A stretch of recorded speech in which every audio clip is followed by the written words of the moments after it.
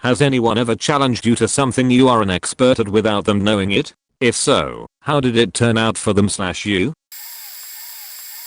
So I enter a round robin pool competition in Cairns, Australia. At this point in my life I look, well, a little scraggly. I'm also a bit more than half pissed, and my first match is against this very snazzily dressed bloke with slicked back hair who proceeds to screw his very expensive cue together as I sit on the bar stool nursing a jug of beer with a mate, the sheety house cue resting up against the table. This guy has clearly watched The Color of Money a number of times, and arrogance wafts off him like so many dollar bills from an easy mark. Now, I'm not the best pool player in the known universe, but I did get my own pool table as my 10th birthday present, and I played that sheety, warped faker every single day for years. I then spent most of my life from 16-21 playing pool in bars in New Zealand. So, yeah, no, I'm alright. So, anyway, Tom Cruise over here makes eye contact for the first time and I say hello, and compliment him on his rather nice cue. He responds by saying, "Don't worry buddy, I'll go easy on ya." Coin flip, it's my break. I down the rest of my beer and sink to off the break and proceed to have a dream run. I'm in that wonderful place between slightly buzzed and rather pissed where everything just feels right, and I'm sinking every shot with perfect weight and spin to bring the white into position for the next shot. 5 down, 6, 7. I'm on the black and Mr. Shark over here with the dude hasn't had a shot. The shot is actually not that hard, and being one of those perfect moments, I carp diem by lining it up, and then look up at him to lock eye contact as I hit the white, watch the black drop in my peripheral vision, smile, and nod. My mate, meanwhile, is pissing himself laughing. Old mate doesn't even shake my hand, walks out of the hall without saying a word. Drank too much beer afterwards, and didn't win the comp. I had an athletic scholarship in college. I swam. But, after college, I went to graduate school, biochemistry, and proceeded to lose the swimmer physique. However, you don't lose technique. So, the wife and in-laws and I are at a resort in Puerto Rico one day and I swam across the pool to meet them, and some guys started talking up their friend to go challenge me to a race. The dude came over, he was ripped, all like candy, and challenged me to a race across the pool and back, and the loser had to buy the other group a round of drinks. There were about 8 of them, and 4 of us. It was about 30 yards or so nearly a 50-meter freestyle, and I was a sprinter. In college I had a high 23-second time in the event. So, I agree, and watch him swim, and touch the other side. That's when I turned that motherfucker on, and underwater kick to a flip turn, and then burst out beast mode on the return. I hit the wall when he was a little over halfway back. Needless to say, he bought us all a round of beers, and we actually ended up seeing them several times over the next week. He was a really cool dude, but was obviously really embarrassed. Now that I think about it, I hope either he or one of his friends are a Redditor and see this. Somebody challenged me to play a round of Age of Empires 2, medieval strategy computer game, against him. I used to play that game on a competitive level point, so I just proceeded to play at roughly the same snail's pace speed he did. Sometimes attack him with a weak arm is to make it look like I'm struggling to beat him, while in reality 90% of my troops were tucked away hidden in the back of my lands. It was closed off arena map that made it really easy to hide them from him. So I continue to act like I'm struggling and slowly start to give in to his siege attacks, making it look he's actually going to win the game. At one point he asks in a victoriously smug voice, "So looks like the game is over, right?" To which I reply, "Looks like it." And before he could say anything else, roughly 100 fully upgraded elite Teutonic knights emerged from my side of the fog of war and proceeded to annihilate everything in their path. His reaction was priceless. It went from complete disbelief, "Where are all those units from?" to denial, "You cheating a shat," and various other emotions, while I just had a hearty laugh.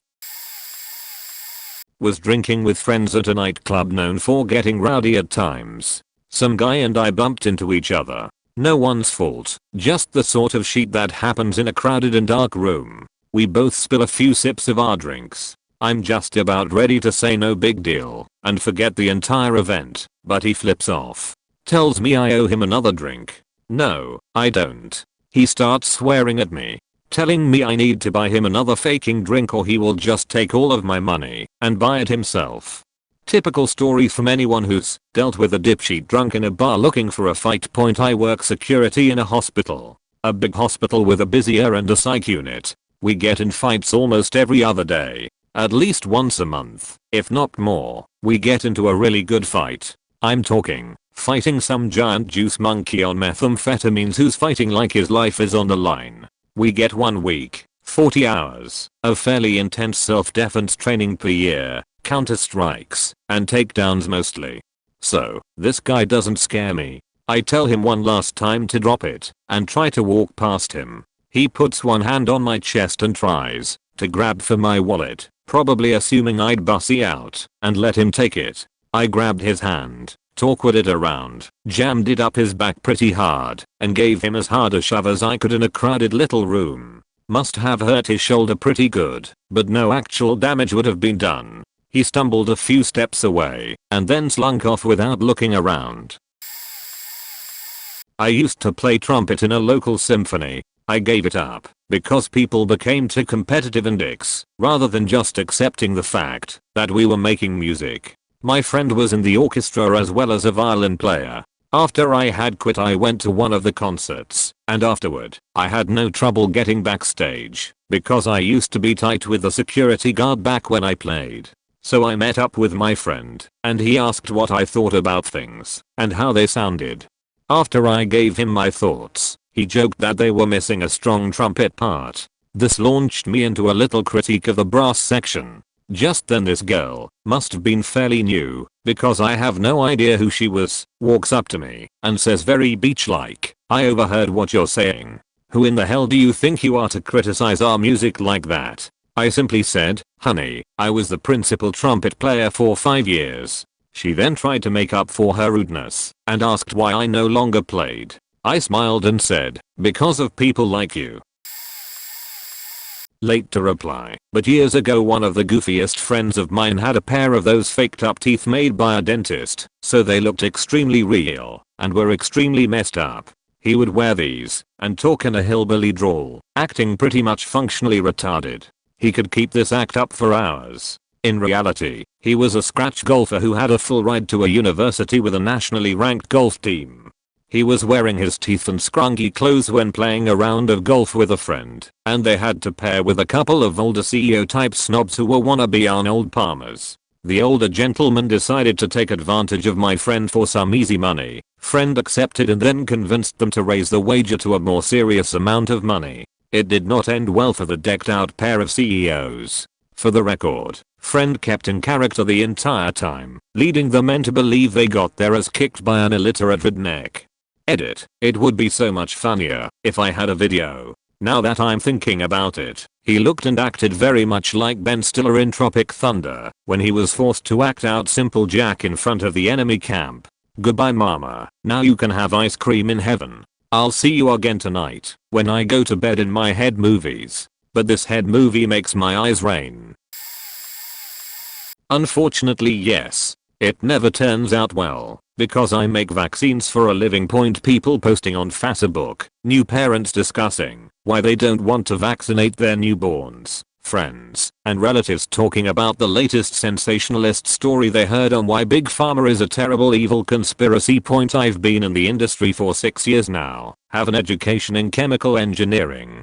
I've worked with live infectious diseases, primarily pertussis and polio, been part of the manufacturing process from growing the bacteria, inactivation/lysing, purification, vial filling, start to finish. I know how they work, what the history of how they used to be made is, how seriously pharma companies take adverse events, and I know firsthand how dangerous these diseases can be. But it doesn't matter, because that picture that someone shared on Facebook with a sad story about their child dying obviously knows more than me. Even when I try to explain how it actually works, their eyes glaze over and nothing gets through. It's really frustrating, having all the answers to every one of their concerns, and not being able to reassure them, because they are too stupid to understand basic biology. Christian from algebra was a real jerk, always acting like a tough guy and pretending that he didn't care his grades were shit. He was so racist, always making fun of me for being white. Christian, you're half white you fuck. Oh, but that didn't stop him. One day I had enough of his bullshit and told him that we needed to settle this like men. Even though I'm grill, he told me if I beat his score in Tetris he would apologize, but if I won I would have to do his homework for the rest of the week. The lazy fuck. Had jokes on you, Christian. You see, if there were an Olympic team for Tetris, I'd be the Michael Phelps of that team. Dig. Fine, I say, smiling inwardly. He had no idea what he was unleashing. So I open my laptop and we begin playing. 5 minutes pass and Christian is sweating. I know I've got him beat, has in desperate need of a straight line, and I know the Tetris gods are smiling down at me. This is just good practice for me, and they know it.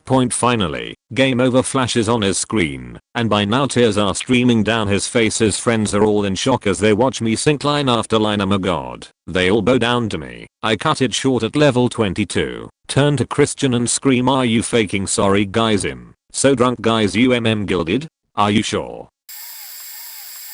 I was going to say pool too. I didn't grow up in a pool hall, but a dive bar. It's been years though since I had a chance to humiliatingly hand someone there, as people seem to think girls can't play pool and I always enjoy the chance to prove them wrong. I will however tell a story of me being the embarrassed one though. Years and years ago I was at the bar one early afternoon and one of the older patrons had her 13 or 14-year-old son with her.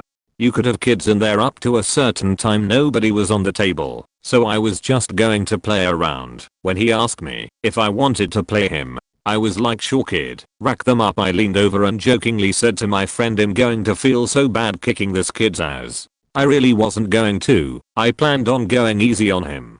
Didn't even get the chance. He ran the damn table on me. Left me open mouthed with astonishment and my friend laughing at me. We played for about an hour until he had to go, and he gave me quite the run for my money. That kid is still quite the badass, although now he's like 26 and god I feel old.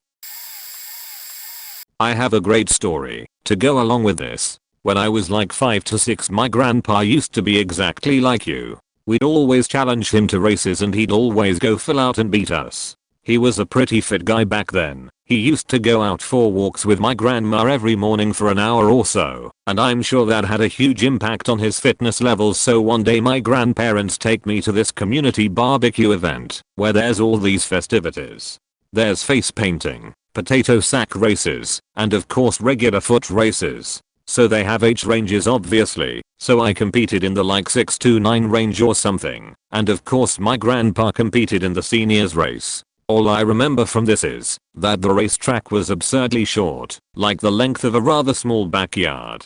So my grandpa steps up to the line with a few other old timers, the referee yells go, and my grandpa takes off at least twice as fast as any other of the old guys, and wins by a mile.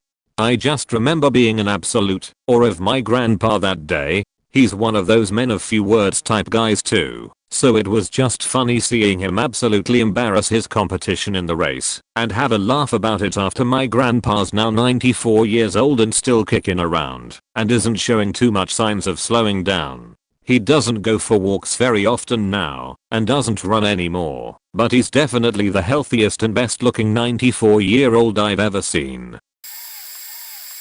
I was 30-year-old. Around 4 to 5 years ago, I went to a family house party of my girlfriend where a bunch of her teenage cousins were playing Rock Band. It was a kinda, if you fail the song you have to give the controller to the next person situation. This one kid kept being a douche to other kids because he played on hard, so he had the highest scores and never passed the guitar around. He was annoying and did not let other kids play, making others feel bad because they played on easy or medium. Anyway, at some point he said that he could beat anyone in the party. One of the younger kids said, I bet battling could beat you. I played with him once when my girlfriend was babysitting him, so the annoying teen started mouthing off and they called me over. I was sitting with the adults and faked ignorance, so yeah, I know this game. Guitar band, right? So we had a plastic guitar rock off. If I won, he would let the younger kids have the console for the rest of the evening. The best score would win. Same song of course. He selected /TC Thunderstruck on hard. On my turn I changed the difficulty to expert. He said I think you made a mistake. And I said no I didn't, then proceeded to whoop his score and percent wise. I became a rock god for a bunch of 12-year-olds that day. Just the other day, we lost power to the building, and my work computer subsequently, and it wouldn't keep the date, said it was 2004, so I couldn't log into the service or anything. Time/date sync error, and the BIOS is locked, so I can't set the date point. I build computers in my spare time, so I'm well versed in how things work, so this is an easy fix. Replace that MOS battery, but we have an department and the computers are locked with padlocks that I don't have a key to. I work in a school, so I submit a work ticket over the phone. Lost power. PC doesn't keep time. Whenever power outage occurs, the IT guy comes out and spends 30 minutes trying to figure out why it wouldn't keep time, but it keeps time while he has it turned on and working. I'm just watching with disbelief. They pay this guy more than me to fix computers. Honestly, after half an hour, this guy pulls the power plug and plugs it back. In his amaze, the clock is off by 30 minutes, but still in 2004. So I finally tell him, replace the battery. Tells me there are no batteries on PCs anymore. They use capacitor power from SUS to hold the time. I'm befuddled now as to how this guy got his job. I tell him, trust me, change the battery, set the time and date, unplug the power, and see what happens. He finds the battery, says it's for giving the hard drives the power to park their drive heads after a power down, and reluctantly replaces it. It works fine, but he still says, it's the capacitor. It holds a charge forever, then unlocks the BIOS for me, because I seem to understand computers enough to be able to set the date, in case I need to change the time again. If it happens again, I have bolt cutters here, and will open the damn tower myself next time. As a gay man, I've had to teach way too many women about their own genitals and their own anatomy in general. Edit. Sorry, I posted this sometime around 5 or 6 AM when I was dead tired and hadn't slept yet, so I need to clear up what I meant. I'm gay and have no sexual experience with women, so you wouldn't expect me to know anything about female anatomy. Thing is that, until I developed a drug problem, I was pursuing a career as a doctor. Gynecology was one of the fields I was interested in, so I did a lot of studying there. I really don't know why, but some women seem to think I know nothing about female bodies and sometimes feel the need to tell me about the icky things that happen to their bodies for laughs, thinking I'll be grossed out or fascinated. I've had to explain way too many times why female ejaculation happens, what a menstrual cycle actually is, or that the discharge they just described should be clear and not have a strong odor, and that they need to see a doctor. I've also had to teach them about all the different types of birth control, how they each work, and how they should be used. The point is that a lot of women don't appreciate being taught about their own bodies by a guy who hasn't been inside a woman's vagina since the day he was born. I have the perfect one for this, except it wasn't me, so please allow me to tell it anyway. Girl I went to high school with was super big into target and trap shooting. She started at really young age, and by the time she was 17 she was not only competitive at international tournaments but winning a few. She went to school on a scholarship for her shooting, and would come home in the summers to work. It was during one of these summers we were all hanging out at a friend's ranch, and this guy who was a few years older than us was bragging about how he'd been the best shot in his unit in Iraq. Saying stuff like how officers would request him from other units to go on patrol with them because he could kill sand people from any distance with any gun. Well, a few of us, knowing we had a ringer that would shut this guy up, told him we bet a girl could shoot better than him. So we found a .22 and set up some targets along fence posts about 50 to 150 yards out. Loudmouth Soldier Boy hit 3 out of 4. Ringer Girl not only hit 4 out of 4, she did it in rapid succession, taking probably 3 seconds to shoot all 4 cans dead center. Guy made some excuse about the light not being good or the how a .22 is not a good way to show real talent, and left the party soon after, saying he was going to go meet a girl. This is the best part. As he was getting in his lifted truck, Ringer Girl ran up to him, pretended to hand him something, and says, "Here's your nuts back, you may need them." Best party ever, haha. I made my 10-year-old nephew cry by kicking his ass in Halo. I haven't really played multiplayer much since Halo 3 days. But back then my friends and I would play for hours almost nightly. I was the best hour of my circle of friends, and I was pretty good online. Certainly not great though. I played through the campaigns of the newer ones, so I was at least familiar with the weapons/vehicles. He lives with his mom who got him Halo for his birthday. He plays a lot with his friends and cousins, and thinks he is hot shit. Only local games though, not online. So he bases his skill off of other kids he knows. So when he came over his dad's during football season, he was talking like he was the greatest player around and how he liked to kill and teabag people, etc. He was just being completely obnoxious. My son, 5, wanted to play too because the game looked fun. So my nephew gives him a controller and proceeds to just relentlessly kill him over and over and gloat how he was so much better. After about 20 minutes my son gets annoyed because he doesn't even have a chance to learn the buttons before he dies. He gives up and the nephew keeps gloating. So I pick up the controller. Nephew start trash talking. Kills me once. Kills me twice. Rust officially gets knocked off. I proceed to snipe him relentlessly. Across the map? Sure thing. Up close? No problem. He gets so mad that I'm slaughtering him that he decides to change the map, presumably to what he thought would be more favorable conditions for him. Lol nope.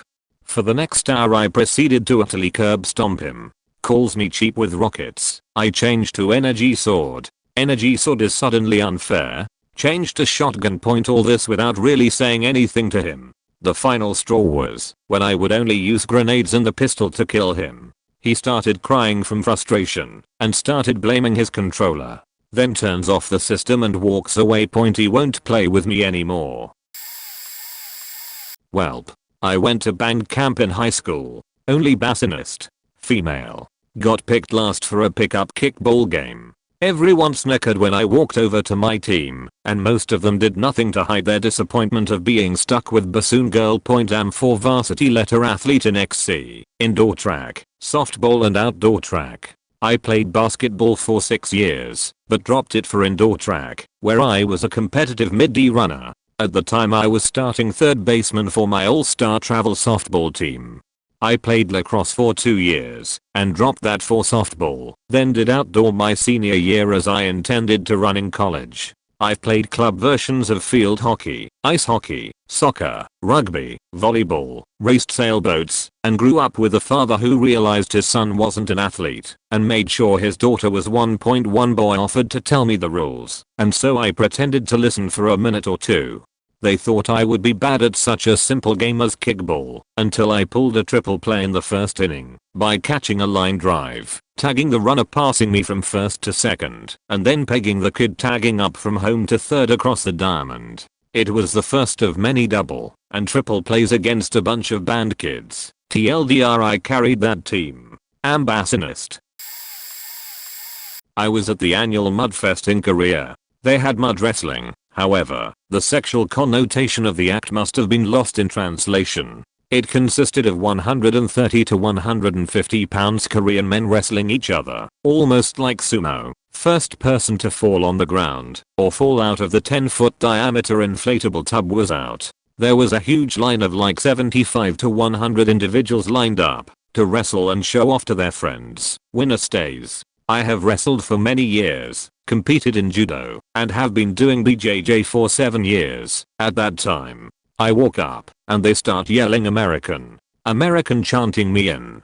I was demolishing kids. Like 3 to 5 seconds I had these guys on the ground or out of the ring. I was probably 165 pounds, not overly big. Soon, they started asking if they could add more. First 2, then 3. Eventually I was wrestling 5 people at once. I finally got tired after a good 12 to 15 minutes fighting off multiple individuals. Plot twist. My real secret was that I put on water socks and no one noticed in the murky muddy water, and it gave me superior grip compared to their naked feet on slippery plastic. Point proof. I found this picture of me several years later. Someone messaged me on FB asking if it was me. Look at that bright smile.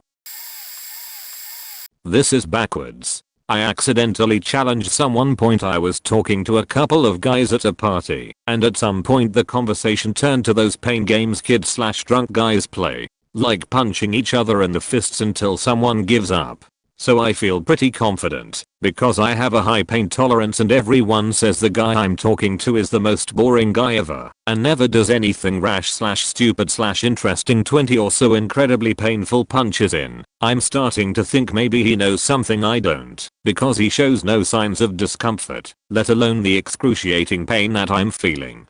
He's just smiling at me. We stop talking entirely, and the game escalates finally. I've lost count and I can't take it anymore. I curl up over my swollen, purple hand, and say something like, "What the fuck?" He starts laughing, and explains he has nerve damage in his fists from injuries sustained playing this game as a kid. He can't feel anything in the area around his knuckles, or in the back of either hand. No one, except me, being a dumbass, has challenged him in years, because everyone knows he can play forever without any pain whatsoever. This happened a few years ago, but is pretty relevant. First, a little backstory. Where I grew up, my family was pretty into fencing. Odd sport, but then again we are a strange bunch. I moved away from home around the age of 18, and since then didn't really keep up with my practice, instead pursuing other interests as such. I was doing a little solo rock climbing one weekend, and when I came over the edge of the cliff face, to my surprise, there was another guy up there practicing his swordplay footwork. What are the odds, right? Anyway, we got to talking, and it turns out he has been studying swordplay for most of his life. I asked if he had another épée, fencing sword, and, luckily enough, he did point. So we get down to it, and this guy's really good. Borderline professional status. He's totally into it, and even though I'm a little rusty, I can see he didn't really expect that I was going to be so good. Eventually, his skill outmatches minimum, and he's got me almost pinned. In my final act of brilliance, I say, "There's something that you do not know about me. I'm not left-handed." I toss the sword into my right, and to his astonishment, I win the match. We actually became pretty good friends after that, and I went on to help avenge his father.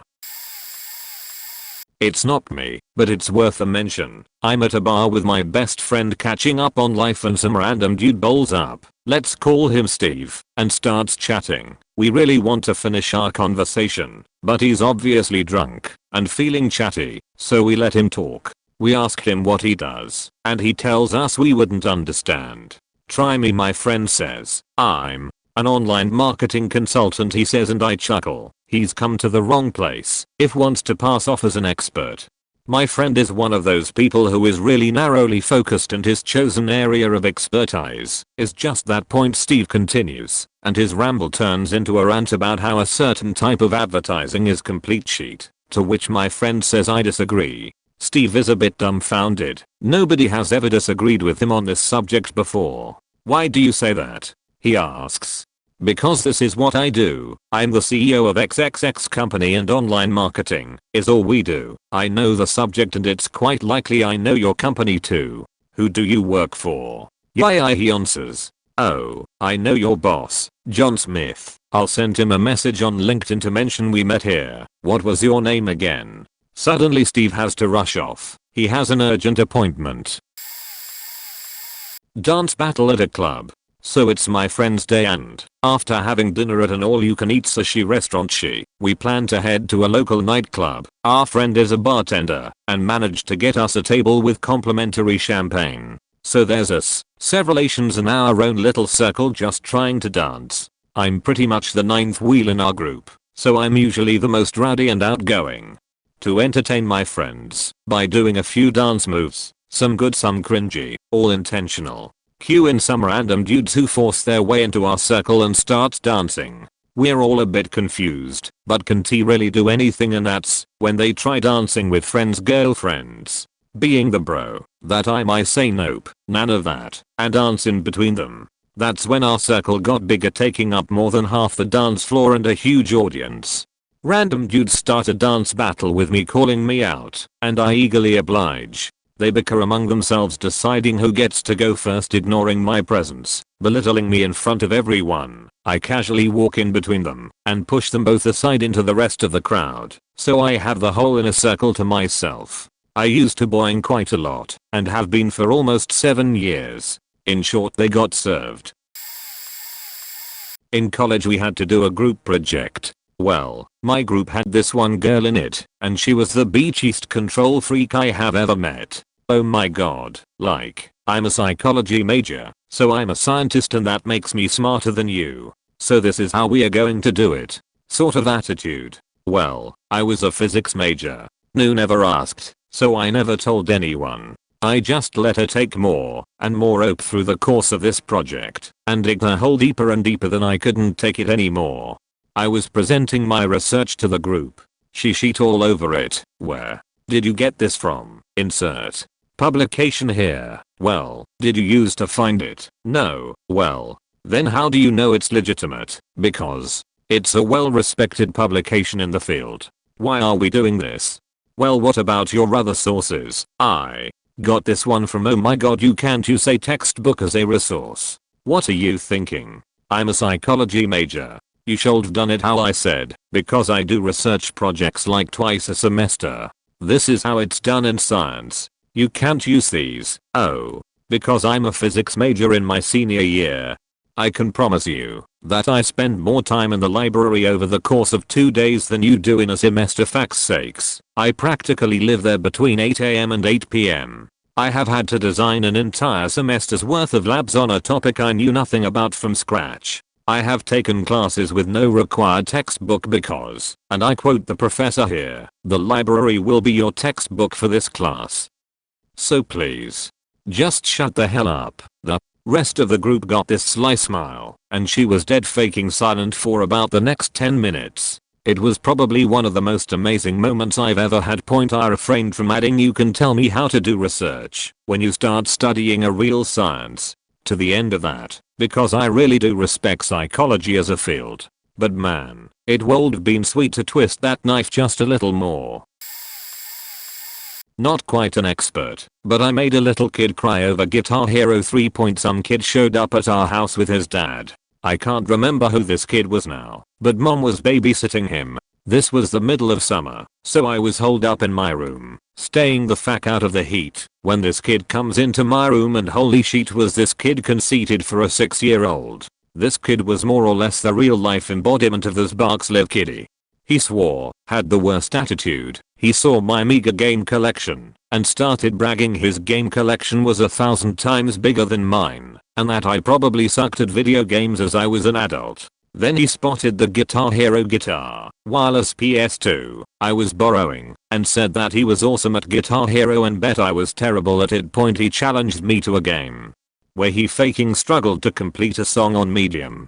One of the easiest songs, at that point anyway. My turn comes up, and I select my favorite song, When You Were Young, a song I could complete at 97% accuracy on expert point. So I started the song and accidentally selected expert. The kid was, like, you selected expert. I argued no I didn't. I selected easy. I can only do easy. Which made me this kid laugh. So the song loads and I completely faking bombed it. I started acting confused. Why was it so fast? It must be a glitch. So I restarted it. Meanwhile the kid is laughing his ass off, berating me, calling me stupid, a moron point, and I bombed it again. Still acting confused, I was like, why is this so fast? etc. So I restarted it one more time and killed it. I got the highest accuracy rating up to that point too, 99%. Then I backed out of the song and loaded through the fire and the flames on medium and 100% D. That point the kid was speechless from the moment I revealed that I actually knew what I was doing. When I was done, he just left my room and left the house and stayed in his dad's truck the entire time. I heard later from my dad, who said I had made him cry. Camping in line overnight for episode I tickets back in college. Start playing a game of Trivial Pursuit with the people next to me. Not as fun as watching a Matrix VCD on a portable TV others in the line had brought out, but still pretty fun. Anyway, I get to the final phase of the game, where you have all 6 pie pieces, but you still have to go to the center and answer one question. based on the color of their choice point. When I get to the center, they choose sports. I mean, we are a bunch of engineering school students in line at midnight for a Star Wars movie. Safe bet, right? Well, I'm no expert or anything, but I know my sports trivia. Dead simple question. Game over. Easiest Trivial Pursuit win in my life. Turns out all it was good for was as a story that no one will read on Reddit 16 years later, but I'm okay with that point. And I didn't even get tickets to the midnight showing. Got stuck with a 3 AM ticket instead. Stupid college towns with only one screen showing it, even if it was a 900-person theater. Overheard someone in Pennsylvania bragging about the time they studied English at Oxford University in England. I'm from England and I know Oxford, so I said, where? They just repeated Oxford University. I said, no, I mean what college? They said, it's not called a college. It's called Oxford University. Oh dear. Oh dearie, dearie me. I believed you right up until that exact point. So I asked them, so, what about the Carfax? They said, I didn't say about used cars. I said I went to Oxford for those outside of America. Carfax is a company that sells used car history reports. Carfax Tower. It's a main old church thing in the middle of Oxford, right on Queen Street. Do they sponsor that? Oh dear. Oh dearie, dearie me. So then I pulled open Wikipedia on the phone. Street Martin's Tower, popularly called Carfax Tower, is on the northwest corner of Carfax. It is all that remains of the 12th century St. Martin's Church and is now owned by the Oxford City Council. Blah blah blah. The tower is 74 feet tall and no building in central Oxford may be built higher than it. Silence point. The Carfax name comes from a shorthand Latin word, I told him. And then I just looked at him with puppy dog eyes and stuck out my bottom lip like I was weary sad for him. He called me a jerk when he saw me later. How were the boat races? I joked. He wouldn't know what the fuck I was talking about.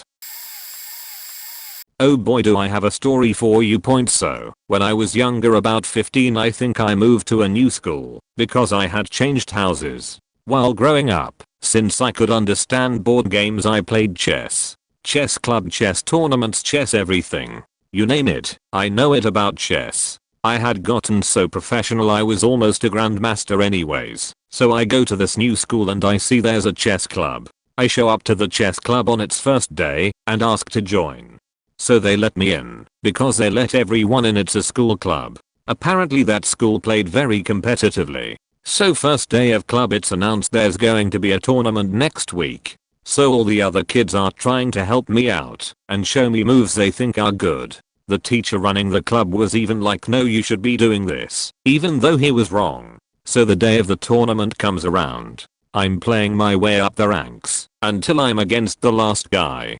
I beat the best player and everyone is pretty impressed. So I ask the teacher if he wants to play a game. Of course the teacher, being the teacher, is like, bar, I'll wipe the floor with you. I made it to regionals last year, I'll let you know. I won them. So we play and I wipe the floor with him. We play a second because he said he was going easy, and there's one point where he does a move, I do a counter move, and he goes, that's wrong, do this instead, to which I go, no, it's right. He goes, I know the guy who placed second in regionals. And then I look at the teacher make my next move, which puts him in checkmate, and go, yeah, that's the guy I beat.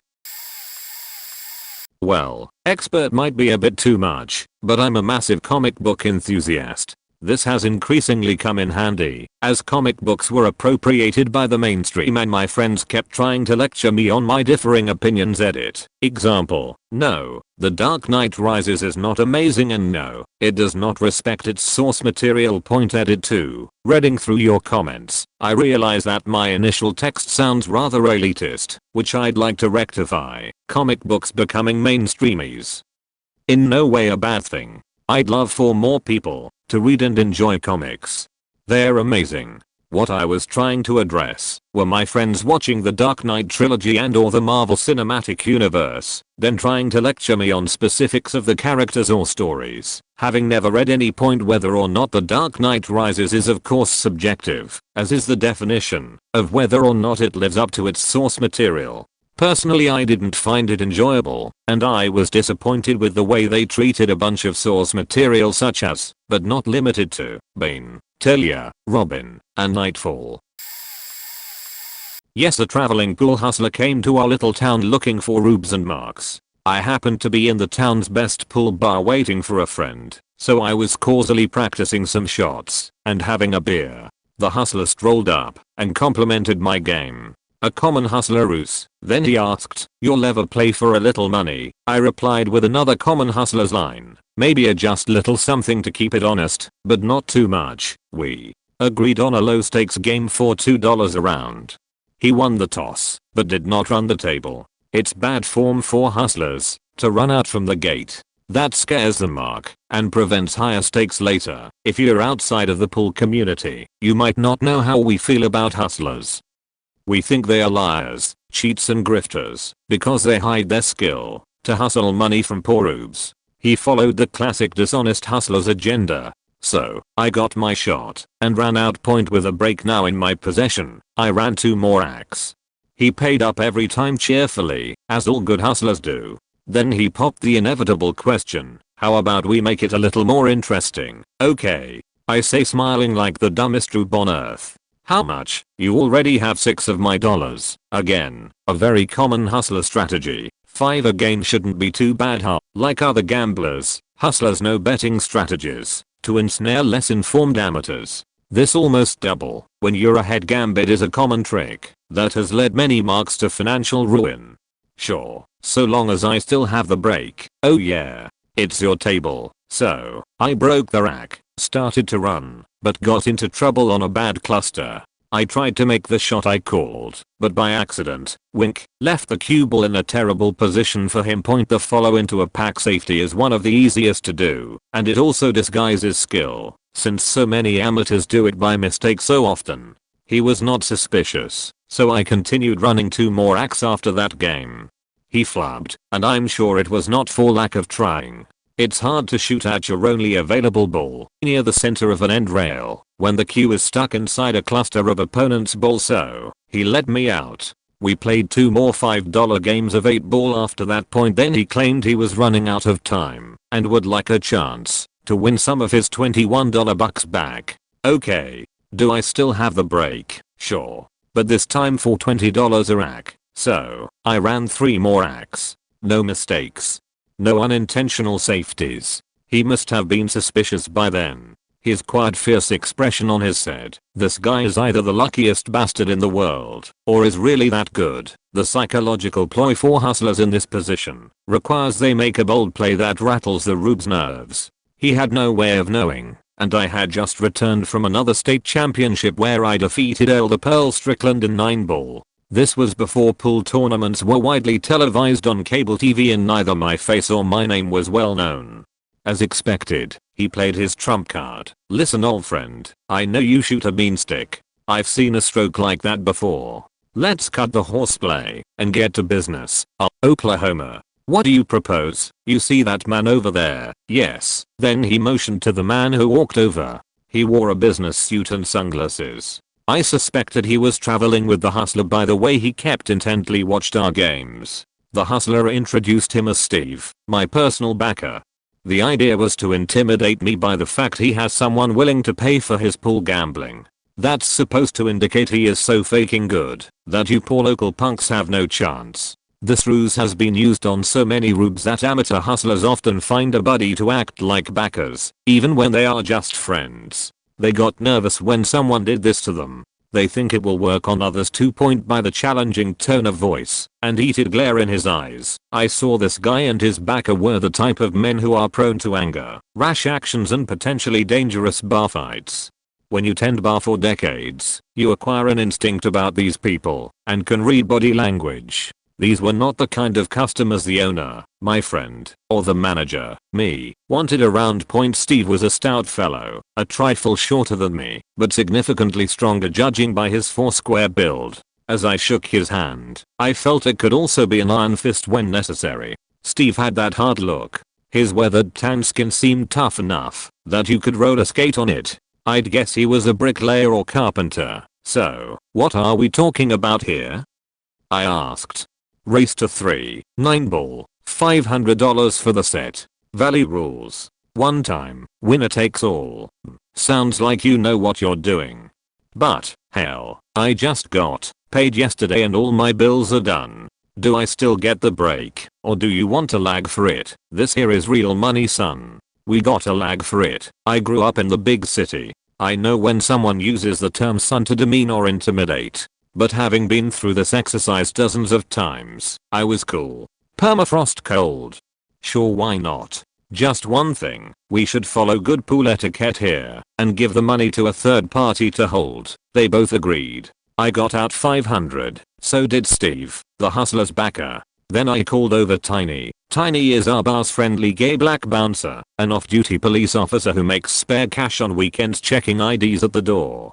He looks great in his clean pressed uniform, is soft-spoken and very polite, usually quite gentle too. He'd been working for me at this place since we opened that year. He's 6 feet 4 inches and built like the proverbial brick house. He doesn't carry a gun inside our bar. He doesn't need to point. They were obviously a little nervous seeing a cop hold the money since gambling is illegal in our state. I explained that Tiny does this kind of thing all the time. No worries, Tiny pocketed the grand and stood tableside to watch points, so the only thing left was to determine who got the break. We lagged. I won point. I confess I cheated on this lag just a little. Since I was shooting left-handed and had the right side of the table on the lag, I took advantage of a small divot near my corner. Amateurs don't know how to properly execute jump shots. They think they are supposed to scoop the ball up from underneath to jump. That's how these awful divots are pounded into bar tables. I knew all the tables because I brushed them every night and was intimately familiar with every little bump point since I knew about the divot and had practiced this shot many times on that particular table. Speed control was easy. It did not require great precision. A smooth stroke and slow speed get you there almost every time. Then the divot captures the ball like a little podhole. This divot grabbed the ball and held it an 1/8 inch from the rail point, so he racked. And I got ready to break. Right-handed point. The hustler noticed this, laughed a little nervous laugh and said, "I thought you was a shooting left-handed son." I turned to look him straight in the eye and said, "Yeah, I was. But for $5 a game, I like to shoot the way I usually do." I can only describe the appearance of those two guys like this. They looked like a Dali painting, as if they were wilting and melting over their chairs. The hustler looked down at the floor with his stupid mouth open and pitiful eyebrows raised. Steve the backer face palmed and shook his head. Point. I broke and ran 3. It didn't take long. 9 ball games are fast anyway, but now I was in my element and shooting at a normal pace. Point. Bar size pool tables are smaller than tournament tables because bar owners are usually short on floor area and need to squeeze every cent of profit from their limited real estate. Contrary to amateur players' opinions, smaller tables are much harder to run out on because there is less room to maneuver.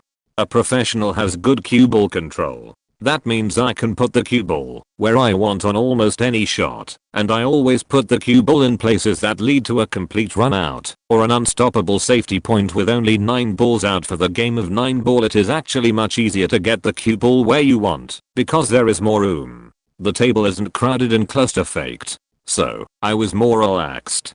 I could afford to shoot at my normal faster pace, not slowly and deliberately, as when I practice left-handed point. As the utterly out-hustled hustler and his tough-looking backer tacitly packed to leave, I noticed he had a book in his fancy expensive cue case, Advanced Technique in Pool and Billiards by Robert Bine. Point. I complimented him on his choice of pool instruction books, then introduced myself with my full name. "Yeah, Bobby and I go back a ways. He put 4 of my shots in this book."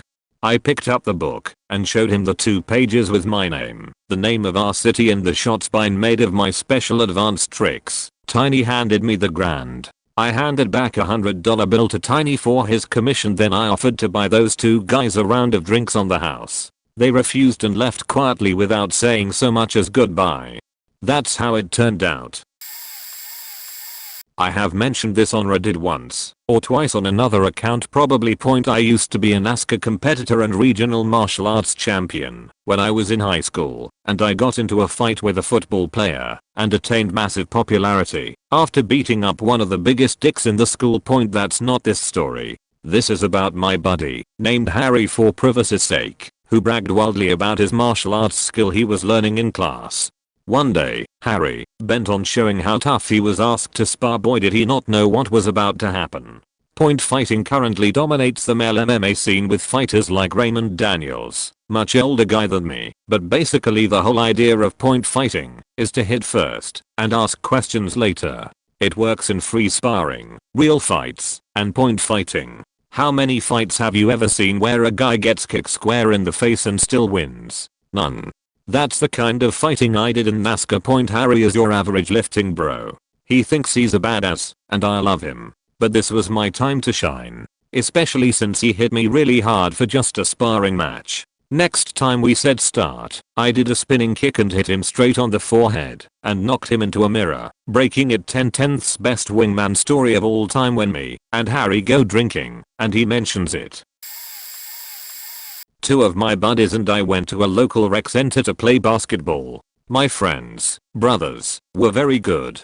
Sorry in advance for anything that sounds racist in my story, but these brothers are both as white as they come, from a small Midwestern town. Other than being taller than average, 6 feet 5 inches and 6 feet 3 inches, they didn't really look like your typical athlete's 6 feet 5 inch brother was maybe 16 at the time, played D a few years later, and 6 feet 3 inch brother was 22. The rec center was in a big city, so it was filled with inner city kids. I say kids, because I think most of the people playing basketball there were 22 to 30-year-olds, trying to be, and one mixtape stars. Surely you can imagine the type. Lots of talk and flash, but not a lot of actual skill to back it up. On the main court, there was a team of the, and one mixtape one-abes who had been running the court for several games when we arrived. Basically a team of 5 would keep playing new teams until they lost. My friends got warmed up and got in line to take the and one team on next. It was my 2 friends and 3 other white guys who looked like average rec center ball players. We had shot 4 teams for the next game and I missed, so I was going to spect. At point I could just see it in the eyes of the and one team when they saw their next opponent. It was obvious. They saw meat. That didn't last long though. The white team, mostly my 2 friends, quickly put it to them, particularly 6 feet 5 inches. He was a guard. 6 feet 5 inches is usually a post player size for a rec center game like this, so the other team was completely caught off guard when he turned out to be a ball handler and a shooter. The 5 feet 9 inches and one player trying to guard him was no match. What made this particularly funny was that the 5 feet 9 inches and one player also couldn't keep up with him. On the flip side, my 6 feet 3 inch friend was a post player, short for a post player, but he had the feet and touch to make it work for him, especially at a rec center. This combination absolutely destroyed the and one team, and their frustration was extremely visible. They could not believe they were getting worked over by these pimple-faced, skinny white boys. It was such a pleasure to watch. Point TLDR. 2 of my skinny white friends destroyed some and one mixtape one-abes at a rec center. I'm a competitive chess player, and I've even had people challenge me despite knowing that fact. Most of the time it's just someone who thinks it's cool and wants to play a game, but there's just an unreasonable amount of arrogant people who think they can give me a good game because they're the best among their circle of friends. If they're especially douchey, I try to embarrass them. I had an uncle do this at a family gathering before. So we start a game, and literally the only time I spend at the board is to physically make my move. As he's straining and thinking, I'm off eating something, or talking with my cousins, or whatever. I'm not even a master level player, and that's not even an exaggeration of how insanely easy it is to beat someone who has never studied.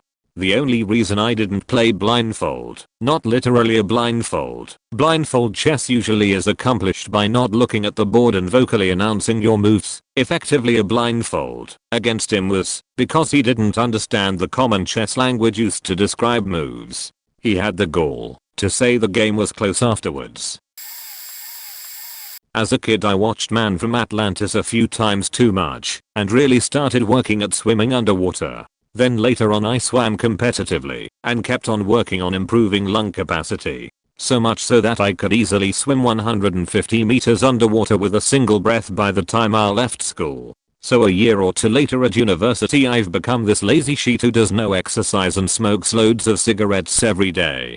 So one day we are all at the swimming pool and a bunch of health and fitness freaks have this competition to see can do a whole swimming pool length, 25 meters, underwater and becomes this huge dick measuring thing. So eventually one of them who almost made the whole length started giving me crap about my smoking habit and how shit my lungs must be compared to his, ECT etc. Anyways, I bet them I could do not just one, but two full lengths with a single breath.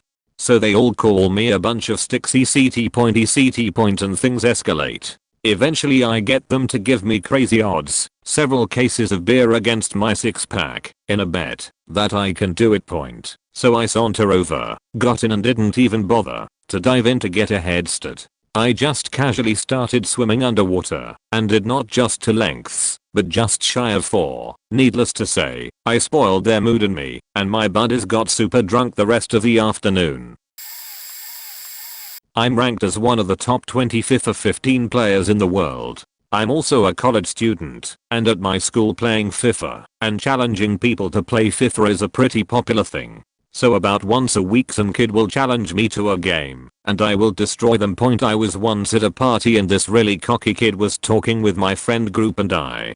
Eventually FIFA came up, and he was bragging about how he was ranked in the top 5 in the world. He wasn't. My friend sort of hustled him into playing me, without telling him I was pretty good myself. For the first 10 minutes or so I was going easy. It's never fun for me or them if I try my hardest, as cocky as that sounds. But he scored first and ran around the room celebrating and then started almost grinding on me to celebrate.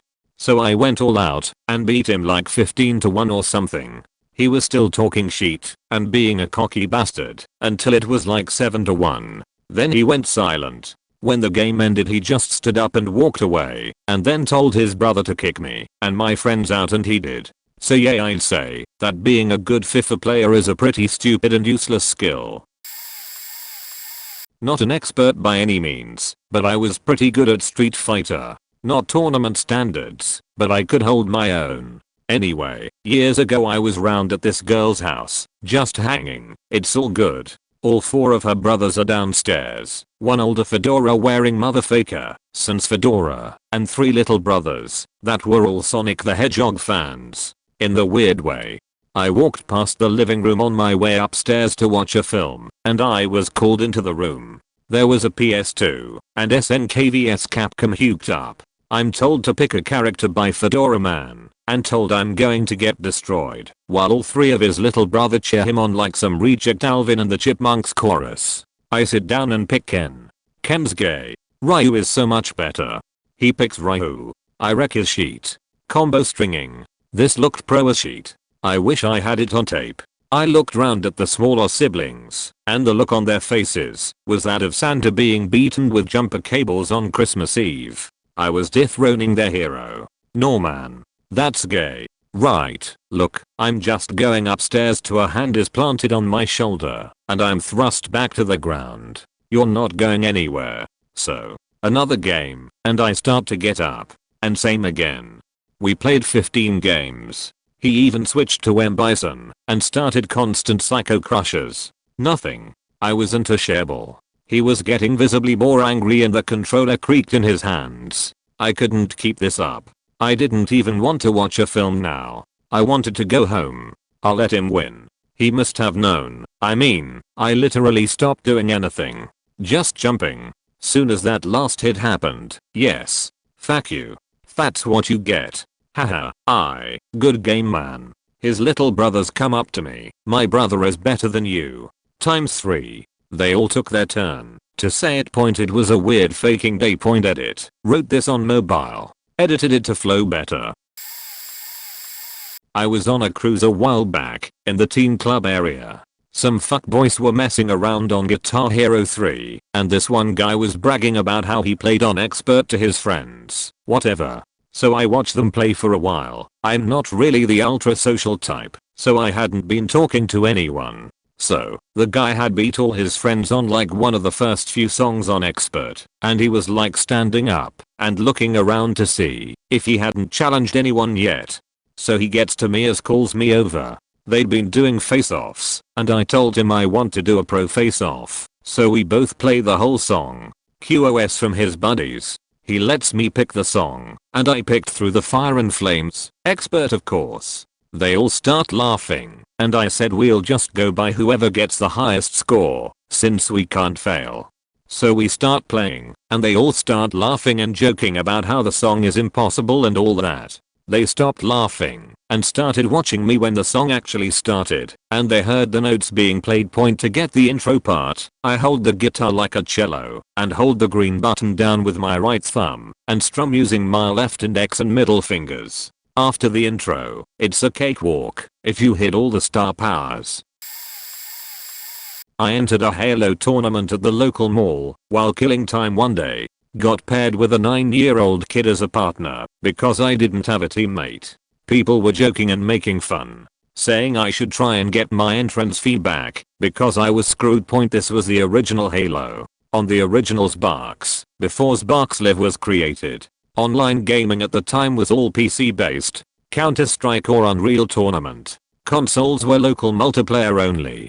I explained to my teammate that I'd played this game pretty much every day using an online service called Xbox Connect. It was a virtual LAN program that allowed geeks like myself to play games against other people on the internet. He didn't understand. He was 9. I told him that I was really good at Halo and all he had to do was stay alive. He agreed that stay alive was a good plan. Our first match was against a couple college guys. They were talking serious smack. Going to embarrass me, going to send us both crying to mama, blah blah blah. We won 50-5. The highlight of the game was a double kill by my sidekick with the rocket launcher. I got both of them to follow me into a choke point and he blew them the hell away. Shouted across the concourse, who's crying now? We went on to win the tournament and both got a $150 gift certificate good at any store in the mall. Kid acted like he won the lottery.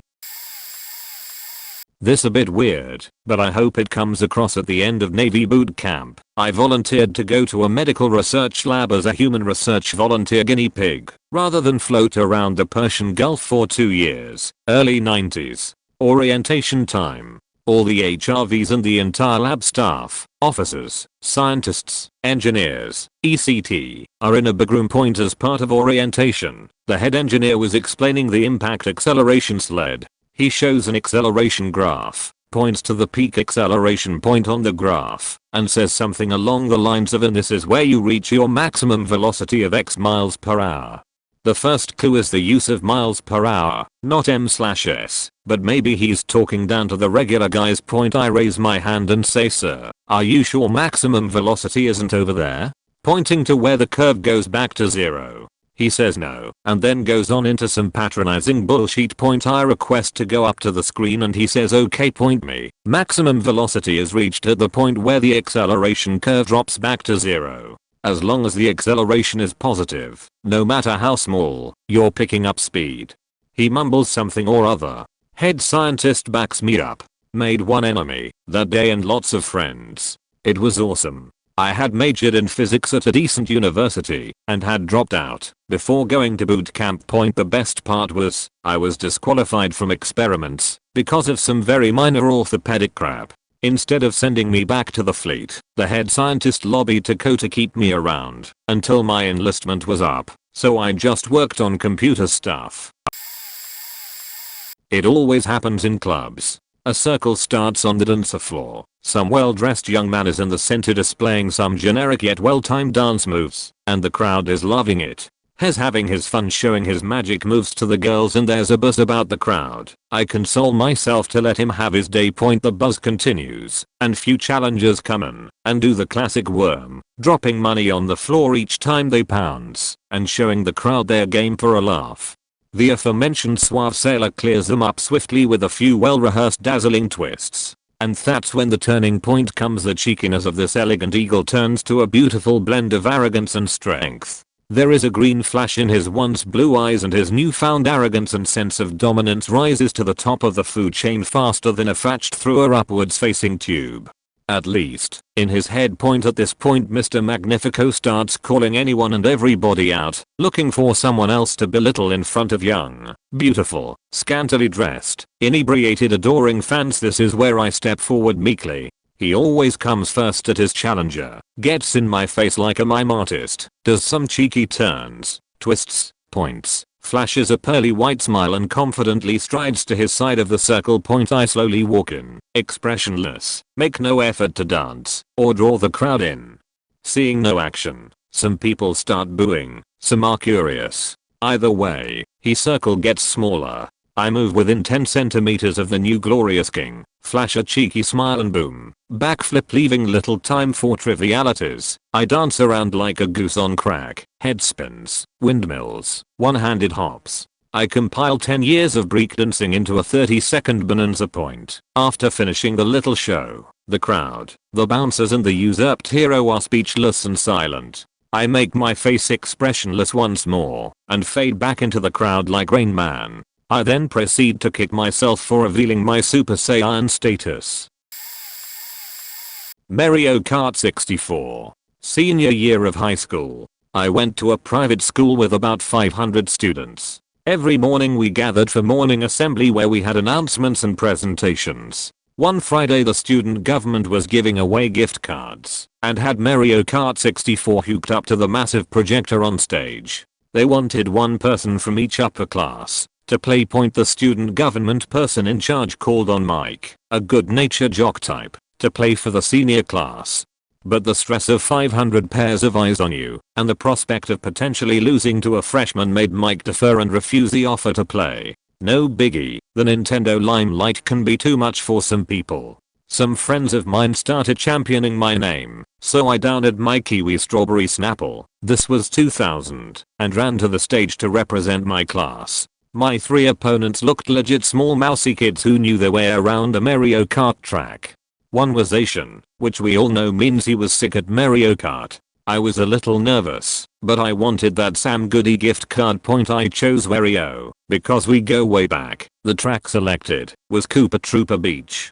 I won't pretend to remember every turn, shell, and banana of that race, but I do remember the crowd, all 500 kids yelling and supporting their racer. I was merciless. It was like watching Matt Damon do math problems in a janitor's outfit.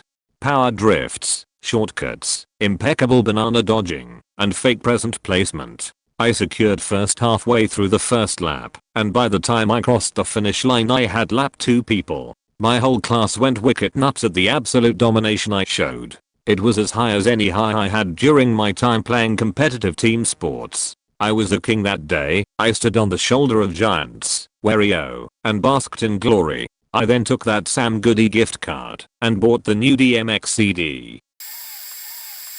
Friend of mine and myself were in Cancun on vacation. He works out to build muscle, and if you saw the two of us, I'm in horrible shape by comparison. He has a 6-pack, I definitely do not. He also has a habit of challenging people to competitions, so we are hanging out at the beach, and he challenges me to a race, to swim to the sandbar and back. What he forgot, and no idea how, because we went to HS together, is I was on swimming and water polo teams since 5th grade all the way up to end of HS, played in the Junior Olympics for water polo. So I tell him this won't end well for you, there is no point. But he insists, and sure enough we run out. I should mention I was also a lifeguard for Chicago Park District, so I got the quick run into the water down. I kill him. I'm already heading back from the sandbar, and he still hasn't gotten there. I stop and watch him, just to be sure he does exhaust himself, which he did, and drown. Luckily he had the good sense to just stop and we take it easy getting back to shore. Needless to say I felt pretty darn good about myself the rest of the day.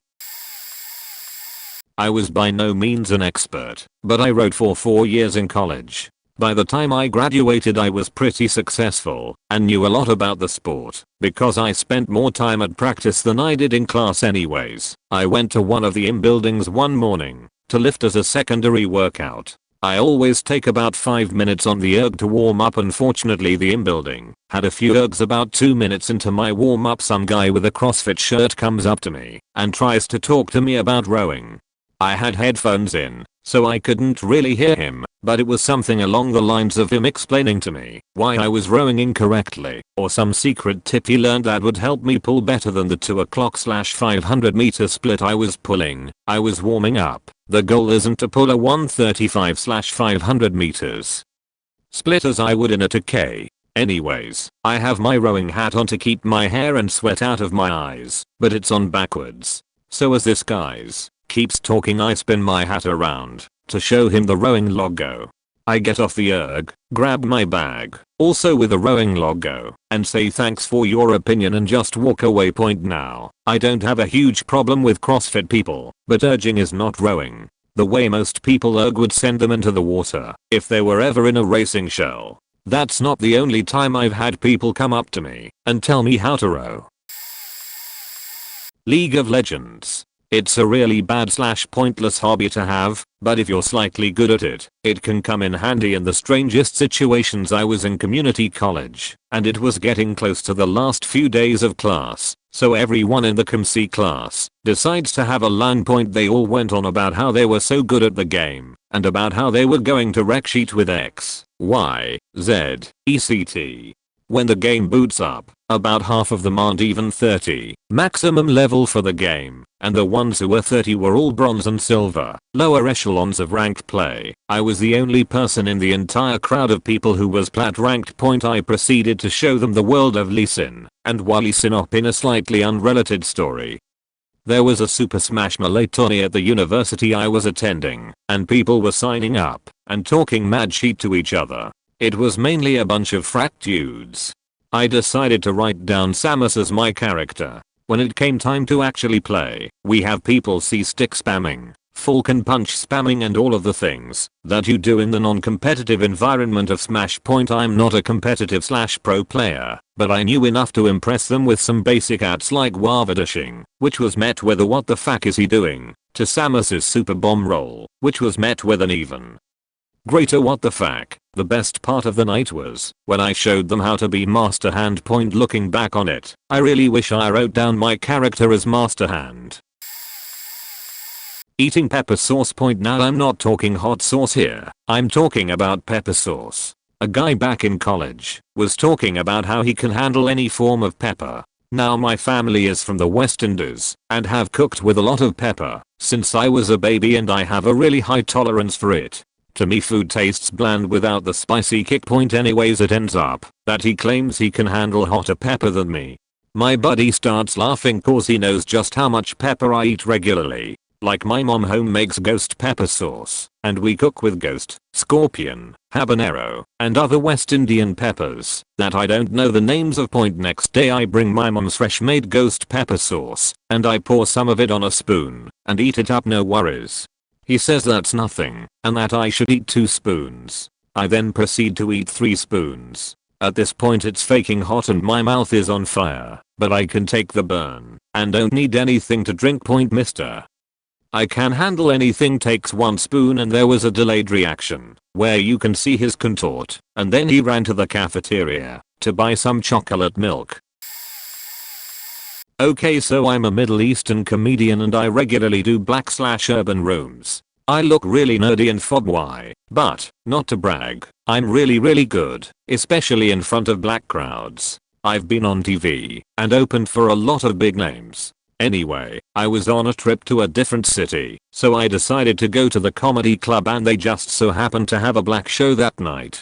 I sat up front knowing full well that the comedian would make fun of me. It's normal for the comics to make fun of the one white guy in the crowd in a black club. So the show starts, and the first 3 comics don't say anything to me. None of them are that good. They are beneath the type of comics I normally work with. Finally the 4th guy singles me out and tries to make fun of me. He goes for the obvious terrorist /9-11 angle. But here's the thing, not only am I a better comedian than him, I have heard every insult he can say.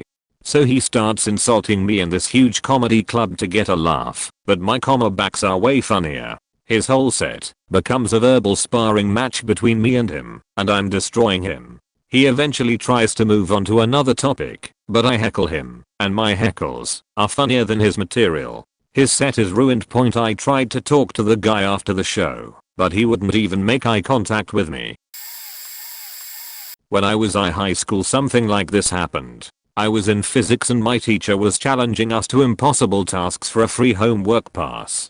People kept embarrassing themselves until he gave a reaction time challenge. The challenge was to hold your fingers underneath an index card that he was holding from the top. He would then drop the index card and you had to catch it using just your thumb and index finger. This is supposed to be impossible because human reaction time shouldn't allow you to grab the index card before it passes the distance between his fingers and yours. A couple people tried and failed. He then chose me to try. I play a lot of games, so maybe that plays into it, but I have crazy fast reaction time. We tested it after this with a laser. I'm a few hundredths of a second slower than a machine. So he drops it. I catch it. He sits there stunned for a few seconds and tries again. I catch it again. This goes on for about 10 minutes.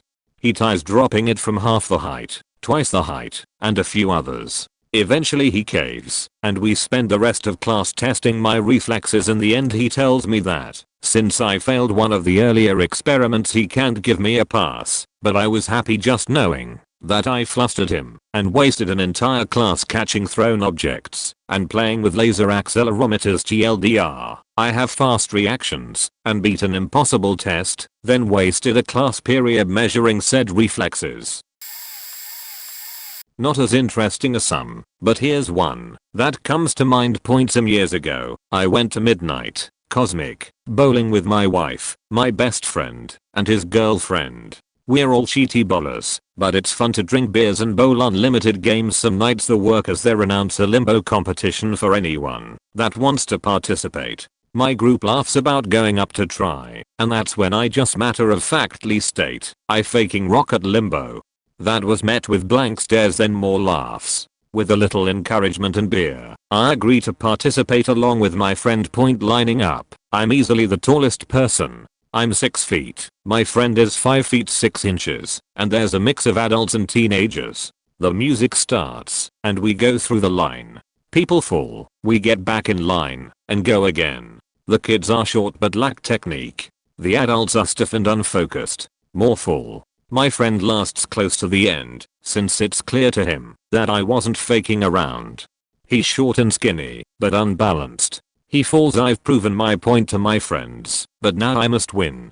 There are only a few teens left. That generation has been coddled. They're weak and need to learn what failure is like. The bar is low, and I get lower. Feet wide, back bent, weight balanced on the balls of my feet. Slide under, head back, I'm through. Victory.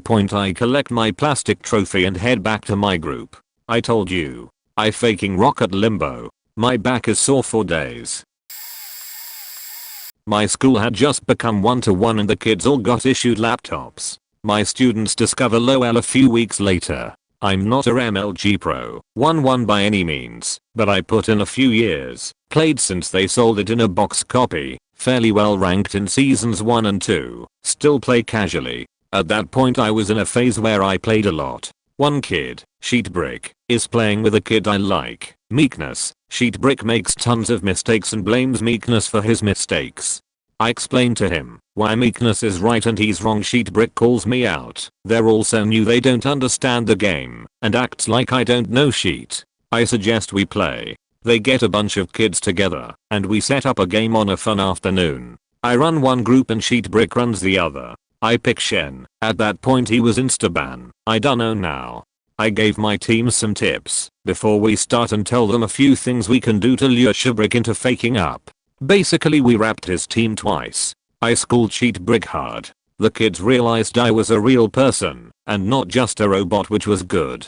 Then they all discovered Minecraft and forgot about LOL entirely. TLDR, as whole N00B kid thinks he can LOL, gets proper faked. When I was 23 I was at a party and I noticed a StarCraft poster and made a comment on it. The game was old by that point, but I just pointed it out and said something like cool marine poster and this guy just went off. He was just bragging and would not shut up. So I asked him why he was bragging so much about the game, and he said he was ranked in StarCraft and that no one he had met in real life outside of Tunis could beat him, and then said the infamous, I bet even a geek like you couldn't touch me in the game. Yeah.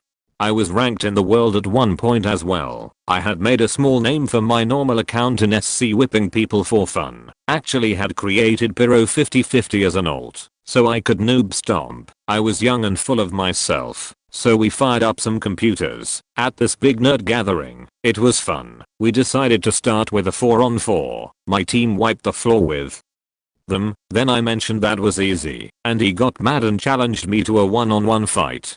Told him to pick the map he choose BGH, faking noob, and I took him out in about 30 minutes, not even worried point. So he challenged me again. I said wait, you got 2 buddies here, why not the 3 of you vs me? This was my braggart side coming out. Maybe make it a bit of a challenge. He was livid, and went for it. 48 minutes in, my Zerg forces wiped his 2 buddies out at the same time. At 58 minutes he was dead point and I was really drunk.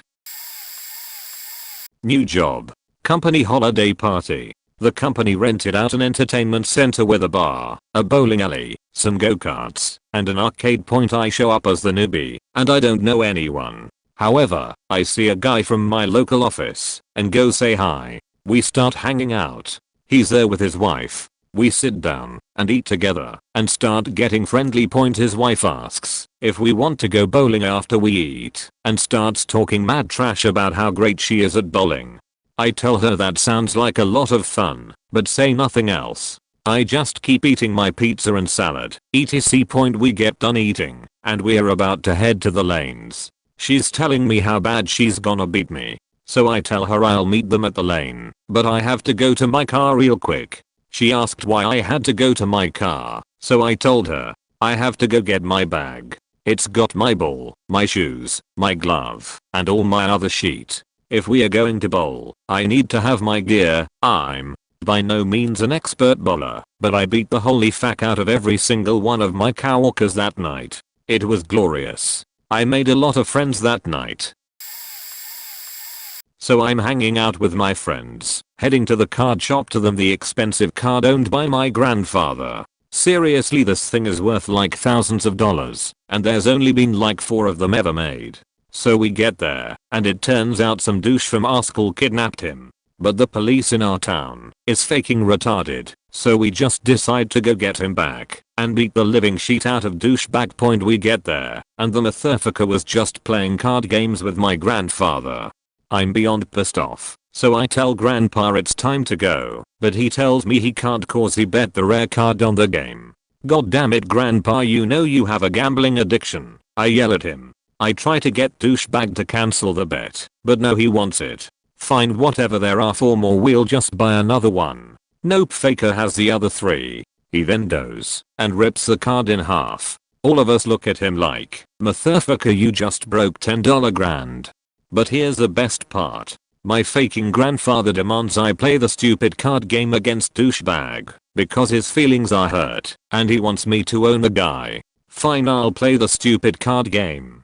So I take his weakest deck and we play. Douchebag is using all the best cards obviously, and I'm just barely hanging on. Mostly stalling point, but then I notice the deck has some shit that lets you win if you get all 5 of a card set in your hand. Fuck yeah, I keep stalling out blue ball in that rich motherfucker until he's raging so hard. He plays all 3 of the rare cards at once, completely against the rules, but I jaff point, so he tells me, okay noob, draw your last card, so I can freak you. I start laughing and tell him, beach, you don't get it. I draw and smugly put down each of the 5 cards one by one. I lean close to his face and whisper one word, relishing his reaction. Exodia. Point beaches don't be messin' with UG motto, or they're gonna get their shit wrecked. I guess this will get buried, but I thought it was pretty funny. Point. When I was a freshman in college, I applied for a job at the library, where I'd spent a lot of time already doing debate research. This was in the 90s when computerized card catalogs were still a new thing and books were still all made from dead trees. Anyway, the interviewer tells me that I'll have to take a training course to use this new computer system, and I tell her that I probably don't need that. She tells me that it's actually pretty complicated, so I tell her to ask me to look up anything, and I'll find it. She looks at a piece of paper with some requests on it, and reads the first one. Far Eastern Economic Review, March 1991, and she slides the keyboard over towards me. Without touching the keyboard I say Asian Cultures Library, 2nd floor, 3rd shelf from the elevator, at least until next month, when it will go up to the 4th floor periodicals department. The national debate topic that year just happened to be about South Asia. I got the job. I was working at Microsoft as part of the IT infrastructure team for the original Xbox. After work, we'd meet in these big conference rooms and do post-production stress testing of Halo I. Back then Xbox Live hadn't come along yet, so aside from some experimental online systems you could really only play Halo on a local network. So we did. We had sweet HD TV projection systems, which were pretty expensive back in the day, in the conference rooms, and would play 8x8 games, 1 box per room, 4 box and linked together, against each other, every wet night until early in the morning. I was pretty close to a top player, only because not many people could play against so many people at once. Most players could only play against a total of 3 other people just because of circumstance. And of course there was a high G quotient at manuscript, so the competition was somewhat above average. My group played the Bungie test team and fought a game of Cap the Flag instant respawn that turned into a deathmatch. Like 10 hours so, I'm walking through some electronics store and notice that there's an Xbox retail display set up and 3 or 4 middle school age kids playing the game. I sort of stand behind them and notice one is sort of the uber bully / shark type, much better than the rest of the kids trying the game, and wouldn't let them forget it. After a few games of listening to the kid trash talk I get a shot at playing him. He was good in the sense of playing single campaign versus people who had never played before. He was pretty bad at the game in the sense of having played single campaign and never having played true multiplayer before. Me, I played dumb. What do you call this game again? Oh, okay, so this stick moves, and this stick rotates, which button fires again, then we start playing. Oh, is this a sniper rifle? Cool. Headshot across the map. Headshot, switch to pistol, which is the most powerful weapon in the game and hammer him down with 3 to the head. Oh, look, these grenades stick to people. Stick, boom, stick, boom. Oh, you can use the rifle, and knock the other guy down. Who knew? Melee kill, circle strafe melee kill, and so on while he's trying and failing to touch me with the shotgun. Meanwhile his former victims are behind me cheering me on. Kid got really upset, to the point where his mom had to take him away. I guess that was moment to dispense some justice and or beat up on a wee-tween video game hustler. So I got that going for me, which is nice. So I went down to a pool hall back when I was a teenager and thought my skills were mad. This one guy sees me and challenges me and I thought, oh yeah, you're gonna lose. So I bet my car. I know, stupid me. Well, I was hustled. I tried to win it back, lost $500. Fool me once, right?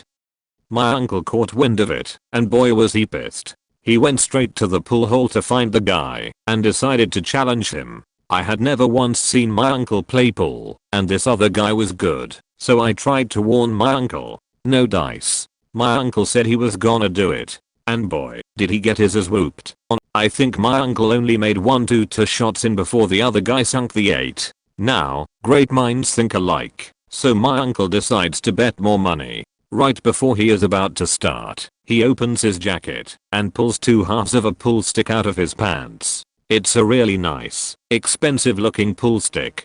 Oh man, I knew shit was about to go down. He broke and sunk 2 right off the bat. He was killing it. Fast forward 5 minutes and the car is asked TLDR my uncle is great at pool. Hustled someone else to fix my debt. As a fish biologist who used to work on recreational fishing issues, I was challenged constantly. The best example I can remember was when I was off the clock and enjoying being outside when I ran across a group of guys fishing. I was out walking my dog along the Sacramento River near Clarksburg, also a prime sturgeon fishing spot, and noticed a guy fighting a big fish, likely a sturgeon. Since I'm a fish nerd I casually walk over and watch the guy wrestle in this big fish, which I eventually see is a sturgeon. After about 15 minutes, he gets it close enough to shorter tail rope it. This immediately set an alarm off for me to potentially intervene, because I felt compelled to let the guy know that he could be breaking the law by roping that fish. A little background. California does have 2 species of sturgeon, the green and the white. White sturgeon may be legally fished for, with a maximum of 3 fish per year, kept between 40 and 60 inches long, with no more than 1 fish in possession at a time. Green sturgeon are a federally threatened species and must be immediately released. I noticed this guy never measured his fish to see if it's legal, nor did he apply one of the 3 tags you're given to legally claim your fish. Giving him the benefit of the doubt, I casually walk over to talk to him to advise him on making sure he's compliant with the regs. Hey, bud, you should measure that fish quickly to ensure it's within the slot limit. Some guy got fined last week for catching an undersized fish. He thanks me and acts as if he totally forgot about that. In his defense, he was really excited he caught this fish. I offered to go help him because trying to measure a 4-foot plus fish is not easy.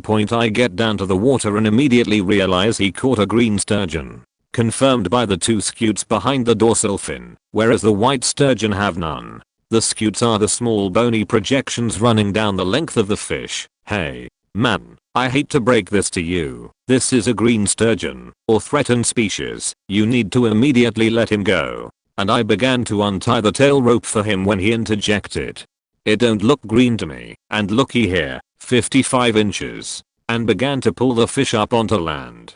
He quickly pulled out a knife with the intent of cleaning this very rare fish right in front of me. "Sir, I'm an ichthyologist for the state. I have been working on sport fishing issues for some time. We should release this fish now. What you're about to do is a federal crime that I will report." I finally told him in my very friendly demeanor, saying it's a green sturgeon. It looks gray and white to me. You government workers just don't want us to enjoy fishing anymore, as he took the knife and severed the gills of the fish, causing it to bleed out.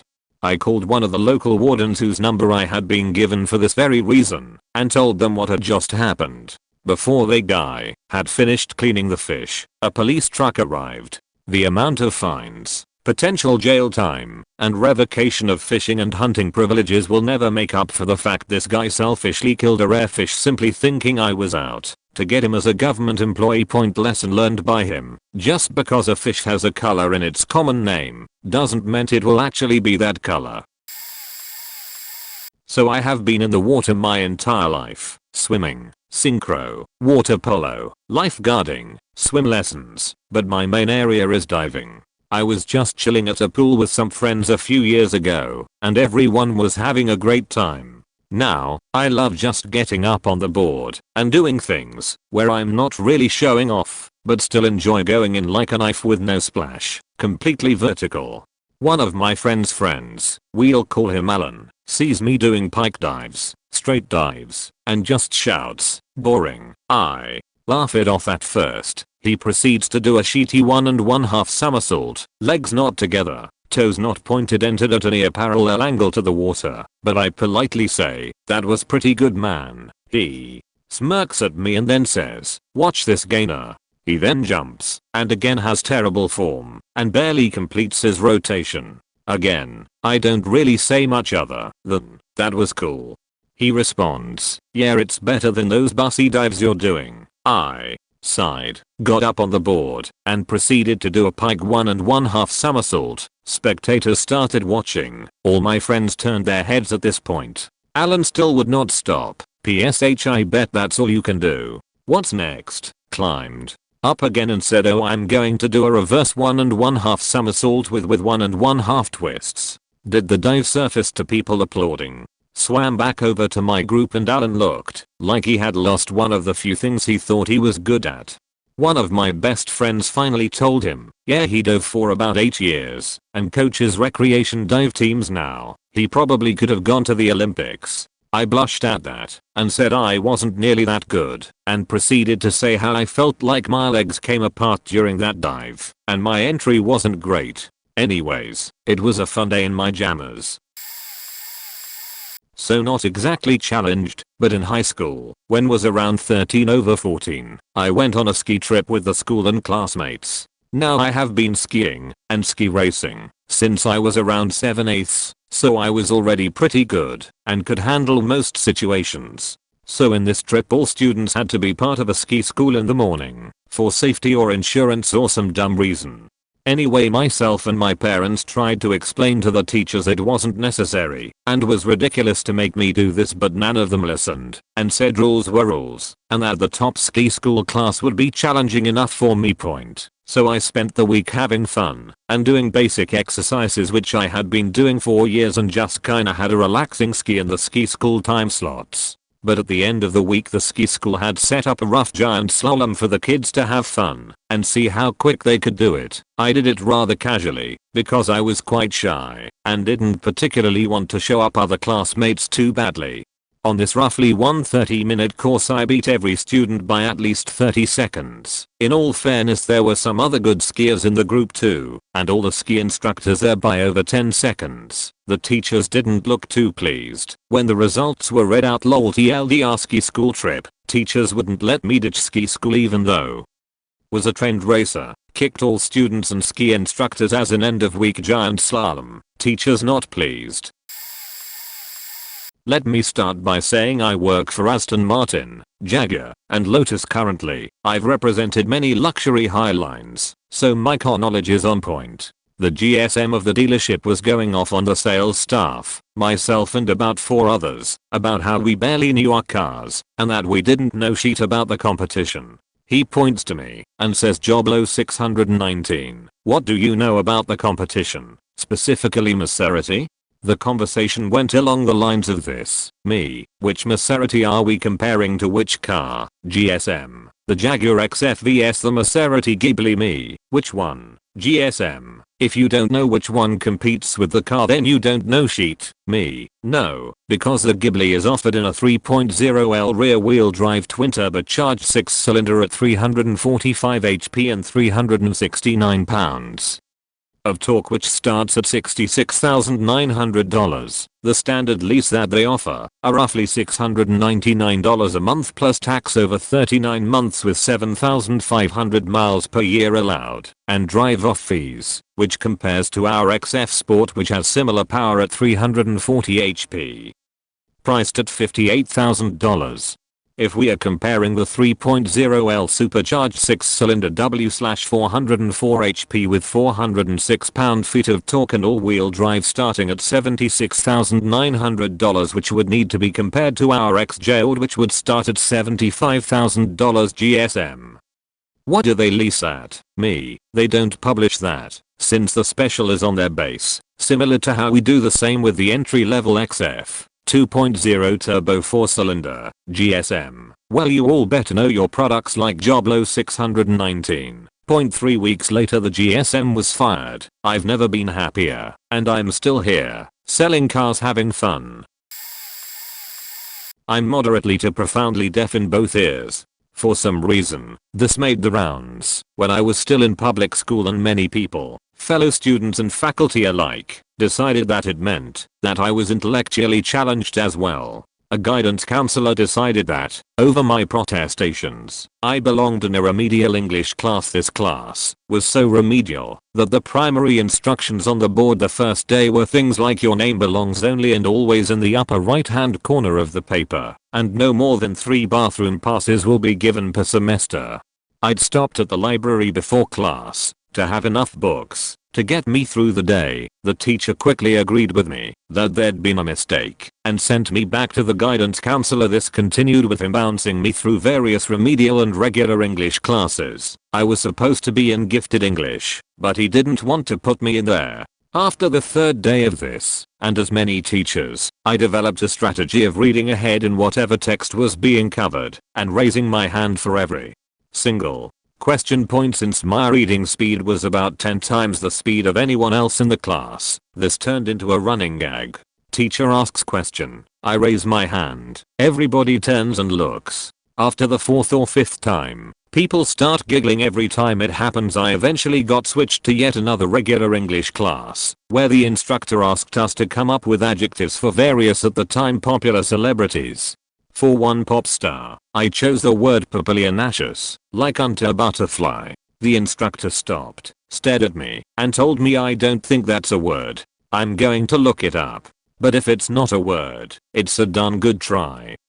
She looked it up. It's a word. I got moved to the gifted class after that. I don't know quite what happened, but I sort of envision a Mayfair-like meeting of English teachers convening on the guidance counselor and giving him a few home truths. I seem to have an unnatural ability to chug beer. It paid off handily throughout college. I've never lost now. I'm not saying there aren't people out there better than me, but I haven't run across anybody who has been able to top me. I'd gladly like to meet somebody who can, just so I could be fascinated for once. My favorite occurrence happened at one college party where I didn't know many people and none of my buddies let on about my ability. Some of the other guys wanted to shotgun beers and I obliged. Only thing was, I only had a couple of 16-ounce beers from the past weekend and two 24-ounces for lockers with me that night because I was tight on money. So, for the first go round, I handily beat them chugging one of my 16-ounce beers versus them and their 12-ounce beers. A couple of them cried foul and said they got a bad start, so they wanted a rematch. I obliged, only this time I upped the ante by stating that I could probably beat them, even if I was chugging one of my 4 lockers. They called bullshit, so I stepped up and proved them wrong. Clearly, they weren't very good at all, but it was still fun to put them in their places and see the looks on their faces. I wouldn't say I'm an expert, but I'm really good at air hockey. Me and my good friend used to play each other 3 to 5 times a week at local bars, getting to the point where we could make the puck ricochet off the wall and back onto the table, or we'd go so hard the puck would fly across the bar and hit someone, who we would buy a drink after apologizing profusely. It was like Dragon Ball Z. We kept upping each other and getting better and better, just the most intense air hockey battles I've ever experienced. It got to the point where we would just play nonchalantly, so we could actually enjoy quick rounds, giving each other handicaps like using a different hand or eyes closed, or balancing something on our heads. Silly stuff. One night some cliche dude bro looking like he'd just walked in from the 80s power suit craze walks up to the table and starts shit talking about how good he is and how much we suck. We act completely normal and remark on how we are just trying to learn and that it's a tough game. Dude bro challenges my mate. He gives me a smile and proceeds to play the shittiest game of his life on purpose incredulously. Dude bro feels pumped, challenges me. My buddy smiles at me again. I'll let him get up to 7 points, 2 points before winning, before I finally started using my dominant hand without balancing a drink in the other. Got 9 points in about a minute and a half. Dude bro didn't know what the fuck was going on. No shit talking on our part, no high fives, or in your face moments, just a quick win and a smiling shrug. Dude bro was not impressed. He talked shit all the way to the other side of the bar. Me and buddy went back to casual playing. Worked at a summer camp / program for high school students. There was a golf class and I grew up playing golf, but none of them knew that. I would drive them to the class each day because I didn't mind waking up early to go hit a few shots or sit in the grass and read. One day I tell them I'll play with them and they start mocking me thinking I'm going to be horrible, that I can't play, etc. They're always dressed well for golf when I would drive them in gym shorts and a t-shirt. So we are about to play 18 the next day and the kids start making bets at how bad I will be. Everybody is placing bets that I won't break 130, 120, 115, etc. Nobody thought I would shoot under 100. I wake up extra early, drive home and get my sticks and golf clothes. I show up back at the dorm and grab some breakfast. Some of the kids see me in there and are making fun of me, asking if I went out and bought the golf outfit just for this to look like less of a loser. I don't talk trash back, I don't make any comments. I just keep my mouth shut and laugh along with them. We get to the course we were going to play and I knew the pro, I knew the manager, and I knew some of the members. The kids thought that was odd, that I was talking to these people. The coach for the class broke us up into groups and I was paired with 2 of the nicer kids and one of the most obnoxious pieces of shit you could ever meet. He wouldn't shut up about how good he was and how he was going to beat my ass and embarrass me. He meant it in a mocking / joking way, but was one of those high school kids that thinks they are the next Jesus Christ superstar and they can't imagine anyone ever being better than them. My group plays last, and I let them hit him. Superstar hits his drive 250 just into the right rough, says it was good and he just has to loosen up. I smile at him and drive my ball 300 down the middle. My ball is flying at a bunker about 260. I shout in the fairway and he makes a comment that I'll be playing from the sand. I wasn't watching my ball and just said it's too early for the beach. I'm saving that for after the round. Point we play the round and I faking annihilated these kids. The two nice kids shot mid-90s, Superstar shot like 87 or so. I fired a solid 75, 3 over paragraph. They were stunned. Like 3 holes and I had a few stroke lead and Superstar was dumbfounded. He didn't know what to say. It was a humbling experience for him, and on the back 9 he was actually fun to play with because he finally came to terms with the fact that I was much better than him. Point we get into the clubhouse after the round and everyone wants to know how I played. They were comparing their score records, and when JC told them that I shot a 75 they didn't believe it. The low for them was 84, and that kid was supposed to be the top golfer in his region. They finally accepted that I had beaten them and that I was the better golfer. They were in disbelief the entire time. Point my favorite part was when some of the kids went to grab a drink to go. I went with them. The bartender greeted us and said, "Good to see you, Mr. Role Model Failure," and one of the managers greeted me by name. The reason the class played there was because the coach and I were members. This was my home faking course that I grew up playing since I first swung a golf club. I knew that course in and out. So not only was I better at golf, I was an expert on the course. This place was my second home basically. This actually happened about a month ago. 3 of my coworkers were talking about their favorite games and someone brought up Civilization 5. They all said they thought they were pretty good. 2 of them said they play on Prince and 1 on King. And I just say I've played quite a bit and nothing else. Point they proceeded to challenge me and started trash talking. I was just giggling when they said they wanted to play on an Earth map. I made them randomize what civilization to play as, and Raging Barbarians. Large map, 4 people, 6 bots and 12 city-states. The game starts. I spawned on Australia as Japan. I colonized the entire Pacific and Madagascar before the others finally saw Australia itself. When they started talking about it, I did nothing but put in the chat box, "I'm become death, the destroyer of worlds." Everything in the ocean became a target.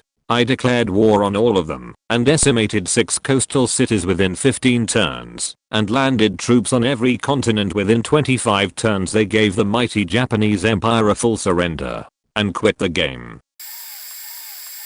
I don't play air hockey that often, but for some reason I'm pretty damn good at it. I can follow the crazy ricochets, and I'm also surprisingly good at scoring goals off of a first shot. Point it seems that most of the women I've ever dated or been romantically involved with really like air hockey and claim that we need to play sometime so they can beat me. Now, I don't want to imply that it has anything to do with gender. I beat men at it consistently too. I just don't play men that often because I tend to get challenged mostly from people I date and flirt with. I've won free drinks from both men and women from air hockey games, including a rather memorable marathon 7-6 win against a woman in a gay bar in Washington state after at least 10 drinks that took almost half an hour and had dozens of people standing around the table watching by the end of it. Point most recently, my current girlfriend spent about 2 weeks jokingly taunting me that she was super awesome at air hockey and I didn't stand a chance, etc. I'm not arrogant about it, and so every time someone challenges me, I'm a bit nervous that I finally met the person who will show me up. We ended up going to a bar a few weeks ago to settle it. Point she ended up scoring on her first shot and soon after went up 2-0, and suddenly I was shaking my head and feeling really nervous. I congratulated her and told her that she was really good. But then I scored 7 goals in a row after that and won. And then I won the next 3 games handily. She still kicks the shit out of me at pool, though. So there's that. TLDR, I haven't lost a game of air hockey in over 10 years. Attacked at work in the back room by a coworker. Been training for a few years. He was highly embarrassed and had a good foot of height on me and 75 lbs. Another subject I'm well versed in is mathematics. I have a BS in applied mathematics. Before I ever joined the military, I was in the army and was an 8 at Fort Gordon in Gap. It was a Saturday, and I was off post sitting at Panera Bread all day on my laptop to use their Wi-Fi as opposed to using up my air card. I did this every Saturday. I'm an 8 and look every bit of the part of the soldier in 8 being off post with his army-centric shirt, Aku computer bag and the GI haircut etc. This Panera Bread, like most I've been in, have a lot of students hanging out and doing homework and studying. I was at my table and a group of girls were working on calculus. I overheard them struggling with a concept and how to solve those problems. I spoke up and asked what they were working on. One girl snobbish snapped that they were working on calculus and that a grunt like me wouldn't understand. I laughed and said I was just being polite and I can easily explain why they keep messing up and that I held a degree in mathematics. The other girls welcomed my help. The first girl still copped an attitude. I'm not an expert by any means, but I have been involved in the martial arts for 9 years now and was raised around boxing. A year at an MMA gym, boxing since I was a kid, 9 years of Jeet Kune Do. Like I said, I have had my ass beat before, but I get by pretty well. When I was 19 I was working at a local grocery store in the dairy department. I unloaded truck in the morning. We had no heat save for a wood burning stove at home, so every morning in the winter I split wood for an hour or so before my morning workout. I was in the gym 3 nights a week. I was very physical, in the best shape of my life. Anyway, one of my coworker, another guy about my age, had who been a local high school athletics, basketball mostly as I understood it. I didn't go to school with him, so who knows if that was true. Standout overheard me talking about my training. He started smarting off about how he had been in so many fights and kicked so much ass. I ignored it for a few weeks. Finally it came about that I was having a get together at my house for some friends from work. Dude found out and said he would come, invited himself basically, and would box me. I thought about it for a second and then just said yeah, fuck it, why not? So the weekend comes and sure enough this idiot shows up. It was a small gathering of a few coworkers and personal friends. Genius shows up with his own cheap as Everlast gloves and a couple of idiot friends in tow. We hung out for a bit, the whole time him joking to everyone about how he was going to kick my ass. The time came, and we agreed to 3 3-minute rounds, which worked fine for me, because I was positive his ass would be gassed out at the end of the first point. Basically I spent the first round hammering the shit out of him with nothing but the jab, not even trying to land much else, just shifting position when he tried to engage. I landed on solid left to the liver at the end of the round. He went down and refused to come back out for the second round. Dumbass left with a bloody nose, a good bit of swelling around his eyes, and trying his best not to vomit from the body shot. I honestly don't think he spoke another word to me the last few months I worked there. The bosses found out about the whole thing, but for the most part found it funny. Apparently he was one of those guys that anytime someone brought something up he had to explain to them how he was actually an expert at it. I'm not the best Tekken player, but I know a few juggles and can hold my own. Back when Tekken 5 had come out there was a pretty big scene for it at the arcade nearest where I lived, which was in the next town over. Keep in mind this is in manuscript, so there isn't really a big complex scene. Well, one day as the scene is kinda dying out and there aren't that many players around anymore, there's some kids playing on the machine having a good time, when a full grown man comes up and challenges the kids, mercilessly beats them, and keeps going against the CPU at the machine.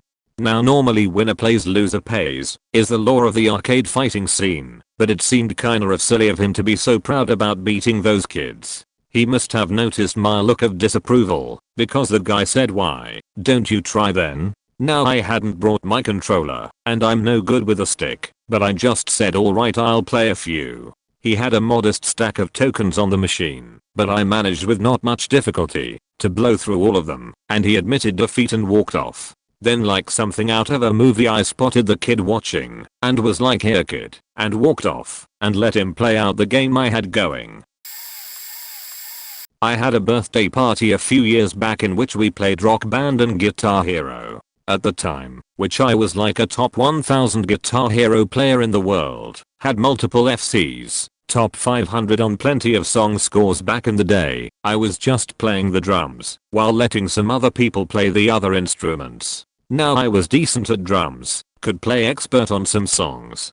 but I was a complete beast at guitar anyways. We are playing and having a good time, but people start to leave as it gets late, and one of my friends who was playing guitar most of the night starts talking some crap about how good he is, and how no one can beat him yada yada. I mean, he wasn't bad by any stretch. He was playing on expert at a decent level, probably on the same level that would you see most people play online at. Point I decide to challenge him and put Guitar Hero 3 inches. Pro face off. One song. He says, I can actually pass through the fire and flames on expert. Don't even know why you challenged me, bro. His face when I mopped the floor with him was great. I think put in a decent run. Percentage in the high 90%, while he was like 85%. I had a 10k score lead right after the intro. It was totally glorious, and after that he wanted to see what I could do on the other Dragon Force songs. After I mopped the floor with him on those as well, he could only laugh. I hope I'm not too late to this party. I have been playing ping pong my entire life. I'm not expert, but I'm damn good.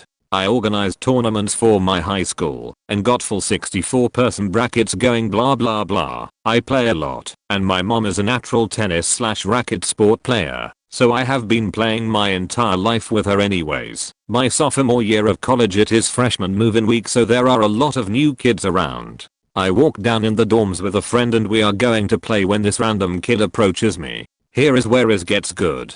The first thing he says to me, "Hey, you wanna bet $75 on a game of ping pong?" I look at this kid like has a dumb sheet and I politely say no, but agree to rally against him. He then proceeds to brag about his paddle, not his skills, but his $120 paddle, and at this point I know he is just an idiot. We rally for a while and I'm kind of half-assing it, and we agree to play game to 15 for no money. Kicked his as 15-2 and everyone around was snickering. Felt so good. After it was all done, I wish I had done that stupid deal. In late, but what the heck. This took place around 2004. At the time I was competing on the Nova circuit as a semi-pro mountain biker and was in peak personal condition. I was by no means the fastest semi-pro around, but if you can finish mid-pack in a semi-pro, I think it's called Cat 122 now. Cross-country race, you'll spank 99% of mountain bikers you meet outside of competition. That being said, it's not like someone can just look at you and tell, especially when you're young. Anyway, I was in Sacramento, California, because my grandfather was in bad health and my family and I were out visiting. Obviously, given the circumstances, it wasn't the best time. Looking to blow off some steam, I found a local shop and inquired if there was any rides happening. I was told there was a ride happening that weekend. Some guys were going up to the mountains near Downeyville, California. I said I was interested in going, and so the shop gave me the number of one locals to try to put the conversation I had with this guy in perspective. I was never the kind of guy to say, by the way, I'm a semi-pro mountain biker. It just seems like a douchebag thing to say, and it really didn't have any relevance. We are just going for a fun ride, it doesn't matter what category I race. Anywho, as soon as we start talking, he comes off as one of those bros that want to talk down to everyone. And once he found out I was from Arkansas, he got this holier than thou attitude and started giving me the "this is probably over your head" routine. But I persisted, and we agreed on a meeting point. As soon as I arrived and was introduced as some kid from Arkansas, he and his buddy started giving each other that "oh gosh, we are going to have to babysit an inexperienced rider" look.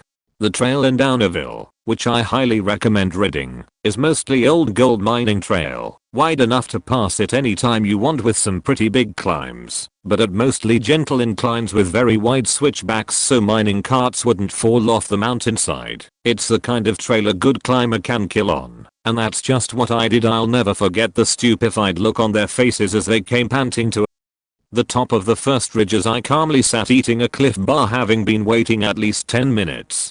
I proceeded to kick their ass all over those trails for the rest of the day. By the time we had made it back to the cars, they were asking me for advice on climbing and training. Best stress reliever I could have asked for, TLDR. Put some snobby mountain bikers in their place. PS sorry for any formatting errors or spelling errors. I wrote this behemoth on my cell phone using Siri. Back when StarCraft Brood was still all the hype, I had a friend who wanted me to play this Korean kid in our high school. My friend knew I played quite a bit, and this Korean guy gloated a lot. The guy was pretty good for our high school, and as a Korean, he had a lot of pride in his skill. Sort of like, he should never be beaten by an American who doesn't even take the game seriously. I knew I'd beat the kid, and I kind of tried to warn him of the fact. He seemed pretty invested in being good at the game. Well, he took that as a challenge, and so I mopped the floor with him. He was good for our high school, but I was the best in our city without question. I was in the process of creating one of the best teams in NA, and through that process I played with some of the best players NA had to offer, and because I was actively trying to recruit them, I knew who the best talents in NA were. I knew he wasn't one of them. He tried to rematch me over and over for a couple years. I never lost a game to him. I was just on an entirely different playing field. It wasn't even close. My best friend, who has never ever showed any interest in playing video games, started playing PS2 with his wife a few weeks ago. I came over, and he was all excited saying, "I bet I can beat you at this game," and actually wanted to bet money. It was NHL 2005. Back in 2004, my girlfriend and I bought PS2 style controllers for my PC specifically, so we could play NHL 2004. Then we bought 2005. We played literally every night. When I hear songs from the soundtrack, I instantly think of hockey. It's been a few years for me, and my friend had been practicing with his wife a week, but I felt pretty comfortable taking up his offer without even bothering to get familiar with the controls. Turns out he beat his wife so many times that he thought he must be great. Not that his wife also sucked at the game. He also didn't bother reading the manual, and there are lots of moves that aren't really obvious. Cue cries of "How did you do that?" Manual poke checks, manual deke, controlling players who don't have the puck, calling plays. I started a fight and blew his mind. He didn't know you could fight in a hockey game. Beat him 14-2 and sent him to buy me beer. TLDR. Dude discovers video games at 37 and thinks he's an expert a week later. Bets $5 he can beat me at a game I've owned for 10 years. Edit. Yeah, I just read the question again, and no, I'm not remotely an expert, but when he challenged me to that specific game I felt pretty faking superior. Didn't happen to me, but my brother. My aunt and cousins moved to France about 13 years ago and are all fluent in French. Anyway, because of this we visited all the time during school holidays. I picked a bit of French up and can get by, but my brother picked it up naturally, and I would say he is as close to fluent as you can get without either living there or studying the language. Well, he used to work at an international removal company until about 2 weeks ago. But a few months back, he is dealing with this French guy on the phone who is being extremely rude towards my brother and is refusing to pay, even though there were no damages that he claims there has been. Anyway, he starts to insult my brother in French, calling him all sorts of names. My brother lets him finish and then just calmly replies in French, "I'm sorry sir, I don't appreciate being spoken to in that way. If you would like to talk to my supervisor I can connect you now." The guy hung up the phone straight away, and my brother got every French customer after that. My time to shine. It was more him accepting my bargain, but still, the challenge was made. A friend Jordan had an older brother Harry, who was 1 year older, and he liked enforcing the rules. He was always hall monitor or crossing guard. I didn't like how smug he was about it. Thus I tried to aggravate him as much as humanly possible. I turned his love for authority against him and made him hate the name Mr. Captain Safety Sir back in elementary school. Even when I saw him in middle school we still gave each other shit. We just rubbed each other the wrong way. Not terribly so, but enough. I used to ski race as a kid and into middle school. I raced a lot. I was 7th overall for the US in my age group in the NASTA thing they had set up. Richard K was the only kid in my state who could beat me, but that's cause he still had an easy cap. I bested Richard another day, but this is about Harry. Anyway, the point is I could wreck just about any 12 to 15 year old at ski racing. I was 14 at the time, and Jordan and his family were up at the local hill, having a night out with a bunch of the other kids from school. Harry was 15 and in high school, and that night was there with his high school girlfriend. Me and my racing friend had just gotten done with our practice, and we going to free ski, and I see him at the top of the hill. As I get off the lift, I ski over and yell for old time's sake, "How ya doing, Mr. Captain Safety Sir?" to which he does not take kindly. Probably something about being sarcastically yelled at in front of a girlfriend, I don't know. But I got a rise out of him. He yelled back at me this time, "Stop calling me that. I have a name, idiot." But he yelled it. That's like blood in the water for a shark. He was emotionally invested. I had an audience. He had something to lose. A devilish grin crossed my face at this point, one I can feel a decade later. Okay. Fine. Look, if you can beat me down the hill, I'll never call you Mr. Captain Safety Sir or any other nickname again. He hesitates now. I'm in pretty sharp looking gear, while he is in rental stuff. But I'm short for my age, and he is taller. So has a good deal bigger than me. By most skiing physics I will be going a lot slower than he will at our maximum speeds. Harry might have known this, maybe not. Maybe he didn't know I raced a lot. Maybe it was the peer pressure of a public challenge in front of 2 of his friends, his laddie friend, 3 of my friends, his brother, his brother's other friends I didn't know, and my racing friends. Who knows? But I knew he wasn't going to say no. He agrees and I send some of our friends down there to watch the finish. We get to the edge and his girl does the countdown point. I knew what was going to happen. It was all teed up like Johnny Tsunami or something, except the bigger guy is fighting for his status, and I'm the douche type Chad bro. And there will be no chill point, it wasn't even close. I was at the bottom, and stopped with my goggles up laughing as he got in. "Nice job, Mr. Captain Safety Sir," I shout at him as he slides into all of our friends as the rest of the group comes in behind him, since they wanted to follow us down to watch. He just shook his head in shame, and got redder than a stop sign. He skated off towards the farther away chairlift and his girlfriend and friends followed as I cackled at them. Nobody is faster than I'm. TLDR. Harry Tsunami loses ski race in front of a lot of people and a laddie friend. Taunted him mercilessly. All the time. It usually happens when I go on vacation and go out to play pool in a local bar. Most often they are cocky at first.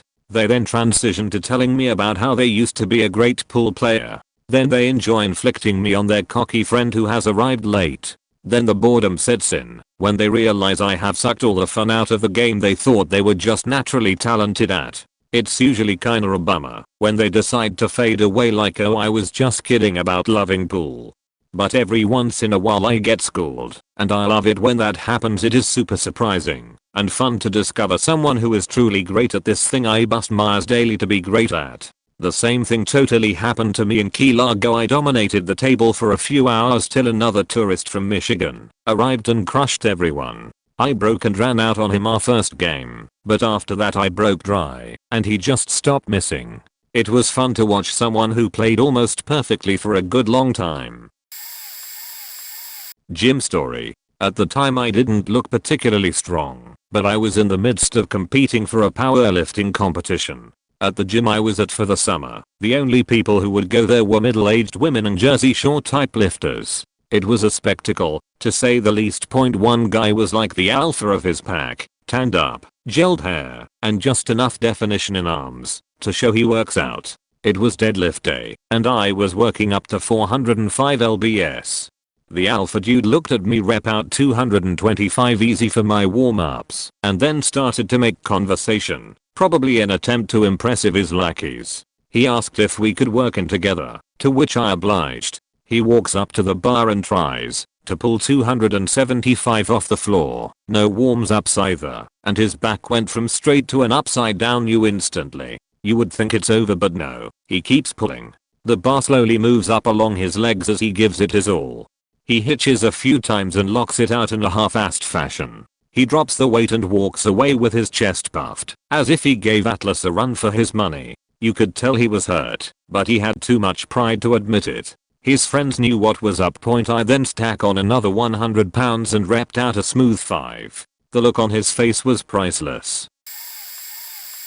Between the age of 13 to 17 I played a lot of CS 1.6, and really only one map, Scouts Knaves. I got really good at around 14 to 15 and the European community set up a tournament/league. My team went on to win the whole thing, and there was really one team that could seriously challenge us. Myself, I was probably top 5 in Europe at my peak. I almost went toe to toe with Carlo N. who played 1.6 competitively and plays CS/GO on a professional level. The guy was on another level.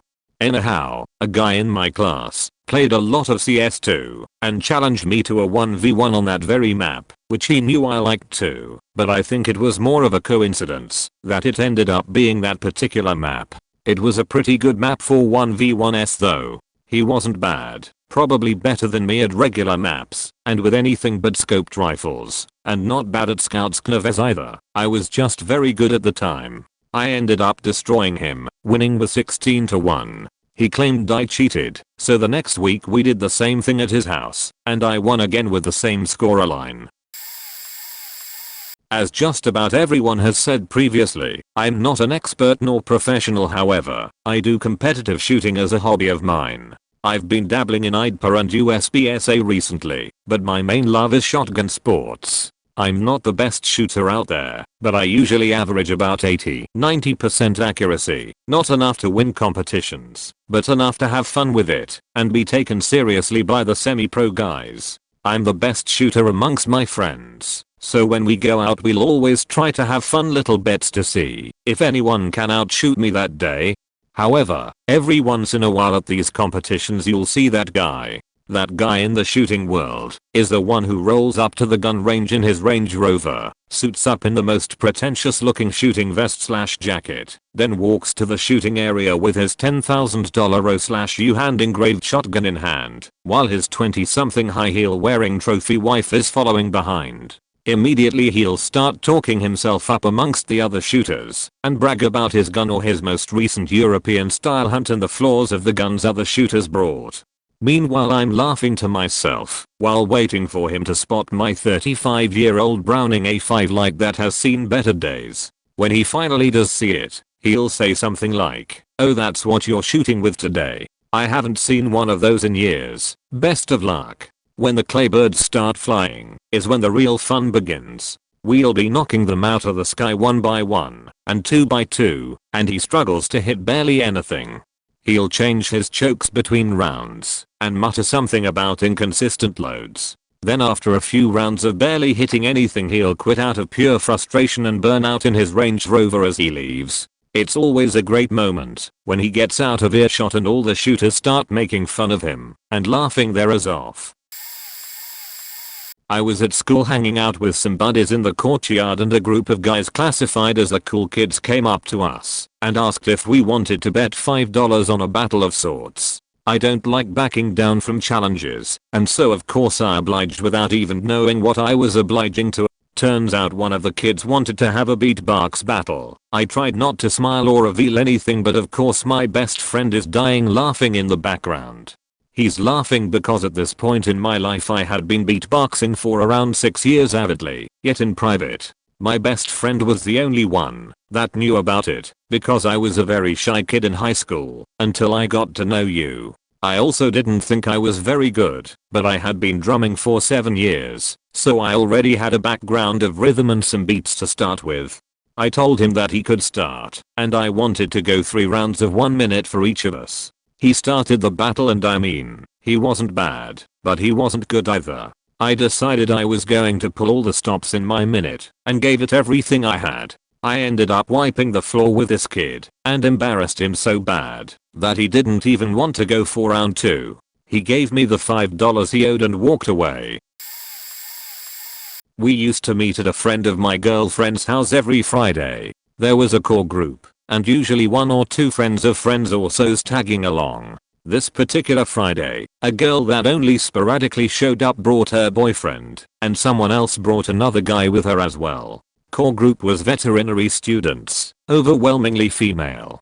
Anyways, these 2 guys get into it trying to out-alpha each other. Most of the loud conversation between them centered around cars. Now, I'm no expert. I did however work in an auto parts store for 4 years in college. My commercial sales guy was a GM certified master tech in like 4 or 5 different areas. I hung out with backyard mechanics, professional hot rod builders, and everything in between. I've done quite a bit of work on my own cars, yay college pose. brakes, oil slash coolant, shocks slash struts, replacing a clutch and flywheel, water pumps, starters, alternators, the main seal on Minison, little faker. So I knew most of what these 2T Watts were going on about was complete bullshit. I used to have an '89 Mustang, supercharged it to 800 HP. Me in head, really? Because the stock 5.0 block is known for splitting along the main carrier bearing if you run much over 500 ECT.ECT.ECT for over an hour. So you know what I did to those morons? Nothing. I sat, tuned them out, talked to the girls, and watched the movie that was on. When Tweedledee and Tweedledum left, the girl who owned the house, who knew my background, I'd helped her husband replace the crack pipe on her Jetta, Google it, came up, gave me a big hug, and thanked me for not being a faking dick waving asshole trying to impress everyone with my ability to outbro everyone. I'm still really good friends with several of those girls, because I know when and how to be chill and let shit slide. I'm a mechanical engineer and my exiting senior design project was a robot for the 2011 IEEE Southeast competition. It had to search a scaled house, know what room it was in, report audibly / visually / etc. Not get stuck and avoid obstacles, detect an electromagnetic anomaly in a room and so on. So we went with the KISS method and made the robot with an Arduino board and as little input sensors as possible. We used process logic as much as possible. We had it follow the exterior wall of the scaled house, since we knew its layout, then used time and simple bump sensors to determine rooms, etc. So there are 3 of us on our team, me the mechanical, an electrical, and a electrical tech. We get to the competition in Tennessee and we are surrounded by the most complex robots I've ever seen backed by teams with 5 to 15 engineers behind them, and who knows how much funding. Our little robot with a simple bump, eye, and sonar sensor seemed to get some mean looks since it used an Arduino and it looked too easy to make. Well, we took first place. After staying awake for 45 hours straight, the complex robots would freak out for smallest reason and lose its marbles and get stuck going back and forth. Meanwhile our simple little 900 line robot worked like a champ. Apparently I should focus on system logic instead of mechanical design. This isn't my story, but my engineering teacher's. It fits the question. The point: he was at a bar drinking with a bunch of mates for someone's birthday many years ago. One of his mates came out of the bathroom and told them there was some drunk guy in there trying to push him around at the urinals like a drunk idiot. Everyone was having a good time and probably a bit tipsy by then, although he didn't say that, so everyone was laughing and being loud. As he laughed, a guy came up to him and said, "You think that's funny, do you?" Posturing and getting in his face. He starting shoving him, obviously drunk and looking to fight someone. What he didn't know is that my engineering teacher, he is a karate instructor and has a 5th Dan black belt. He told him, "Look mate, let's not do this here. I'm just here to have a good time with some mates. We can settle it later," and handed him his karate instructor card. The guy looked at the card, looked back at him, then just walked away. I'd say he dealt with that pretty well. I was a clinical social worker for many years. My job was to conduct assessments, provide referrals and liaise with the psychiatry team and medical teams in a hospital. One day I came into work and noticed a series of high importance emails that had been bounced to me requesting that I meet with a representative from a local high profile LGBT activist as soon as possible. I cleared out my schedule and met with her that afternoon. This woman was a very strong advocate, but vociferous and condescending, often starting sentences with "what you don't realize" and dropping numbers related to depression, suicide rates, discrimination, and confidentiality, especially as it related to transgendered patients. This was accompanied by periods of finger pointing and aggressive posturing, along with what I felt was a presupposition that I, personally, and the hospital in general were being negligent in some way. While I appreciated her attempt at advocacy, her holier-than-thou attitude was really pissing me off. As she ran her mouth some more, she noticed a picture of my husband and I on my desk. She began to say, as a heterosexual, what you don't realize I had finally had enough. So I cut her off, my voice lowering with each word, as only a MF transgendered person can do. While I appreciate your advocacy, what you don't realize is who you are talking to. She sat there looking at me in shock, her hostile posture melting back into her chair. I then proceeded to tell her of all of the formal and informal interventions I had enacted to ensure that LGBT folks, especially transgendered patients, were treated with respect and referred to LGBT-friendly providers. Her reaction was priceless. TLDR, loud, hostile LGBT activists showed up at work to tell me about important LGBT, mostly trans issues, demanding non-specific change, not realizing that I was transgendered myself. Then I told her. Satisfying reaction.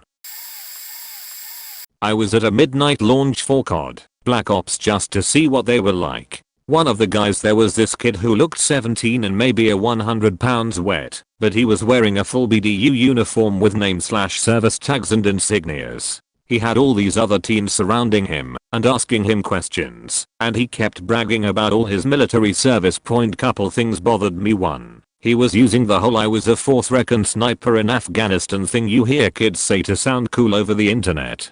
2. He had his nerd button, the topmost button on the BDU top, fastened on his collar. General uniform where leaves the top button unbuttoned. 3. He was wearing BDUs when the years of service he mentioned meant he should have been wearing MARP. 4. See above on how the kid looked. If he was a Marine, he was the youngest and scrawniest I had ever seen. I moved closer and hear some of the stuff he's saying, and it's all bullshit.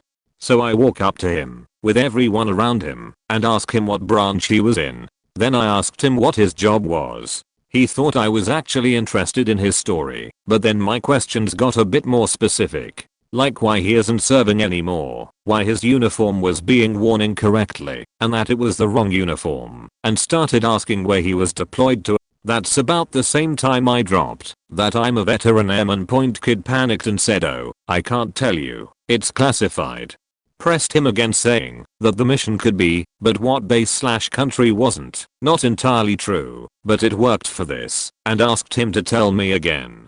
Kid realized he was caught and finally gave up. Every teen who was surrounding him were making fun of him and harassing him non-stop, and he bailed the second he picked up his game. Moral of the story: don't faking lie about military service, especially if you don't have any whatsoever. You can't bullshit an actual vet, and we will call you out on it, especially in public. Big Jenga. If you've never played, it's exactly what it sounds like, Jenga but with big pieces. I'm at a party for a charity function, and it's clear that I'm decently inebriated. One guy that's been playing and beating people all night challenges me to a game. Loser donates $100 to the charity. I've played Jenga as a kid, but never Big Jenga. But I'm super competitive. It's on point. This game goes on for a solid 20 minutes. I'm still drinking, nearly stumbling, and peeing every 5 minutes. Finally we get to the point where it's a dead end. There aren't any more pieces for me to choose from. Every row has at least one block gone, so essentially I'm forced to lose. I don't like that one bit. So I look at the bottom row, which is just the one block in the center everyone is watching, expecting me to fail and cough up the $100. Nope. I grab the bottom block and yank that sucker like a tablecloth with dishes on top. The stack just plunks on the table. It didn't fall over. I gloriously put the block on top and watch this jerk tumble this masterful tower in epic fashion. It was for charity, so he was okay with it, but damn it felt good to be a gangster. Nothing big. I picked up French when I was out of the country for a few years. I got fairly fluent in it as all I was doing abroad was talking to people. Fast forward to college. First day of class in conversational French. I sat at one of the 2 tables available. Only had 10 people in the class. Class hadn't started yet, so I was sitting quietly. These 2 girls are there chatting at my table, and this guy starts trying to talk to them. He says, "How do you 2 feel about this class?" They say something like, "Not sure." It's kind of nerve-wracking to have to speak French all the time. The guy goes, "Don't worry, you're with me. I'm easily the best speaker here. I spent 1 month in France this past summer with my cousin. I learned so much French. This class is probably going to be boring for me. At this point I'm just trying to mind my own business. It's definitely cringeworthy, but I haven't heard him speak. Maybe he really is fluent. Point eventually, they start just trying to talk back and forth and get him to speak in French. Point this dude is just butchering everything. Completely full of crap. His accent was terrible. Like hair-splittingly bad. Point example, Bokup, pronounced like Bobo and Arrow, and Kuboku, was Buku, like Pew but Bu, he.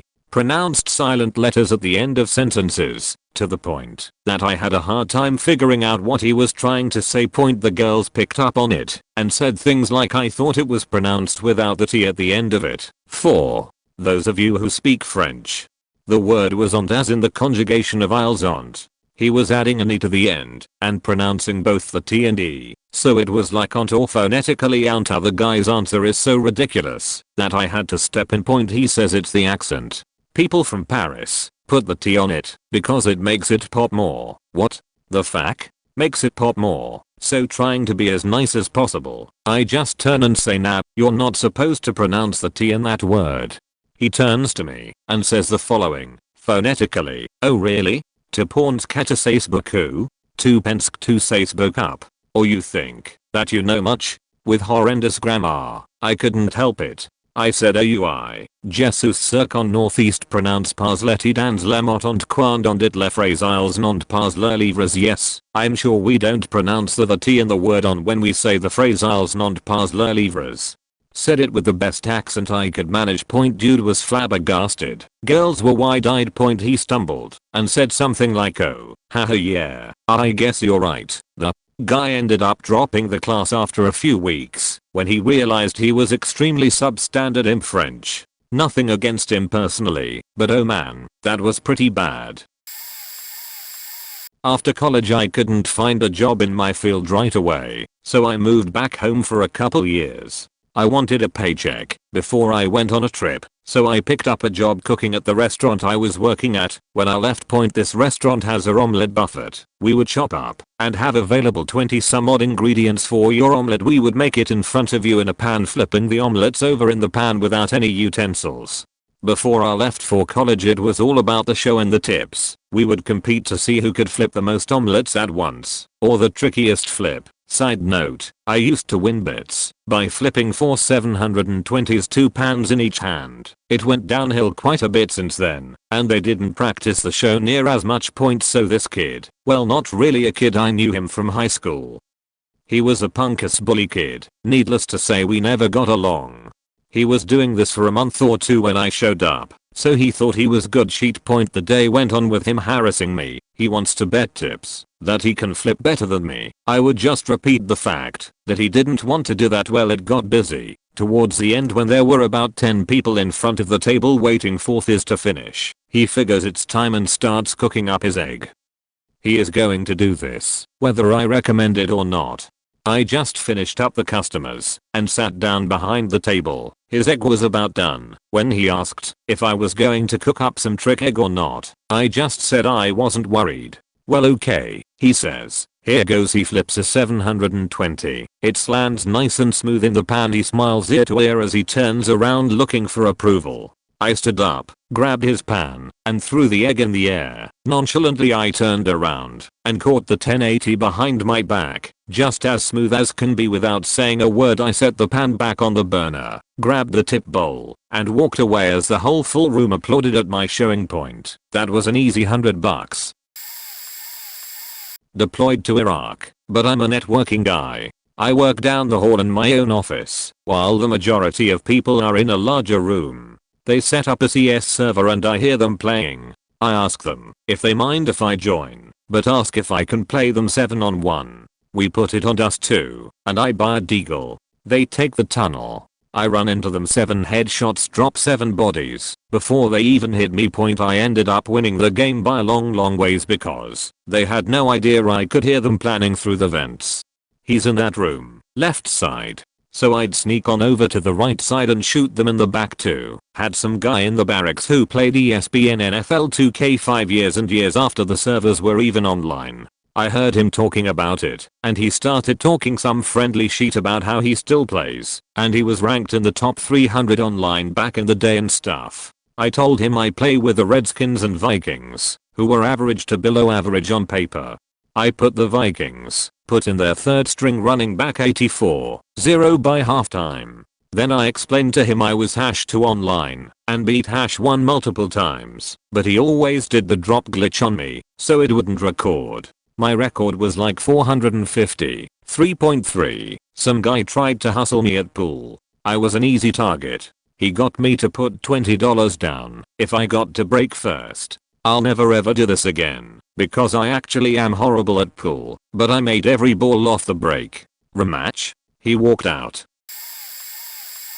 People will continuously challenge me to Super Smash Bros. 64 and tell me that they've been playing all year. Little did they know that I have been playing this game since the day it came out and still play at least a round a day. They pick Sea Falcon like they are hot sheet, and I pick Fox, and make it should be noted that I've upvoted every single person who's disagreed with me here, as far as I know. That said, in 7th grade, I took an SAT test without preparing for it at all. It was spur of the moment. I knew about it about an hour ahead of time and didn't do any research or anything. I scored higher on it than the average person using it to apply for college in my area. An IQ test has shown me to be in the 99.98th percentile for IQ. This is the highest result the test I was given reaches. Anything further and they'd consider it to be within the margin of error for that test. My mother's boyfriend of 8 years is an aerospace engineer who graduated Virginia Tech. At the age of 15, I understand physics better than him, and I owe very little of it to him, as he would rarely give me a decent explanation of anything. Just tell me that my ideas were wrong, and become aggravated with me for not quite understanding thermodynamics. He's not particularly successful as an engineer, but I've met lots of other engineers who aren't as good as me at physics, so I'm guessing that's not just a result of him being bad at it. I'm also pretty good at engineering. I don't have a degree, and other than physics I don't have a better understanding of any aspect of engineering than any actual engineer, but I have lots of ingenuity for inventing new things.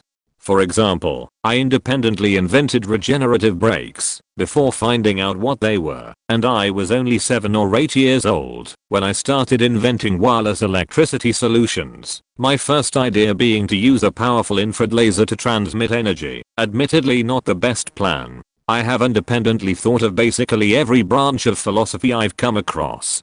Every question of existentialism which I've seen discussed in SMBC or XKCD or Reddit or anywhere else, the thoughts haven't been new to me. Philosophy has pretty much gotten trivial for me. I've considered taking a philosophy course, just to see how easy it is. Psychology, I actually understand better than people with degrees. Unlike engineering, there's no aspect of psychology which I don't have a very good understanding of. I can debunk many of even Sigmund Freud's theories.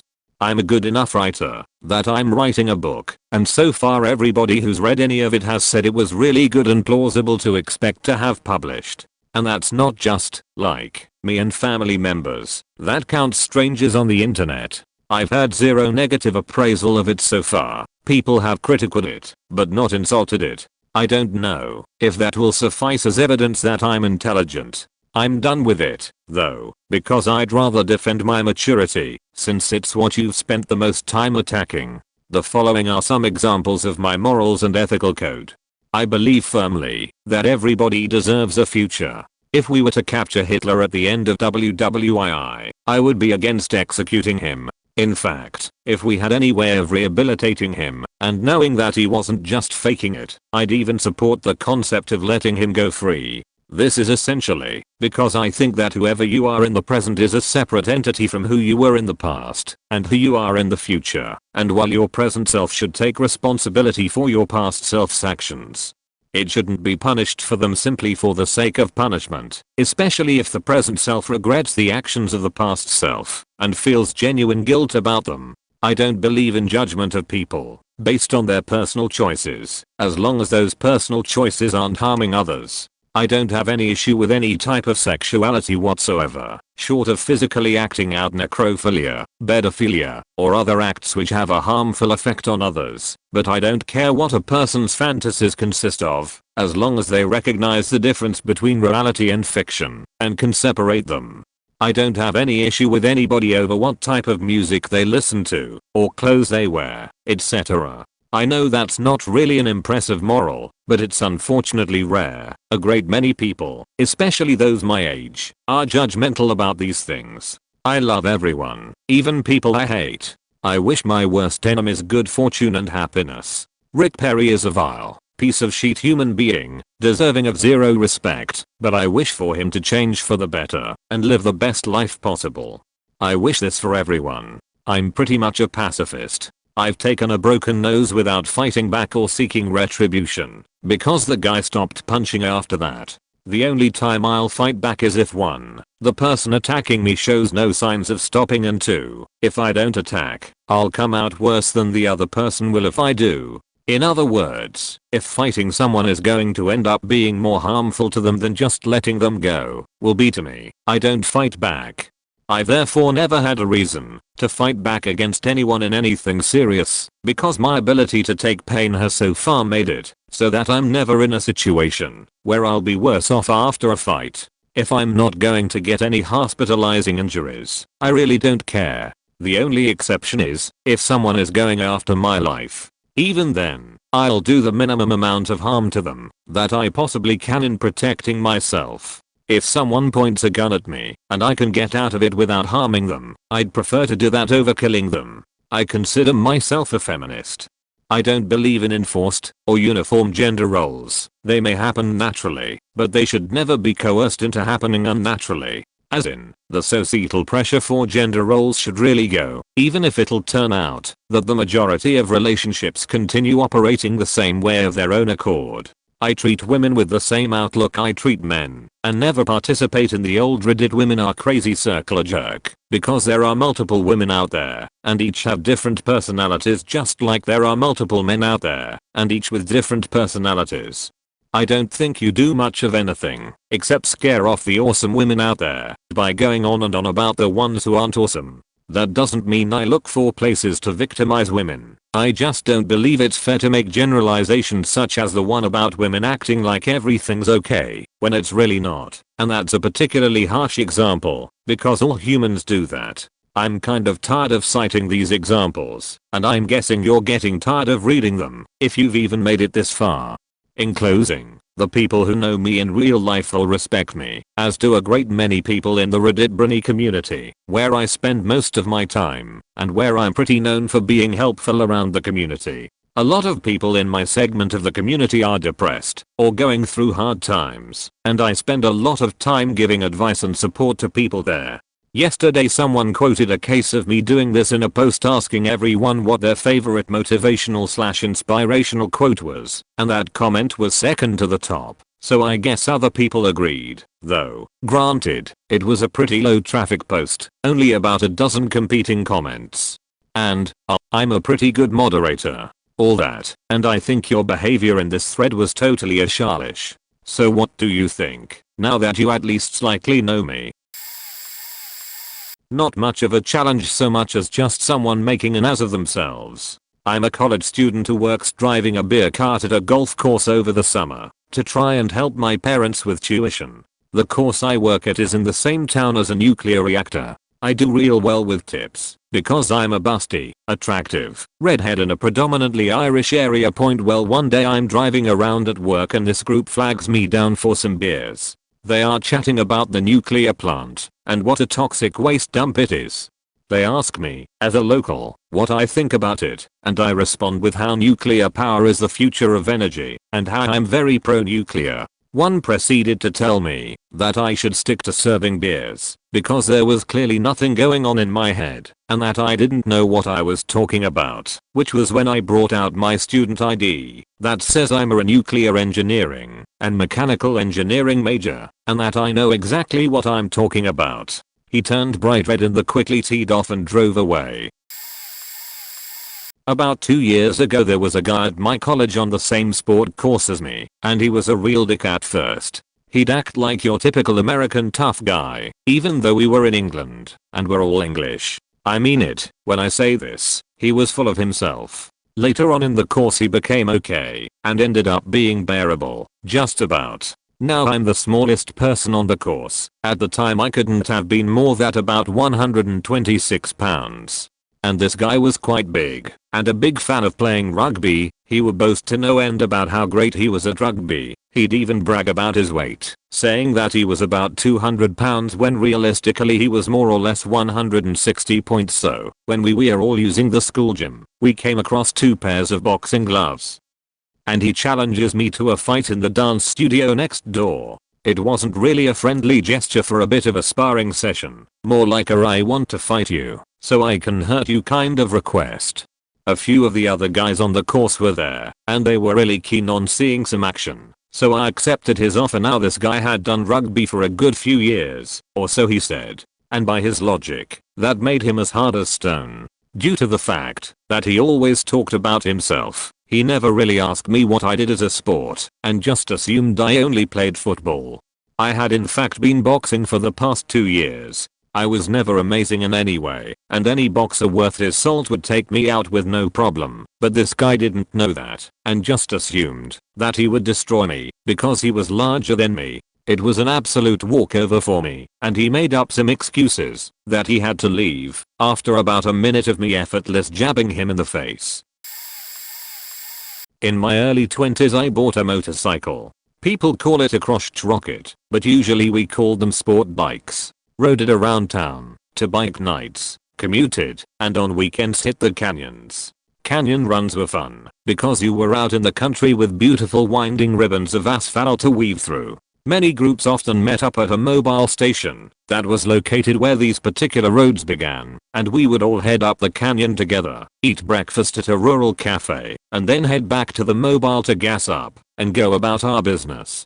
Now something few people will be surprised about, a lot of motorcyclists are douchebag attention hoes, and the particular brand of douchebag attention hoes in question like to tear us up these canyons and treat them like a racetrack. This is hugely dangerous, as roads are not meant for that kind of speed, and these idiots took it to new levels of danger by crossing double yellow lines, passing cars on the shoulder, doing wheelies up hills, pushing into the mid-triple digit speeds on straights, and generally tossing safety out the window for themselves and anyone else on the road.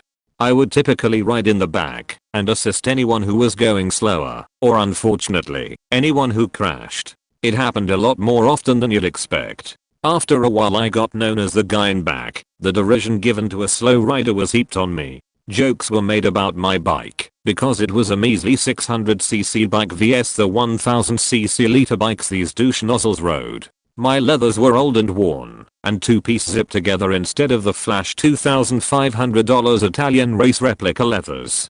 Many times I was taken aside by one or another of these guys, and in a moment of empathy they'd explain that I needed to nut up and just twist the throttle a little more, and I'd get the hang of dragging me over the double yellow into a blind turn, or that I needed to show up and ride the canyons with them more. If I just showed up more, they'd help me not be a bussy anymore, and I would be able to keep up with them and ride at the front of the pack. Well, the reason I didn't show up as often as them was because most of my weekends were taken up by amateur racing and track days.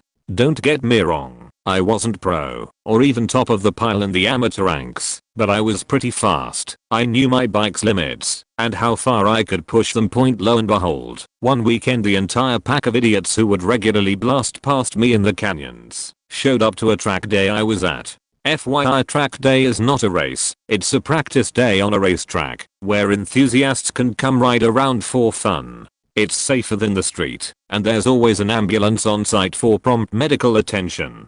Anyways, as luck would have it, my race bike was in pieces at home, because I was in the middle of an upgrade and just had my street bike with me this weekend for fun. They spotted me pretty quickly, and came over to say hi. Right away they presumed this was my first track day, and offered to take me out and show me the track, help me with lines, and hopefully I'd be able to nut up and not be riding around in last place out here. It still makes me laugh, because at this point I had been riding and racing on this track for 4 years.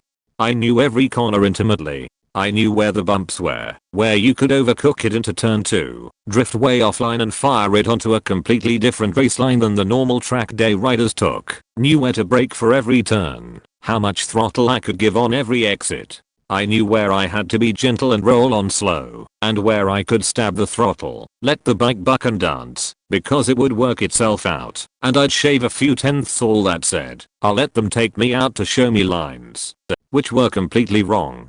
They were going so slow that my tires weren't even up to a good temperature, but they would still nod their head aggressively every time they managed to pass someone. So I pulled up next to one of them and pointed forward enthusiastically, which they took to mean that it was time to really kick it and go fast. I managed to keep up with them while waving at all my favorite corner workers, sitting up straight in the saddle and reading the billboards on the side of the highway that went past the track. I gave them a few laps before I just had to blow their doors off. I set it up perfectly to pass all 5 of them around the outside in a big left-hand sweeper, knee on the ground, spinning up the rear tire and drifting it out a bit, just in time to stand it up and then trail brake into the hairpin right, at which point I didn't see them again until I lapped them about 4 laps later. Had they cared to notice, they would have seen the lap timer attached to my bike. Following them around, they were more than 25 seconds a lap slower than my warm-up lap times. The disparity between street and track riders is quite huge. I ended up showing all of them better lines on the track that day. They improved their lap times by huge jumps, and within a year, most of them were racing and not tearing up the canyons anymore. Fun times. TLDR, motorcycle kids think they're hot shit on the road, but get put in their proper place on a racetrack. This will get buried, but w/e. I was a super nerd in middle school, not good at anything in the world. No sports, not particularly bright, nothing, except football. Now, a lot of people think they are good at this game. It's crazy, but I honestly really am good at it. So, I'm at camp one summer, and sitting around the game/cafeteria lodge. Lots of my friends asking me to play football with them. But I never play, because when I win, asshole guys are constantly challenging me, and I get tired of beating them, and I'm really not competitive. Well, this particular summer, there was a kid there that for some reason decided he hated me, and made it his mission that week to humiliate me. And it was working. I was pretty much physically abused every day the first 3 days. But there is a football tournament at camp this year, and this kid is running his mouth about how amazing he is, and how he's gonna win the $50 gift store prize. So, I go and put my name down on the list of participants, and the next day, lo and behold, the first 2 people to play in the tournament are me and Dickbag McFackface. It took me approximately 2 minutes to shut him down 10-0. I didn't say a word. Just watch the kid walk away as all the staff and the rest of the participants look at me like I just fist faked the kid. I proceeded to win the tournament, and after I won, all the counselors played me just to see if they could win. Most of them figured they could beat a little 14-year-old no problem. I never lost a game that whole week. Felt good. I'm not an expert, but I'm fairly good at chess. I'll watch games on YouTube, play chess tactics, and learn some stuff about theory. More of a hobby, but I've been at it for a while. Now the thing about chess is that for people who don't frequently play it, being good at chess is supposed to reflect how intelligent you are. It's not, by the way. So one day I'm at a coffee shop with some people, and this one artsy kid in our group, who thought he was a genius, is playing a few games with some locals. He tears through them and is being smug and kind of a dick. I decide to play him. He asks me if I play a lot, and I lie and say I'm just okay. At this point he's already got a sheet grin on his face, and all his last challengers are watching. Now, I watched him play before, and he was pretty bad. Hanging pieces, missing tactics, double moving pieces in early game, etc.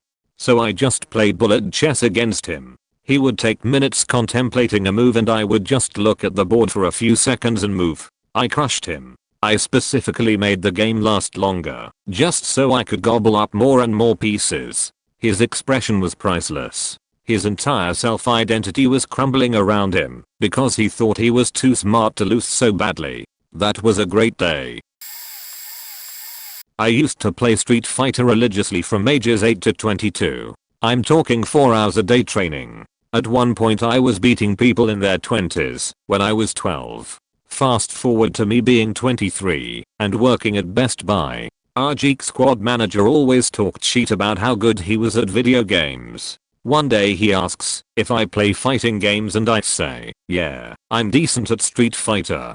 Of course, he turns my decent into trash and begins to mock my then hidden prowess. He challenges me to play and says that he'll invite both of our departments to his place to watch, roughly 18 to 20 people.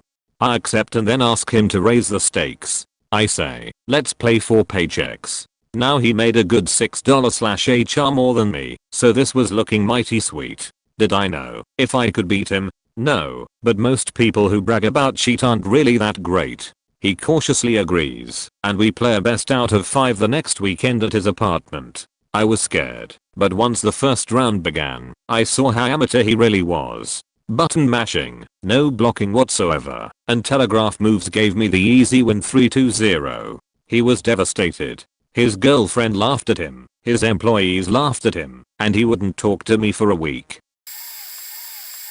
I'm an avid sport bike rider, have been since I could get my hands on one at 17 years old. There is a very popular twisty section of road nearby. 15 miles per hour hairpins, elevation changes, like a paved tree-lined roller coaster. I have lived within 10 minutes of that road since I got a bike 11 years ago, so I've been up and down it countless times. One day I'm at an auto store nearby. A buddy of mine works there and is chatting with a guy who's ridden up on a brand spanking new 1000cc sport bike. At the time, I still had my first bike, a capable 650cc twin that is light, but makes about a third the horsepower of this guy's new toy. He's talking up how fast his bike is, explaining his time down the famous local road. I've never actually timed myself down this road, but no one I've ridden with has ever kept up with me. When I'm pushing point I don't really ride to be faster than someone else. I just enjoy continually improving and being in complete control. Everyone posting in this thread will know it's a fantastic feeling when you just nail it. Riding a bike fast has the added aspect of putting you perilously close, breaking yourself in half, which is exciting. This douche nozzle with the litter bike, however, was in it to look cool and talk about how fast he was in auto parts stores anyway. Being a rider also, my buddy suggests me in this gloating punk race. It takes a bit of convincing, and mostly this guy scoffing at how hilariously slow my bike is compared to his, but I agree. I tell him I'll wait for him at the end and he laughs. We set off towards the road and the douche nozzle takes off, weaving through traffic, and generally riding like an idiot. I catch up with him a few minutes later at the beginning of the road. He counts down and of course takes off down the first straight, vanishing as my girl bike struggles to keep up. Point it takes about a minute for me to catch up to him. I get as close to his tail as I feel comfortable and follow him for a while. His form is laughable. Lots of guys that buy 160 HP litter bikes are basically terrified of them because they accelerate at a tremendous rate and they simply lack the skill to control it. It was pretty clear to me after following him for a bit that this guy was in that category. He was trundling along in a high gear, making a ton of noise, but not really using it to its potential. Point I decide to make a point. There's a blind 30 miles per hour marked corner, and as you approach it over our eyes you can see what's beyond it. Clear. No oncoming traffic. I drop a couple gears and proceed to pass this guy at about double his speed on the outside of the corner. As I passed and slipped in front, my foot peg touched the ground and shot some sparks behind. I probably looked like a madman to him. I pulled away within a few corners. I slowed it down a bit and made my way to the end of the road, which ends in a T intersection with a small deserted business parking lot. I pulled in and waited for him. Took a while, but as he approached I waved. He turned, didn't make eye contact and took off. Never saw that guy again. Me and my buddy had a good laugh about it. The history of Nintendo. I spent quite a bit of time researching its history a few years back. They got Nintendo's history confused with Activision's. Nintendo began in the autumn of 1889 as a manufacturer of Hanafuda cards, a Japanese card game. It was created by Fusajiro Yamauchi. Years later, they release an arcade game called Radarscope. It was a success in Japan, but flopped in America. In an attempt to make a game that sold well worldwide, Hiroshi Yamauchi hired his friend's son, Shigeru Miyamoto, to come up with a game. Being a fan of cartoons, Miyamoto wanted to make a game about Poppy. Because they couldn't get the rights, he changed the characters. Jumpman, Mario, was Poppy, Pauline was Olive Oil, and Donkey Kong was Bluto. Activision was founded by ex-Atari employees David Crane, Bob Whitehead, Alan Miller, and Larry Kaplan. They were upset at how the large amount of work they put into games, way more than anyone else, was for a meager salary of $30K a year, while Atari got over $50 million. They left and founded Activision. Then in 1982 they took Atari to court to make the 2600 console open to any third-party games as official 2600 games. This was one of the many things that led to the market crash of 1983.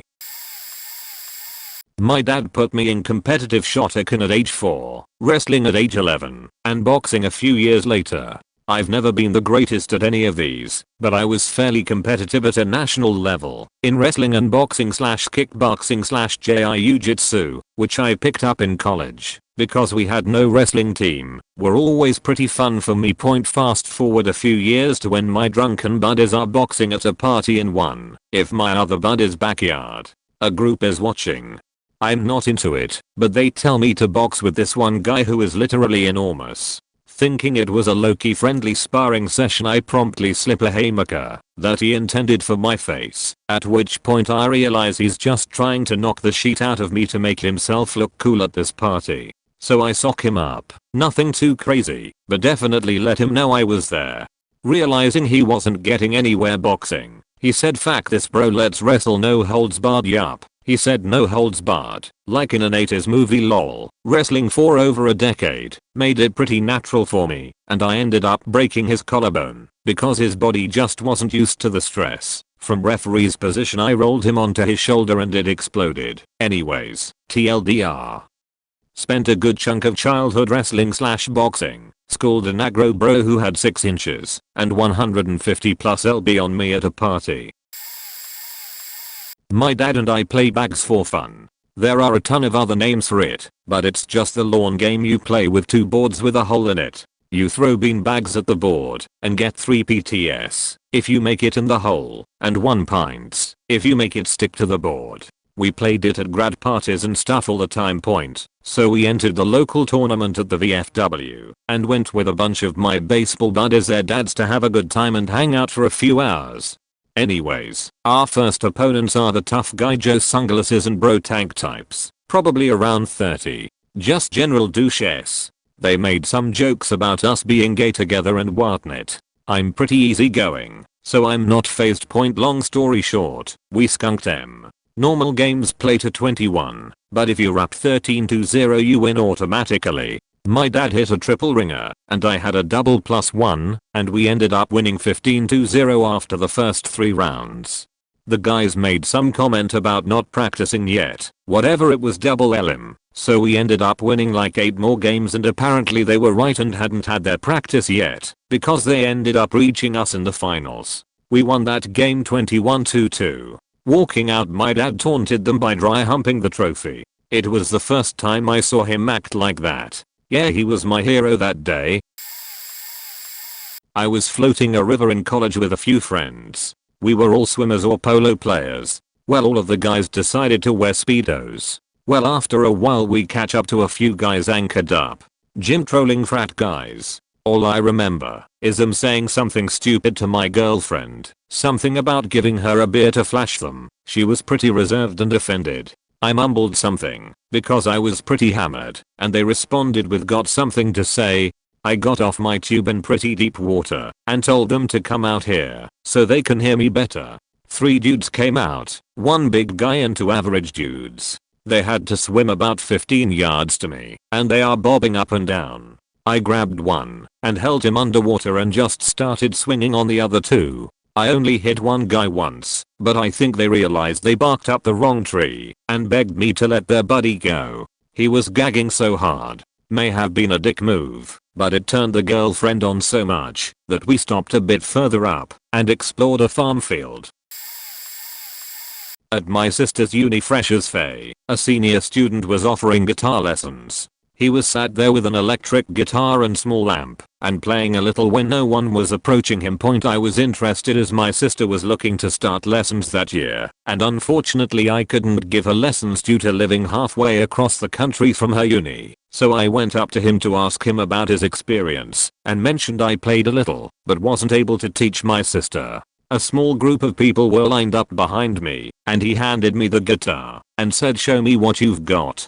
So I played a couple of chords, just to check the tuning, and he immediately started critiquing my technique, and telling me I'm holding the plectrum wrong. Bearing in mind I'm 19, and have been playing since I was 6, I then began playing Cliffs of Dover, Eric Johnson, and his face went completely blank. After about a minute or so, he switched off the amp, and said he has to go elsewhere, and packed up. He was so arrogant, it felt so good to wipe the smirk off of his face.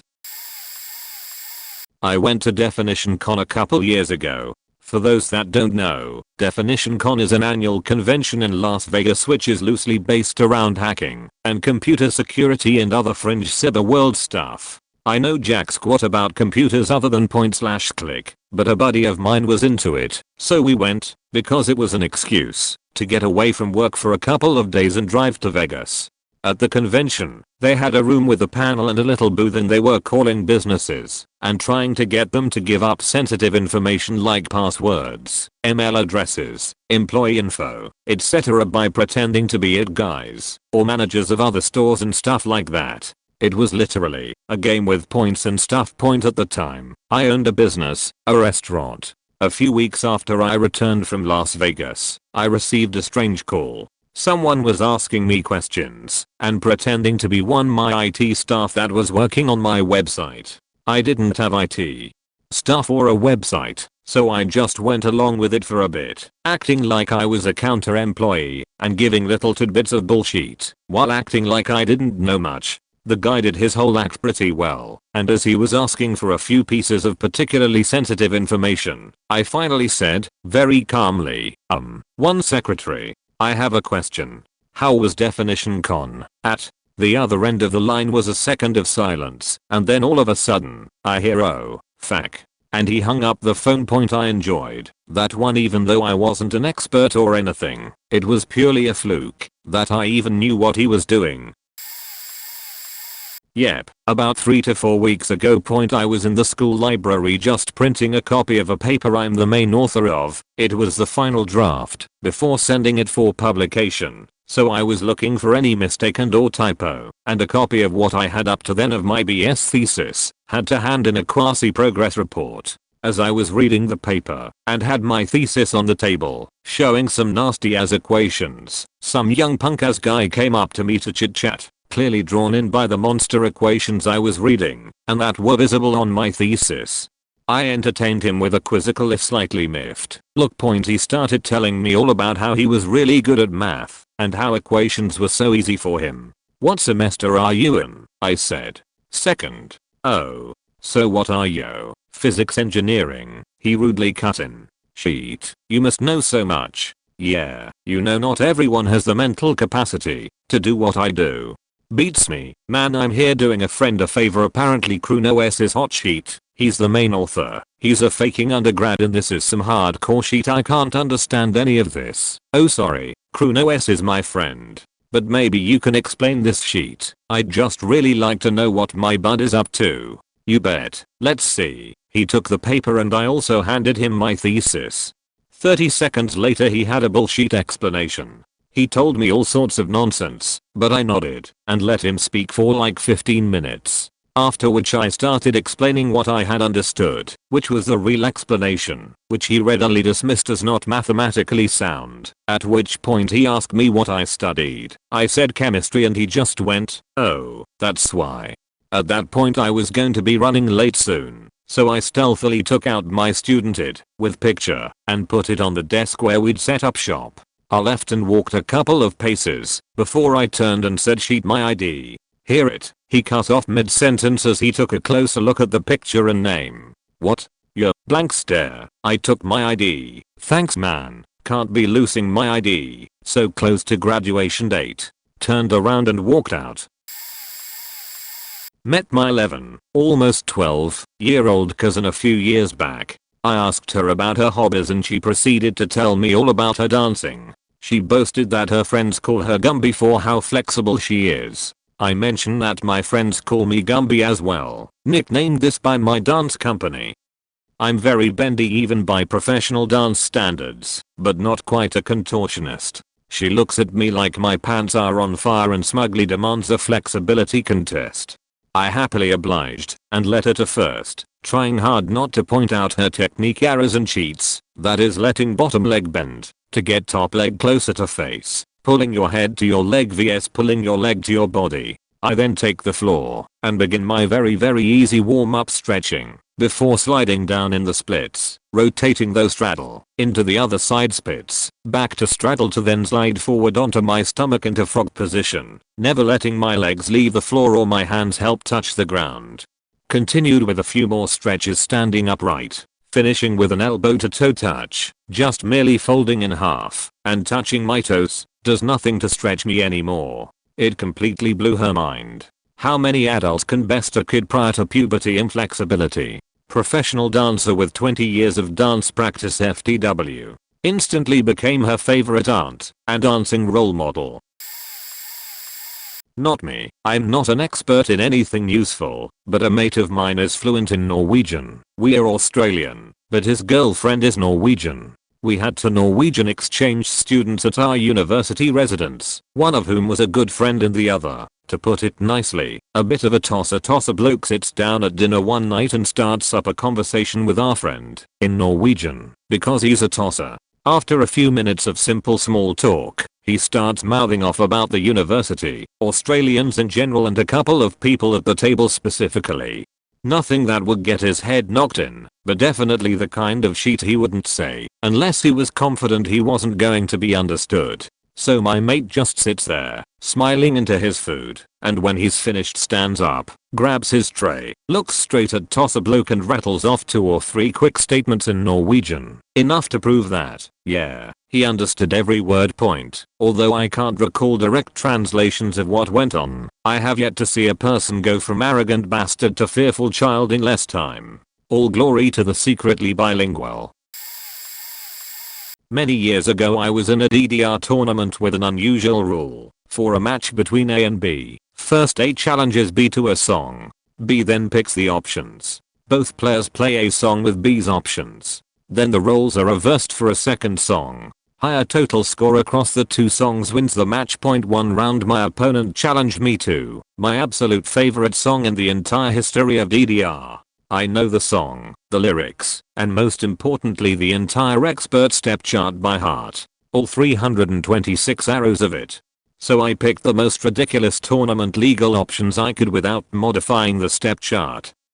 3x, scroll speed, boost, arrows start slow and accelerate hidden, arrows become invisible halfway up the screen dark, the grey target arrows at the top of the screen become invisible point reverse, the entire UI is flipped vertically pointed made the arrows nearly unreadable, but it was still tournament legal, since they weren't completely unreadable. I played from memory, my opponent gave up, and stopped playing less than 30 seconds into the song. Needless to say, I won that match by a landslide. I'm a 5 feet 2 inch chick that trained in Muay Thai for about 3 years prior to dislocating my patella and seeking something lower impact. I was once at a sports bar and I was looking at one of those arcade machines with the punching bag that rates the level of your punch or whatever. So this guy comes over and starts chatting me up and asks if I want to see how hard I can hit it. He is over 6 foot and really had this macho type attitude about him. I said sure. We take turns. He swings first, it goes to like 250 on the score. I swing next, and get over 300.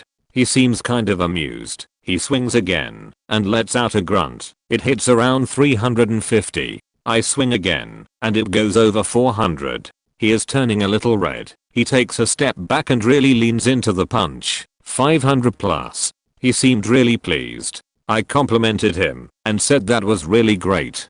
I take my Muay Thai stance, get a solid pivot on my hips and feet, bam 640. I jump and clap in the most little girl way possible. He goes, what the fuck just happened? And walked away defeated. I'm a certified scuba diver, have been for ages, and my family runs one of the country's biggest dive companies. I was sitting in some weight room reading a dive magazine subscription and an older guy, I'm female, comes up to me. Hi, hon. Thinking of getting certified? Actually, I'm certified, and I'm going for my instructors. At this point I could tell he was going in his head a female instructor? No, not possible. Are you sure?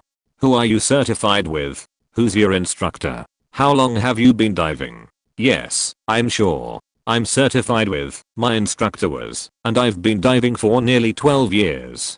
Keep in mind, the names I listed are well known, as I was certified with some relatively famous folks. Oh, well then, you probably need a refresher course. Because apparently I'm incapable of remembering how to dive. No thank you. Hon, there's no way you could go for instructor without a refresher.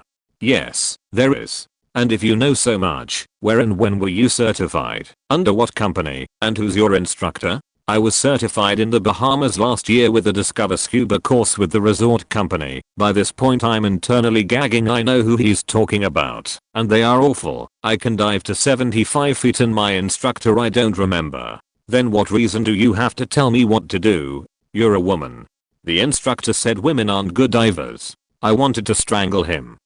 I hate the instructors who do that. Yes, I know how to put together my equipment and I've got better certifications than you, and I'm not even an instructor yet. It drives me nuts. My mom almost died 20 years ago because the dive master messed with her gear under the pretense of helping her with the velcro on her wetsuit, just as she did her entry into 10-foot swells in the North Atlantic.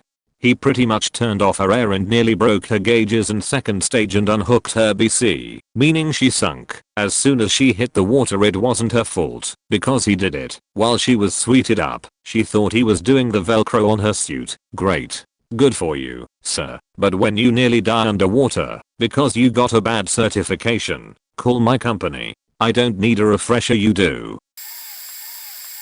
I'm a bit late with this one, but I thought I'd give it a go. So I have this one friend who likes to challenge me to things, because he usually wins. This time he faked up. He challenged me to a snowboarding race at my local hill, which I instruct snowboarding at. I've been snowboarding at that same hill for over 8 years. So we are at the top of the hill and we are ready to go. I got a great idea of pulling out my Rubik's Cube that I used to kill time on the lift.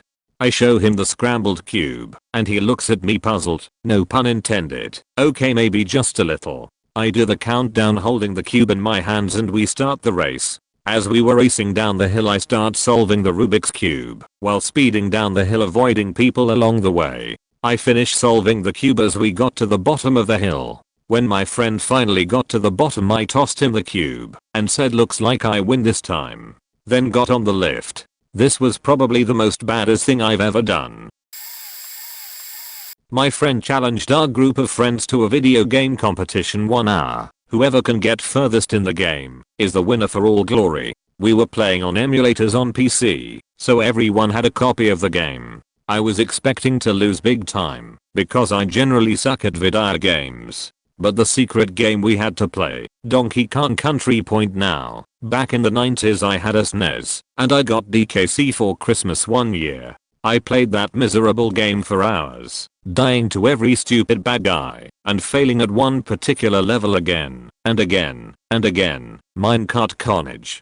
This game was my white whale, and 9-year-old me eventually found every single trick and workaround in the game point we got started, and I knew the cheat code to get 50 lives right off the bat. I used that, and worked my way through the first levels. At the end of an hour, I was on the 4th world, dying to random buzzards and barrels, and the rest of the players were still stuck on the 2nd world, dying endlessly in minecart carnage.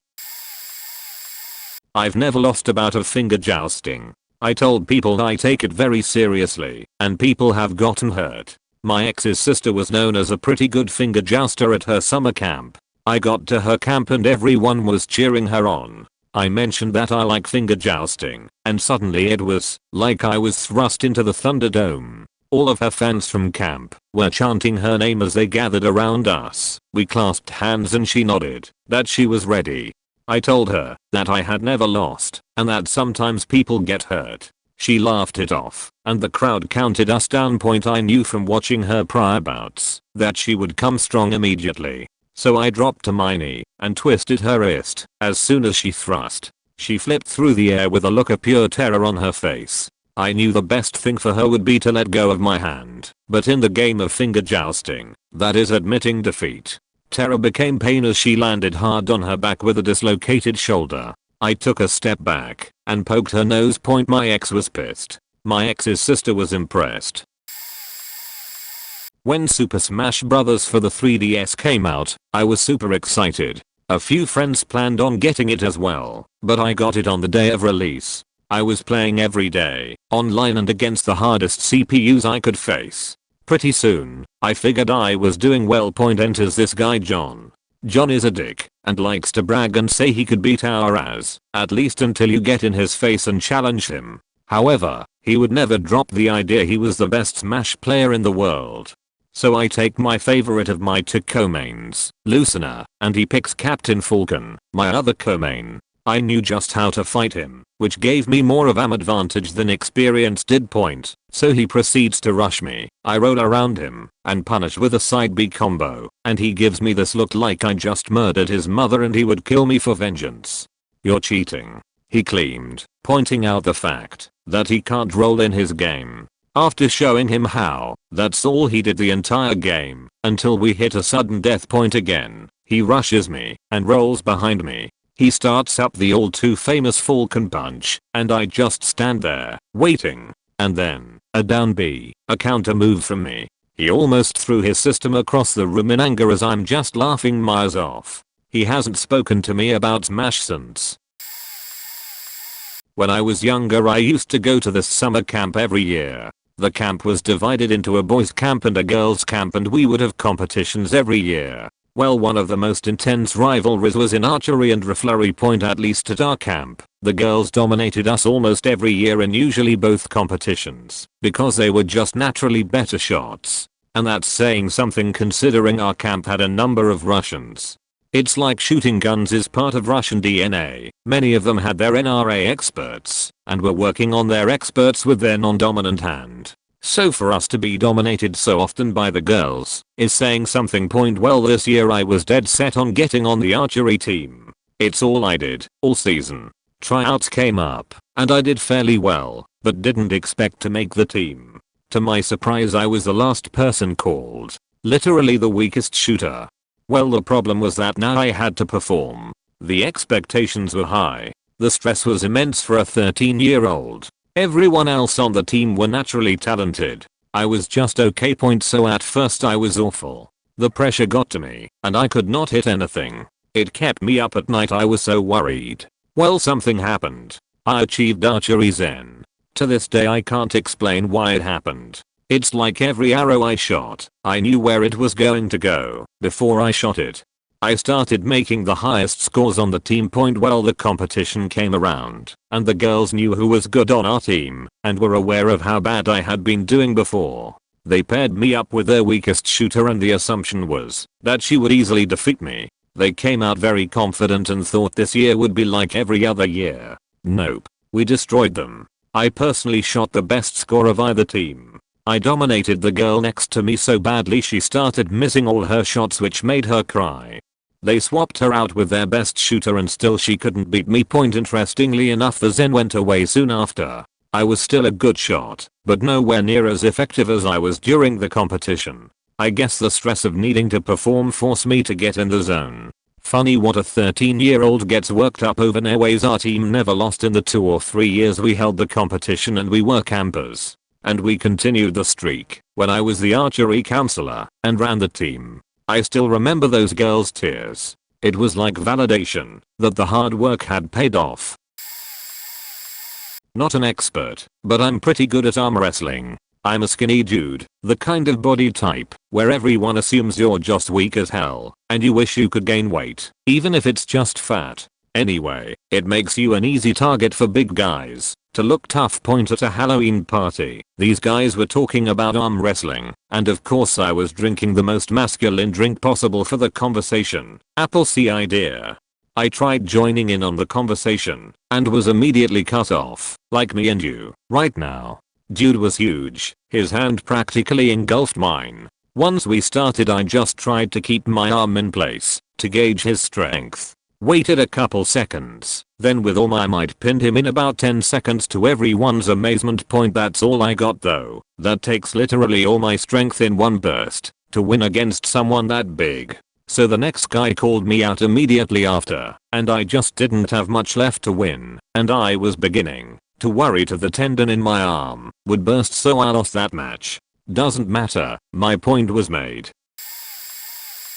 In college, I hosted a radio show that, among other things, focused on alt country, one of my favorite genres. While I don't claim to be an expert on it, I do probably know more than most about an otherwise obscure subgenre of music.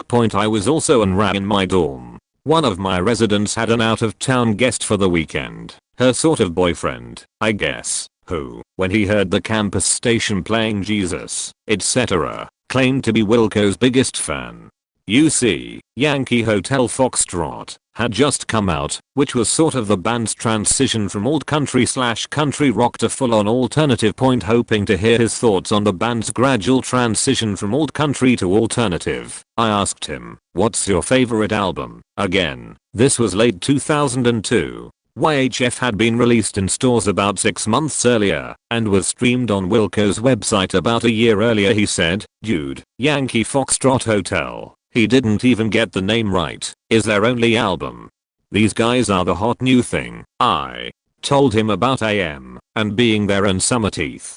He looked at me like I was speaking Latin. Then I explained the split of Uncle Tupelo into 2 or 3 different bands, depending on who's counting, and whether you consider the Bottle Rockets' Brian Henman to have been an actual member of Uncle Tupelo, and how Wilco came from that, and while the other 2 bands with former Uncle Tupelo folks had, at the time, stuck mostly to alt country, Wilco had gradually become a band better classified as adult alternative. At that point, his girlfriend, my resident, said, "Fatman Jagin does a show about this stuff at the radio station. He knows what he's talking about." I then offered to burn him some copies of Wilco, Uncle Tupelo, Sunvolt, and Bottle Rockets CDs for his drive back home. So, I wasn't a dick about it or anything. Instead, I shared my appreciation for a band and its predecessors / influences with someone else. I play Yu-Gi-Oh on a very competitive level, and I'm pretty good at it. However, I'm a few years younger, 17, than most of the competitive scene, 21. Generally the people my age either play something terrible or have a good deck their parents paid for, but suck at playing it. Every time I go on vacation and have free time I try to find a local tournament I can kill some time at. It's cool to meet new people and play against brand new people instead of my hometown community. Last time I got to the store right as the tournament started, and I was playing against this guy who was going on and on about how he's the best in the store and I should watch carefully so I could learn something. I watched his opening move and counted 3 mistakes. I then proceeded to destroy him in one turn, taking advantage of my misplays. The second game of the match went roughly the same. I politely offered him a handshake, which he declined, declaring that I was just a lucky scrub. I proceeded to win the whole tournament completely undefeated.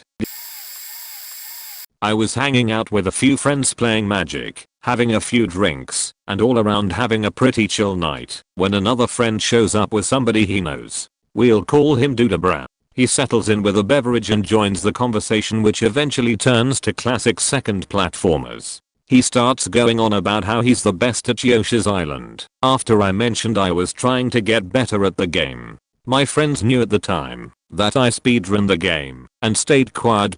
He starts saying he could offer me advice, and after more boasting a buddy loads up an emulator and throws him the controller.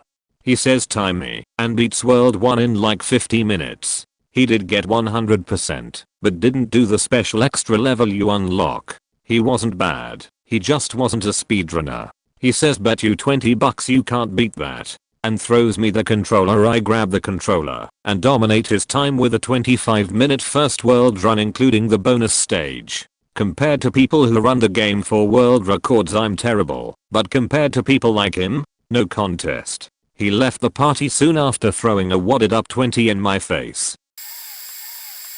Once upon a time my best friend was trying to hook up with a girl that was very much into rock and all its subgenres. My friend knows almost nothing about rock and is strictly a rap, hip hop, and EDM kinda guy. I on the other hand love everything about rock and roll including its history. So he comes to me asking for a bunch of facts about bands, things any rock fan would know, key albums to mention, etc.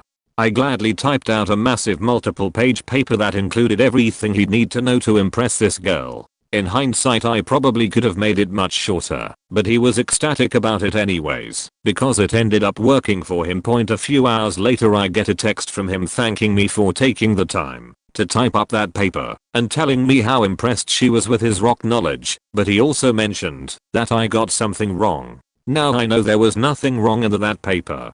I proofread that thing twice just to make sure. Apparently he had shown my paper to a buddy of his who quickly informed my best friend that I was an idiot because Nirvana only ever had 2 albums. Their first was Nevermind and their last was In Utero. There's no album called Bleach or Incesticide. Also /DC only ever had 1 singer not 3.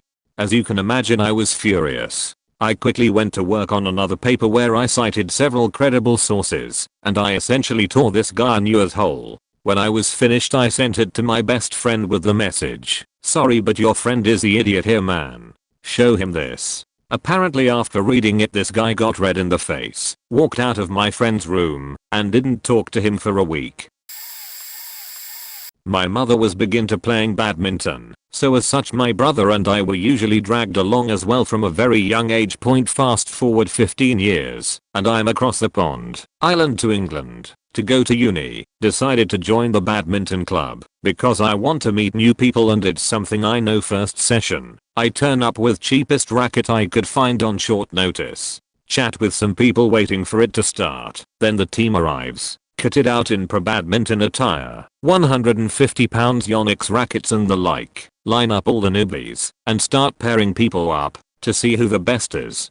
I'm not really the competitive type, play for fun. So one of the courts has a guy in try hard mode, smashing every shot, talking a bit of smack. Its winner stays on, so eventually I get paired up against him. As I said earlier my brother, who is older, and I played a lot, and he was very good at smash shots, and as such I got very good at returning smash shots with cheeky drop shots right at the net point. So I set this guy up for smashes the entire match, and return each one right at the net. Never moving more than 2 steps. Guy gets mad, storms out, never see him again. Fun times.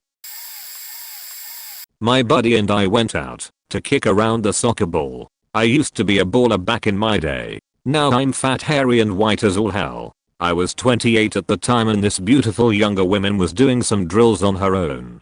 Her drills changed into juggling. She wasn't very good.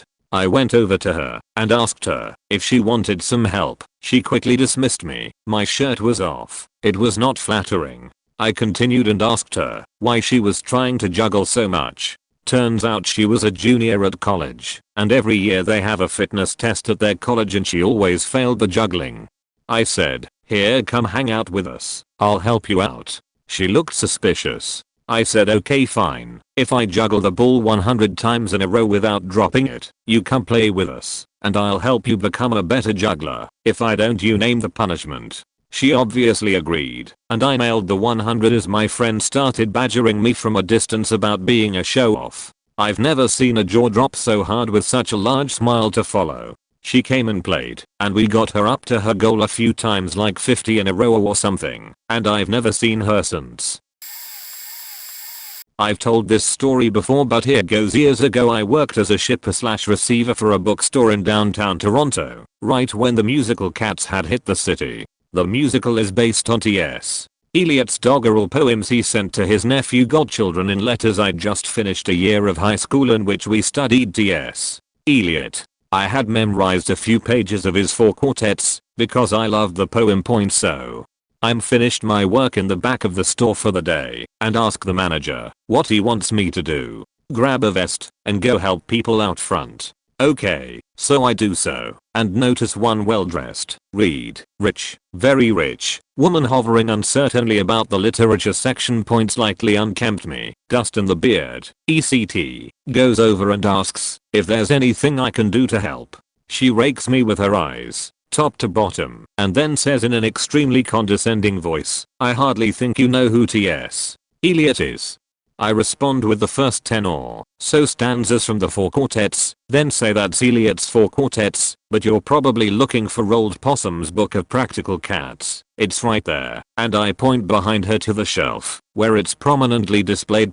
She blinks, turns, and gets the Old Possums and leaves. One of my workmates at the time was standing a section away, and the rising incredulous smile and suffused joy on her face were more than worth it. Also, I'm an archaeologist, and talking to people who watch the History Channel is always fun. Aliens? No, that would be wrong. I have had students challenge me to pool games in our school rec room. When I first came to teach here, I ended up playing one of the better students who likes to smack talk apparently. Now at this point I hadn't played pool in a few years, so I was a bit rusty on cut shots and whatnot, but it was only an adjustment or two needed to get back to decent playing for me. So I was kind of hitting the balls around for a few shots, missing cut shots, and getting my English halfway correct. The student starts smack talking. When I got my shot again I had 5 balls left, and he had 3. I ended up running it for 5 shots, and dropped the 8 ball as called. So he wanted a rematch. So we played again. I missed a total of 2 shots, and won with him still having balls on the table. He declares I'm not leaving until I win a game. We ended up playing 6 games and he finally won 1. I scratched on the 8 ball, and he didn't spot it, even though I had spotted him before. Anymore the student smack talks, but when I'm there playing pool he's always got something else to do, or is about to play ping pong, or is about to leave bussy. I've got a few. I'm a huge geek, but not many people know that too well. So when someone challenged me to a game of nerdy Trivial Pursuit, they expected to win pretty easily. A bit later, they were almost crying as I beat them sorely. Another time, I was challenged to an archery contest. That was even better, as I practice almost daily. My favorite though, was a race. One of my friends who runs track wanted to race me, because I had beaten him in a video game. So, we set up a course. It's a lap around the school track, then around the school building, then to the middle school and back. It's about a mile of running, and he felt pretty confident, as I'm kind of a skinny little twig guy who does not look strong or fast, and I don't show that I actually am. I also neglected to mention to him that I ran track and cross country for 3 years, where I did very well, and went for a 4-mile run every couple days. So our friend we nominated ref tweets his little whistle, and we're off. I keep pace with him for the lap around the track, hanging behind a bit to build his confidence. Then, as we're getting to the school, I tear away, flying way ahead, and leaving him in the dust. I finished my lap around the school, and was coming back from the middle school, when I saw him again, looking a little miffed.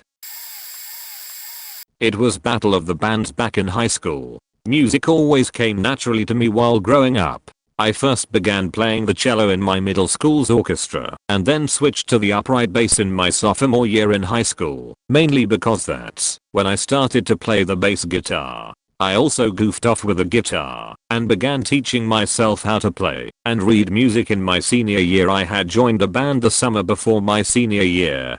We had practice twice a week. We covered other songs from bands that we each had an interest in, as well as wrote our own songs. We even recorded a few albums, one of which was at a professional studio. I even went to school on a music scholarship.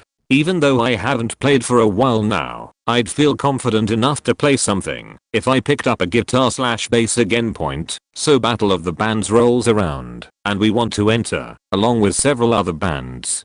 The competition was tough, and we had our work cut out for us if we were going to place in the top 3. There was a lot of smack talk between all the bands. Guess which band got the most sheet? Yep, you guessed it, us. I had gotten a lot of smack/sheet talk directly to my face from this one guy who was a drummer in one of the other bands. We'll call him Ass Biscuit. Now Ass Biscuit was this tall gangly guy who was an okay drummer. He could keep a beat and all, but didn't have any licks like our drummer had. Either way, for some odd reason he targeted me. He decided the best man won at Battle of the Bands. I paid no attention to him. I was just focused on having fun, playing really well, and ready to blow people away point. So we set up in the gymnasium the final day, and AskBiscuit won't shut the fuck up. He even got a few other guys to give me shit. Whatevs. I came here to chew bubble gum and rock some faces off. And I'm about out of bubble gum. All the bands go up and perform well, including the band AskBiscuit was in. We were last to go. I would have to say it was one of the better shows we played. Some technical problems with the lead singer's Telecaster, but we held strong and placed third. Made $300 bucks that day as an award. The shitty thing was AskBiscuit's band placed second, but a funny thing happened. After the show, there was no more heckling or shit talking. The other bands in fact, came up to us and said we should have gotten second over AskBiscuit's band, but I think they won, because one of the bandmates broke out a sick electric cello solo. I remember the look on AskBiscuit's face during a bass solo I flawlessly pulled off. Jaw_2_ground. He didn't say anything for the rest of the year. I actually bumped into him at someone's wedding once. He grew up a lot. He wasn't that gangly shit talking kid anymore. He even asked if I still played. I dabble here and there from time to time, I said. I was over at my friend and his cousin's place, let's call them Pat and Ryan. And Pat and I are playing Madden, can't remember which year, either 14 or 15, on PS3. Pat is really not a big football fan, but he knows enough about the game for us to play each other. Pat's cousin, Ryan, comes home about halfway through the game and starts giving Pat shit because I'm beating Pat pretty badly and Ryan says he has got winner. So I beat Pat and now it's me versus Ryan. Ryan and Pat both don't know that I play football video games quite a bit, as I'm an avid NFL fan and have started studying the play calls and different packages. So Ryan now tells me that we have to pick our teams and that we are going to be playing at the all Madden level, hardest level. So we get our teams picked out and Ryan gets the ball first. I dial up my defense into a nickel package because I can see he's going for some passing plays. I stop him after a 3 and out, and he punts me the ball. To make a long story short, I wind up beating Ryan's, as after he gives me shit for taking only a few seconds before halftime, instead of going for a field goal, even though I was up by 2 touchdowns. At this point, I realize he's getting pissed because I'm winning, and not really giving all that much of a shit. Ryan gets pissed to a certain extent, and when halftime is over, I start putting on my game face, and start lighting him up. I wound up hitting a couple of Hail Mary passes against him, after I had been running the ball, and doing a whole bunch of short passes, and he's yelling from the other side of the room, to knock that shit off. After I wind up beating Ryan, who before the game said he could whoop Myers at Madden, is now wallowing in his defeat. He actually stops playing with a few minutes left in the game, so he can go to his room and be upset, or whatever. Then, after I start talking to Pat, after I beat Ryan, I start hearing this odd noise coming from Ryan's room. To this day I'm not 100% sure about my guess, but I'm pretty sure he went to his room and started crying. That is, when I told Pat, I'll see you later, and tell Ryan I said bye. TLDR, I beat my friend and his cousin, who thought he could kick Myers at Madden, and I wound beating him so bad that he went to his room to cry after the game. 2 stories of ultimate ownage. Huzzah. Disclaimer, when I say didn't know how to video game, I don't mean skillage. I've always been a badass with a controller in my hand. I mean logical faking allocation of skill points. So when I could have been an ultimate badass, my characters were always so-so, because I didn't know how to RPG. And disclaimer. Story 1, Fusion Frenzy. The Mario Party of the Sparks. I would always hang out with my uncle on the weekends and play video games for 48 hours straight. My best friend would come over and we'd have Fusion Frenzy tournaments. I won every faking time. It wasn't the mini games. You could technically lose every mini game and still win the tournament. It was the Fusion Frenzy. You see, you run around collecting orbs and shit to deposit 4 points in designated glowing space pads chilling around the arena. You can pick up on at a time, or collect a bunch like a fat little squirrel and get multipliers. Every once in a while a mega orb would populate. It was worth 30 points, but it was easier to stack. You wanna know why I won every single time? I'm still undefeated. Because I'm observant as sheet. The faking orbs populate at 30 and 10 seconds on top of the background activity that starts up right when the orbs are about to populate. My uncle and best friend got so pissed when I was always right there to snatch the orbs right up. And it amused me that they were so sheety at telling when they were about to pop that I never indulged this secret. This is a 10-year-old secret. Reddit. Second story. This is an A, kind of. When I was in the 8th grade, my best friend at the time took immense pleasure in schooling me in SSX3 for the PS2. She liked using exploits that she didn't share with me. I was never allowed to own a console, so even though I fared fine in the limited doses of video games I got, I still didn't really know how to play because I didn't get intimate time with them. She cashed in on that weakness. Flash forward 10 years to about a year ago, I had bought SSX3 for my 360 as a throwback to the good old days and sheet. Well, I of course figured out how to properly play video games since the 8th grade, and I took way too much pleasure out at kicking her ass by using the same dumb as exploits she had once used and forgot about. So she had no idea why she was terrible, and I didn't find it in my heart to tell her. But I did find revenge. Sweet, sweet, 10-year-old frigid revenge. It didn't taste petty at all. It tasted faking glorious. Also, you've been Tarantino-D. Top story happened after I learned how to video game slightly better. I haven't been physically fit since I got out of boot camp. I had been in the Navy for about 3 to 4 years. I used to play racquetball quite a bit, and by that I mean a lot. If anyone has ever really played racquetball, then they should know that it can be a lazy sport if you're playing someone who has never played. I end up getting challenged by another guy, Nate, in my division because, let's face it, I don't look like I can play anything slightly athletic. We talk sheet for a few days while we are underway, and we finally pull into a port that has a racquetball court on base. I end up beating him pretty good and prove a point on skill vs fitness level. A few months go by and we get this new guy, Josh. He's pretty cool, athletic, and likes to talk sheet as much as the next guy. Up comes the subject of racquetball. We start talking sheet about who could win when Nate walks up and overhears our conversation. Nate looks straight at Josh, asks him if he's ever played. Josh replies, no, and Nate tells him that I will beat him. Don't bother talking sheet because he just tried the same thing a few months ago. Josh humbly accepted his defeat without question at this point, and I didn't have to exercise at all. TLDR, you don't have to be a triathlete to beat an amateur in racquetball. Sheet talking is encouraged. Not saying I'm an expert. As a black belt in Taekwondo, I know people that underestimate my power when it comes to kicks. One night we had a bring a friend to class night, and I decide to bring one of my good friends I have known for years. Keep in mind, my friend is much stronger than me. He knows that I'm in this sport, but doesn't know I'm pretty good. Anyways, we put on our gear and start warming up for the night by quick sparring, light fighting. Of course, my friend wants to show off by beating up a black belt, so he tries his hardest. We start dancing, and he tries to do some crazy kicks at me, but I just keep moving around them to tire them out. Once he got tired, he made the most rookie mistake by planting his feet and bringing his weight down to the floor. I moved to his side and wind up for a back kick of death.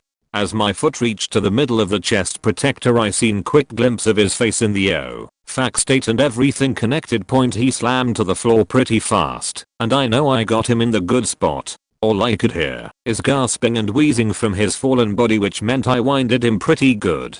After he regained some air, he blurted out, what the fuck was that? I told him that he made a great mistake of picking me as a sparring buddy. He clearly knows my strength now. I took a Taekwondo class. Only attended a couple of sessions before feeling like it was a waste of money. Not that the art is, just that my instructor had his head up his ass. He was a middle-aged white guy with a Fu Manchu. His underling takes me under his wing my first day to catch me up. I came into the class like a month late. Rest of the class was doing drills, but it looked like just a lot of running around the gym sideways. I'm not actually an expert or anything, but I'm a huge fucking guy. He was having me kick this pad he was holding. I was 15 at the time, 6 feet 2 and 280 pounds. I marched band in the summer and had only recently quit football, for which I did strength training every day, so I was still pretty beefy. I have always tried to watch what I do when horseplaying, or whatever, because suffice it to say, I really injured some kids before my dad gave me the great power comes with great responsibility speech. I'm just freakishly stronger than I realize. I don't know what's up. I can't bench much over 225. Can't squat sheet. Just freakishly strong point. So this kid is probably my age or a year older, but looks more the part. He's wiry and about a foot shorter than me. He can tell I'm holding back, and he keeps telling me, come on, give it all you got. I'm a professional. I'm a black belt. I'm trained to withstand blah blah blah. I eventually just decided to show him he was unprepared. I knew what was going to happen. He didn't. He wouldn't just let it be, so I did it. I kicked him into a wall. The walls were unfinished, no drywall, or he might have cracked it. He hit so hard. He landed right on some exposed 2x4s and sort of slid down, like you see in cartoons. Then he got up and said, that was, but, wow, you're strong. Tell you what, just go do drills with the rest of class. I'm gonna sit for a while. I do competitive long drives for golf and hit the ball farther than most people on earth. I still play a lot of normal golf. Anywho, me and my buddy get paired up /another twosome by the starter. While putting and waiting on our tee time, these two are talking about how far one of them hits the ball. We get to the tee, and they start walking to the men's tee. I'll let them tee off. They make a comment on the bomb one of them just hit. Then me and my buddy walk back to the tips. My buddy tees off first with a driver, and rolls it past their balls from the tee box behind them. I pull my 3-wood. One of the guys makes a comment about me not hitting my driver. I tell him I don't want to hit it in the water. He tells me the water is 370 yards from the tips. I'll let him know that I was aware of that and hit my shot. Flew everyone else's tee ball and rolled about 20 yards from the water. They seemed pretty emasculated after that, but it turns into some pretty good conversation when playing with new people, and they'll start calling me for money games and tournaments. I used to be top 500 in StarCraft 2, and I have won some online matches for $500 to $1,000 point. When I went to college, some of my neighbors were bragging about how they beat these plat diamond players with some crazy strategies. So they invited me to the StarCraft 2 club and I pretended to be a lowly silver. I don't like to brag too much. Everyone there were decent, gold, plat, diamond, some masters. So they decided to challenge me. I play Protoss and Terran. When I just keep beating them with 9 minutes double immortal warp prism drops.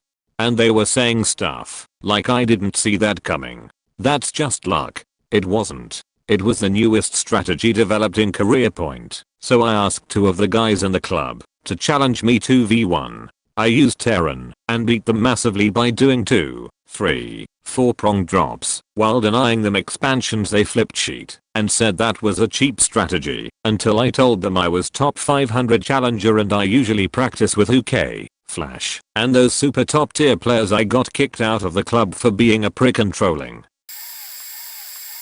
Golden E point. No one would play with me after a while because it wasn't fun for them anymore. But most of the people I played didn't even know how to faking strafe. And I couldn't explain it to them either. I would try. They didn't get the mechanics of it. Ended up looking at the ceiling. Drove me nuts. Just walk sideways, dumbass. I would gracefully glide around the tiny maps. I knew where every spawn point, armor pickup, RCP-90, rocket launcher and 9mm SMG were located, because to me those were the only faking weapons that mattered. People could barely get a weapon up before I was on them, firing. We couldn't even play one-shot kills if they wanted a half-decent chance, and I was permabanned from using Oddjob because it was just game faking over. 4 people playing, and 3 could barely even spawn before dying. I just went from point to point to point over and over and over, and it wasn't like I was running a circuit. I would take different routes every time. I almost never died. I played that game hundreds of hours, I don't know how many times I had saved that stupid sprite of Natalia and wanted to motorboat Xenia's polygons, although this hasn't translated into modern gaming for me. GoldenEye was slow paced for a FPS. Modern games are frenetic, and I just get fragged instantly, unless I take a retail in or two. JK. Blacklight Retribution really kicks my ass in particular. I had this video game business where you played at the store, very popular in my country. My friend and I used play quite a lot when the business wasn't that full, so one day I'm sitting playing some GoldenEye and this kid that was new to the business starts saying, "Dude, you suck." I did suck. I was playing PvE when all I always played was PvP, so he starts ranting about how he's the best and unbeatable. Got a PvP and nobody has ever beaten him, blah blah blah. So I say, "You wanna put some money on it?" He goes, "I'll put anything on it." I say, "Let's just make it 20. He agrees. My friend just smiles and brings over another controller. We agree on a best out of 5. I beat the shit out of him. Out of 3 games he only killed me twice, and it was 10 kills to win each game. He just stays quiet with his mouth open. I point to the back to a picture of me with a note, "Beat me on GoldenEye or 1080 snowboarding and get a full week of playing for free." I never took the kid's money, but it showed him a lesson on bragging. We had several signs of beat us and win a free week. My friend was also very good at GoldenEye and my friend's sister was unbeatable at Diddy Kong Racing. I have been playing Magic the Gathering since 1995. I played competitively in high school. I got pretty serious, but when I had to make the call between going for pro and getting a real job, I went for the real job. Several of my friends, on the other hand, went pro and actually made a career of it. Regrets the path not taken. I did keep up my skills though, and went on to make new groups of Magic friends throughout my life. About a year ago, one of my friends brought some noobs to play in our group. We hit it off socially, and I went easy on them. At the time, I had stopped making decks that made the game unfun by winning/controlling in less than 5 turns, and just went for weird idea kinds of decks. My decks were always strange, but good. I routinely would end 4 to 6 player games around turn 10. The noobs insisted that I come and play with their Magic group, but did not mention my skill level to their other friends. I watched them play a couple of short games and questioned some of their card choices. This may have angered their frail teenage egos. They got pretty mouthy and all grabbed their best decks for another game, but with every 1 point they got me in on a 6-player free-for-all, and after hearing a request for a nice long game to show me how it's done, I brought out my deck consisting of 42 lands and 18 other cards. To the layman, sounds really sheety. It was slow for the first 5 turns or so. I wanted to see what they were playing with, so I chose not to play aggressively. I took a couple of pokes from their early creatures, but I used my experience in multiplayer diplomacy to get them to fight each other, so I could keep ramping up my lands. Their decks turned out to be dragons, some kind of wizard deck, vampires, green fatty and Izzet. My deck is extremely versatile and repeats cards a lot, so searched and got a perfect combo ready for this setup. I put out a false prophet, exiles all creatures when it dies, and sat defensively, while all the other players tried to decide who would attack me and cause the apocalypse. I played into their fears to buy some more turns. It really did not take long before I had everything I needed to sack and res my false prophet. They had no chance in hell after that. Exile all creatures went on repeat, and I started creating swarms of disposable dudes to finish them off. They all considered quitting the game for losing horribly to the land deck. I simply pulled out another nicknamed the pink deck and asked if they wanted to play another TLDR. Stomped some cocky noobs with a silly land deck.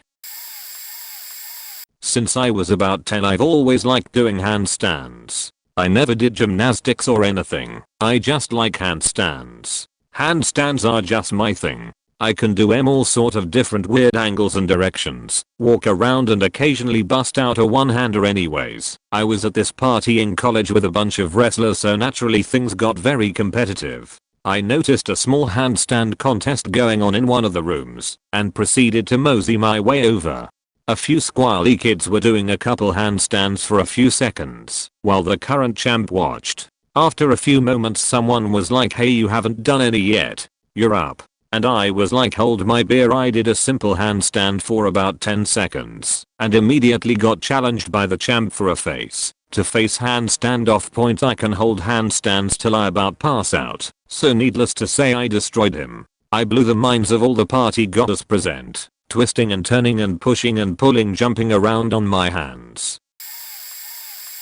Sophomore year of college, we lived in a 7-person, 2-level suite. My roommate from freshman year and I shared a 2-person bedroom. One of the other guys brought his N64 and, I think, Ken Griffey Jr. baseball. He used to talk up how he kicked so much ass at that game, and how he had won the season with the Orioles multiple times, and how he could beat anyone he played against. Well, finally one day, my roommate sat down to play against him. He'd played the game before, but I don't know how you determine if he was an expert. Braggy McBrag ended up raging the whole time, getting super pissed off, yelling, how can you do that?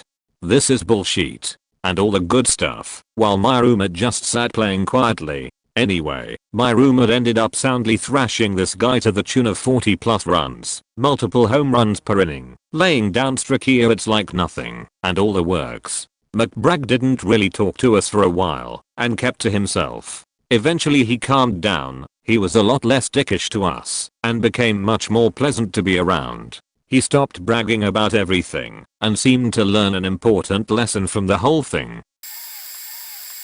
I'm a game designer, and spent about 15 years building and developing CCGS. One time while I was at a store that was running a tournament for one of my games, the two asked me to join the tourney that happens occasionally and can be a fun for both myself and the players. I had to borrow a deck, but I jump in. In the second or third round, I'm playing against a guy I didn't know, and he plays a card wrong. I tell him he's wrong, and how the card really works, and he starts disagreeing with me, and won't let up about how he knows how the card works. This goes for a minute or two while a couple extra people, who I know, start watching the game/discussion point. After about a minute of disagreement, he drops this bomb on me. Look, I know how the card works. The lead designer, me, said on the forums that it works this way. I can hear the people behind me trying not to laugh, so I decide to just run with it and let him play the card the wrong way. I end up winning the game anyway, and as I stand up to walk away, I tell the people watching that they can tell him who I am. Now, good times. Okay, so I'm not a physicist art pool playing paper writer like most of you point, but I'm really good at Big Buck Hunter, this arcade game where you shoot male animals, and if you shoot the females you lose. They have in this restaurant I eat at maybe once a week at work, and I'll play just for fun. I started slow, and then began to destroy everyone I'd play. I hold most of the high scores on the machine, and I only play once or twice a month, sometimes less. Some people came to visit from another work site and were mucking about with it, trying to shoot some and teasing each other. One dude saw me watching and was like, hey, want to try? I'll go easy. I was like, oh for sure, K thanks. And my friends were just watching because they know how arbitrarily good I'm at this stupid game. I maximum out my shots on the first round. The first dude didn't get a single animal. I demolished the bonus round. By then his dudes were like, whoa, let me try. I went through 7 of these guys before their spirits were sufficiently broken, before I pointed out that the high scores at the beginning of the level for Lisbeth Blues was me. And then we were done. A few years later I ran into one of them and didn't recognize him. It wasn't till a day into hanging out that he was like, Sheet son, you're the chick who played Big Buck Hunter. Made me pretty happy. I'm a fairly good War Machine player. It's a tabletop game played with miniatures set in a steampunk plus magic setting. I had just moved to a new area with a small player base. I was coming from a very competitive meter, and my former shop won national titles at conventions nearly every year. I was playing a game with a new player, and intentionally not taking the moves that would lead to a swift victory. Instead I was trying to make openings for him to make good plays and overall making a great narrative of the game. A few other guys came over and watched the game. They kept mumbling and whispering whenever one of us did something they thought was a mistake. I ended up winning the game in the end, but it was close, like I'd intended, and the kid was happy and encouraged with how well he'd done. They trash talked both of us, so I asked if one of them would like to play. I switched a few things in my army from the everyday list I was playing to my tournament list. The ex-army player who trash talked the loudest accepted the challenge.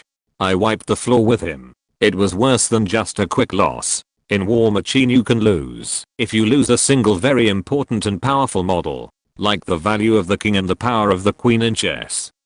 I didn't just kill that model. I removed every model he had from the table while taking minimal losses. I will say that the dice gods loved me that day and helped. The look on the faces of the other guys was priceless. TLDR intentionally made mistakes while playing with a new player to make a fun game. Got trash talked by guy. Kicked guys as in a match.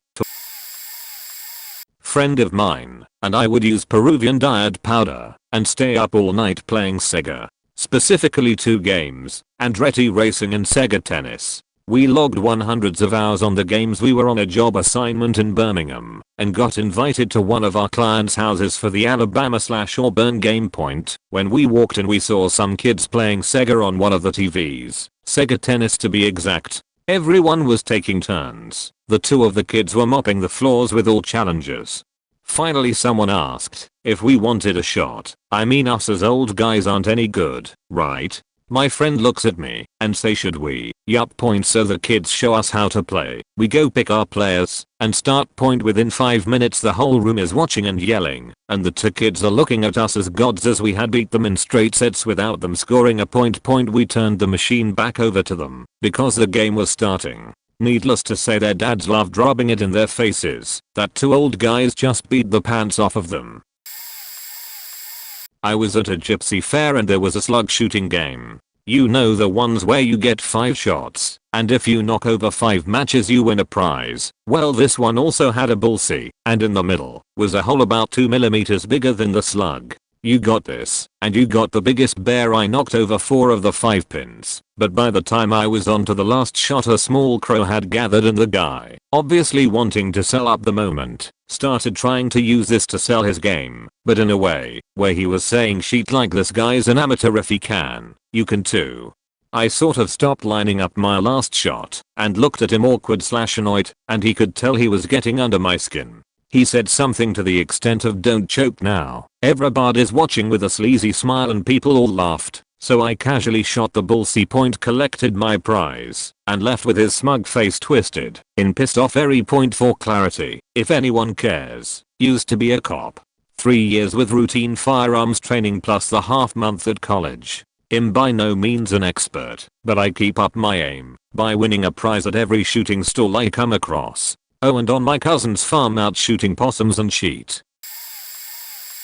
I used to work at this bar in Orlando as a doorman and bouncer. I checked IDs and every once in a while asked guys to leave and call cabs for really drunk girls. We don't really have door guys exude a bouncer image. We try to be friendly as our patrons usually behave well. I'm an average sized Asian dude, so most non-Asians look at me and think I'm cute. I also happen to have this childlike smile which I use a lot, a few times a year. Some dummers will try me. I've fought dudes who swung at me, and one time kicked out a group of 3 that jumped me, usually in full view of patrons, because we're a tiny bar. Even though I try to move the volatile situation outside, so that we aren't inside, if stuff does go down. It's satisfying but terrifying at the same time, as the only backup is whoever is behind the bar that day. And no thanks, patrons, I appreciate the help, but it's better for the bar if you stay out of it, unless I'm getting stabbed to death or something. I've gotten everything from "we're gonna go get our gun" to "I'll see you next time," so I guess it's a bit of people challenging me at something I'm an expert at. I was a college kickboxing instructor and amateur MMA and kickboxing competitor, as well as having several black belts in different styles. During a 10-year period of my life I had a pair of nunchucks in my apartment. Whenever I felt bored I would pick them up and twirl away. It got to the point where I could maintain a constant note of whooshing airflow due to the speed of the spinning sticks. This was while alternating grips, hands, etc. I never really thought too much about how quick I was until a friend pointed out that what I could do made Bruce Lee look like an amateur. I laughed it off, but was secretly pleased, of course. Fast forward a decade. I'm grown up now, visiting distant family when my sister's son, about 14 years old, shows me League of Legends on his computer. I spot a pair of nunchucks hanging on the wall and ask him about it. He takes them down and proceeds to show me how to use them. He was very basic in his moves, but looked quite proud. He then hands them to me and says, "You try." I start out very slow, matching his fastest tempo. Then I work up the speed and start adding in more and more moves. After a while I start getting back into the old rhythm and get longer and longer stretches of airflow washing. He just looks at me with his mouth open for a while. Then he says, "What? How did you learn that?" I tell him. He says, "How long did you practice?" 10 years, I say. And just like that I become his favorite uncle. Thanks Bruce Lee. I was at a house party many years ago, and the host/house owner was kind of a loudmouth braggart. Turns out homie just got a new drum set for his birthday, and he was making sure everyone at the party knew what an awesome drummer he was. Well, eventually my turn came up, and he wanted to show me his drum set. I was a little buzzed, so I decided to fuck with him a little bit. I told him I'd never played before, but wanted to learn. Truth, been playing for 15 plus years. He was all, "Oh, yeah, I can show you how to play," cause it fed his ego. So he showed me where to sit, how to hold the sticks, and then I gave my best first time playing act. Drop the sticks, sounds like shit. He gave me a few pointers, and then I decided to lay it on him. Said, "I think I'm getting it." Played a simple beat. Asked him what that cymbal did. Said it was loud. Then I proceeded to do a big show. Single foot blasting, polyrhythms, complicated fills. Mouths gaping. Dude did not mention the drums at again the rest of the night.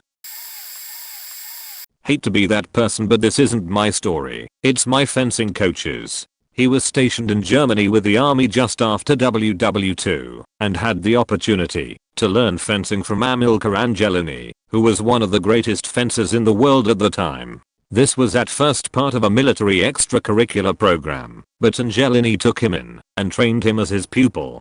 A bit later, my coach is traveling from his host family's house back to the army base and hears that there's a fencing club in the nearby town. Itching to get some practice, he shows up to a club full of wealthy decorated fencers. They all laugh at the monkey, who came to play with swords, because he's a black American. Some of these men had never seen a black person before, and couldn't fathom that my coach could fence. My coach offers to fence the maestro of the club, who obliged. My coach beat him, and the master offered a second bout. Well, 3 bouts later my coach has won 4 times. Fortunately for my coach, the maestro was a good sport about it and treated everyone in the club to drinks at a local inn. Everyone drank beer with cognac as a chaser. My coach then biked home 12 miles, but blacked out the minute he turned on his bike to leave the inn.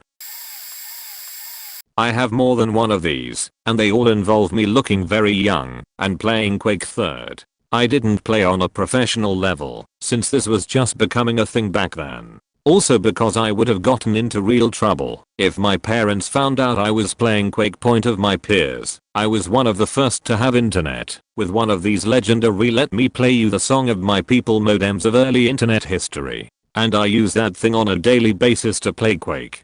The ping wasn't the best, as you could have guessed, and this was part of the reason I didn't realize that I was quite good at the game. Around comes the first public LAN party I ever went to. Oh, the nostalgia. I had to get written permission from my parents to attend, and was probably one of the youngest people there. So in the course of the weekend there were some small tournaments, then the big Quake 1v1 tournament is about to start. I go to the guy responsible for the sign-up and tell him I want to play. He looks at me and says, "Aren't you a little bit too young for this game? You could have played Lego at home." This are most certainly not his exact words, but I still remember the Lego part with a burning passion. I keep my cool and tell him I just want to try, which is sort of the truth, since I didn't really know how good I was. The guy in question was himself enrolling at the tournament, and I think it was a sign of God, but I was paired up against him in the second round. Well, to that day I never had the opportunity to play the game without lag. I wiped the floor with the guy. I remember him screaming, "That's impossible, that faking kid has the red armor again. What is he doing counting the time till it respawns?" Yes, I kinda did, because we played my map and I just knew when to move where. Ended up 3rd place winning a mouse. Parents wondered where I got my new mouse. Told them I won a flight simulator competition. They still believe that to this day. So PSSST. I was raised by my grandparents until I was in my mid-teens. My grandparents played pinochle competitive for decades. I have been playing since I was 5. Not an expert, but I have beat professionals here and there.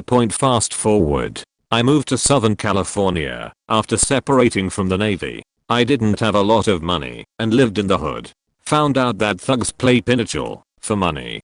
They take this cheat very seriously. Anyways, I told myself probably not a great idea to tell them I play or did/can. Came home from work one Friday and a couple of my neighborhood thugs yell at me to come drink with them. I take them up on their offer. I was working a lot lately and could use free booze. They get me inside and hand me a beer. I see they have got a pinochle cash game going. One of the homies asked if I want to play. Nah, I'm good, I tell them. They harass me some more, but eventually leave me be. Couple hours pass and I have put down my fair share of booze. I was sailor. The homies see this as a great opportunity to take advantage of my inebriated state. They keep egging me on. I give in. Well, I took everybody to the house. My neighborhood was mostly Hispanic gangs. Now I'm in this house drunk. I don't know anyone except one of my thug neighbors, and I have taken a little under $1,000 from these guys. But these awesome thugs didn't do shit to me.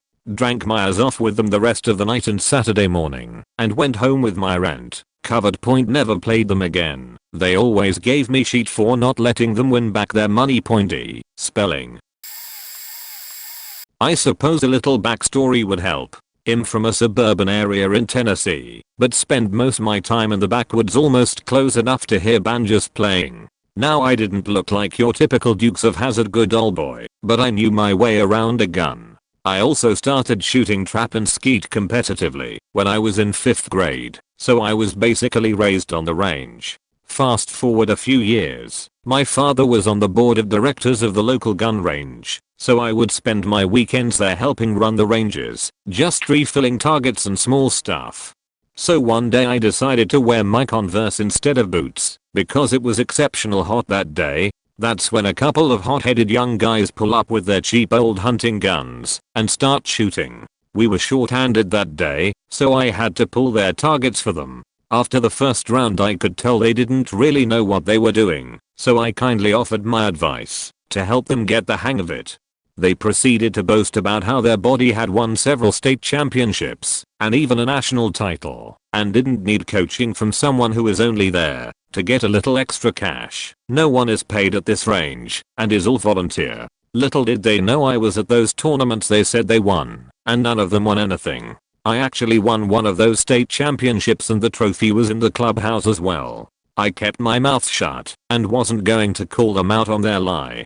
I just let them keep shooting. After another round they started talking more shit and trying to make it personal. At this point I was getting rather tired of their ignorance. Finally they decided to make a bet that their best shot could beat me and the loser had to pay for the other's ammo and rounds for the rest of the day. I agreed. Apparently they thought I would go to a range without bringing a gun. They offered me one to use. I declined and went to get my custom competition shotgun that I have more money invested into than my truck.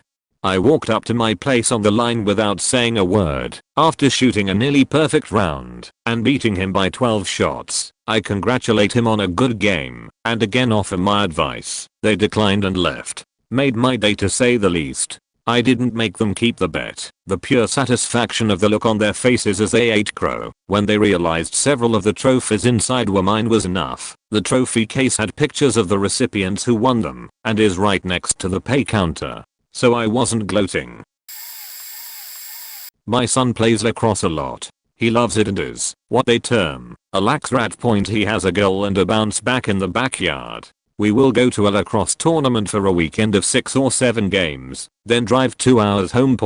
As soon as we are home, he will go straight in the backyard to shoot on goal and play catch against the bounce back for an hour or 2. A couple of years ago he was messing around with a group his friends at the local elementary school. Playing lacrosse of course. He had one friend, let's call him Skip, who is very braggadocios and a chronic one-up player. You did something? Skip did it better for longer and spent more money doing it. Skip sees a small hole in the little kids playground equipment jungle gym. He calls out, "I'm going to throw a ball through there." Skip get about 10 feet away and bounces it off the surrounding plastic. My son walks up without a word and throws it right through. Skip can't believe it. Lucky. He accuses my son, takes 2 steps back and throws it right through again. "Oh man, you are so lucky. I can't believe it. That was pure luck," yells Skip. My son takes 2 more steps back and throws it right through. Skip starts to sputter. My son takes 2 more steps back and throws it right through. Now all the boys are yelling, "Oh man, Skip is turning red." My son takes 2 more steps back and misses, and the ball hits a bench behind the jungle gym and bounces backwards right through the hole. The boys all freak out like. Not an expert, but trained boxing as a kid, kickboxing and jiu-jitsu as an adult. I also just look like your average middle-aged guy. I don't hang out in bars, but some friends asked me to meet them at 1 before we went to an event together. I got there a little early and was sitting at the bar by myself, just drinking water. A drunk on the other side of the U-shaped bar starts heckling me, trying to get a rise out of I just kind of shrug it off, and he just tries harder, while his friends ask him to leave it be.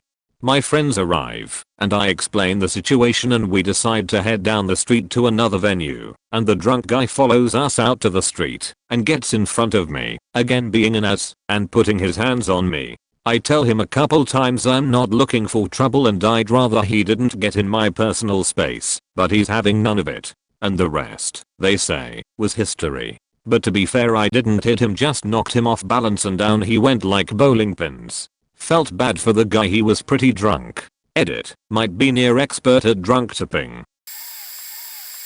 I perfected the card game bullshit. You arrange your cards so they are matching and in order, then figure out which cards you will need on your turns. These cards are your good cards. All of your other cards are bad, and you want to get rid of them. Play normally until there are enough cards in the pile to give you any missing sequences needed for your turns. Call bullshit on every hand until you get the cards you need, and then start your endgame. Winning bullshit. Put your good cards down on the pile along with a couple extra bad cards under them. If someone tries to call bullshit, there is a really good chance they won't realize you put down 7 cards and only declared 4 queens. After enough rounds of this, you have only good cards left in your hand, and people start to realize you are winning. By the time your hand is small enough that everyone is panicking, you have only the good cards left needed to win. They will get angry and potentially try to call you on every hand, but you made your winning moves long before, and they are too late. Was in a fraternity as a sophomore year of college. Bunch of new freshmen come in and were way into video games. Most of us engineers, go figure, and they are playing Counter-Strike, and some of them think they are pretty hot shit because they are #1 and 2 ranked in a pub server. They decide a couple of them could take on any amount of players in the house to play against on any map at any time. I was never the best professional player in the world, but I was a pretty damn good one, and the skill difference between professional versus public is huge.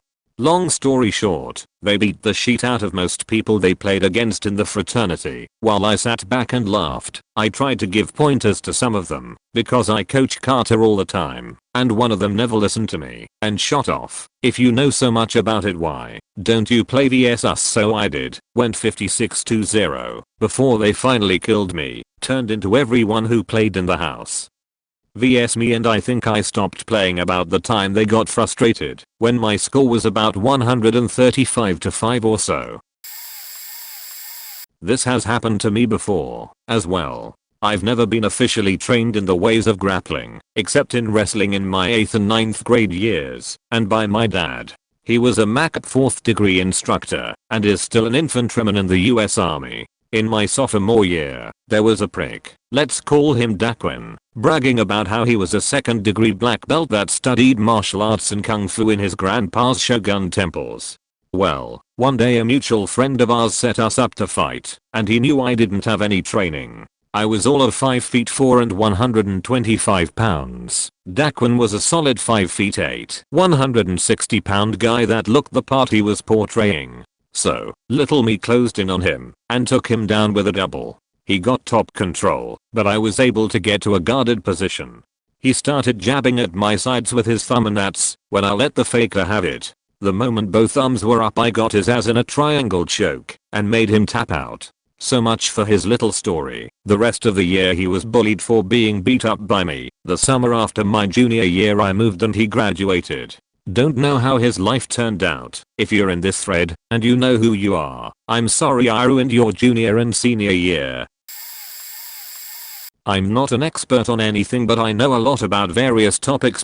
Here are things I overhear at work and people call me nosy, but I have no choice but to make things my business when it's blatantly ignorant. Cow Walker, did you know dolphins are more intelligent than people? Me? Oh, seriously, Cow Walker, I looked it up. They have more molecules than humans do. Me? What? Cow Walker, they have more molecules in their brains.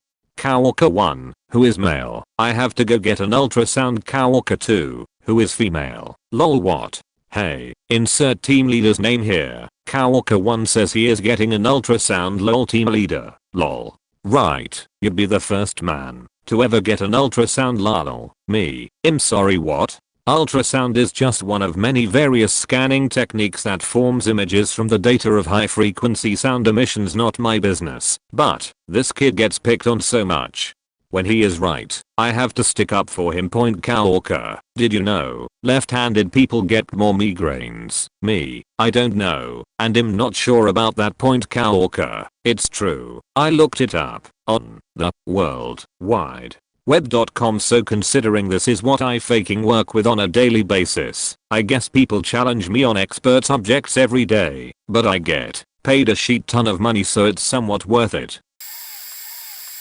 I'm mainly writing this just for self-gratification, as I'm sure this will be buried. While at a church campout, a guy was being a bit of a dick, sparring with Shin, bamboo training sword. He was laughing and talking crap to people who obviously knew little of weapons or martial arts, as the venue was not related to either. This irked me. After watching this guy act like Lord Butthole of the Sphincter clan for a while, I finally hid my threshold. As I rose from my comfy camp chair, my wife says flatly, just don't hurt him. After Lord Butthole injures a kid, I step up and face him.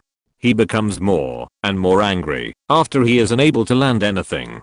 2 minutes later, my wife is chiding me over the crumpled mass of Lord Butthole, adding insult to injury by saying I told you not to hurt him. To which I reply he shouldn't have blocked with his nuts. Unfortunately for him, I'm a huge nerd and have fought professionally in armor and practically live in my scat armor and fenced nationally. We have not been on another church campout with that group.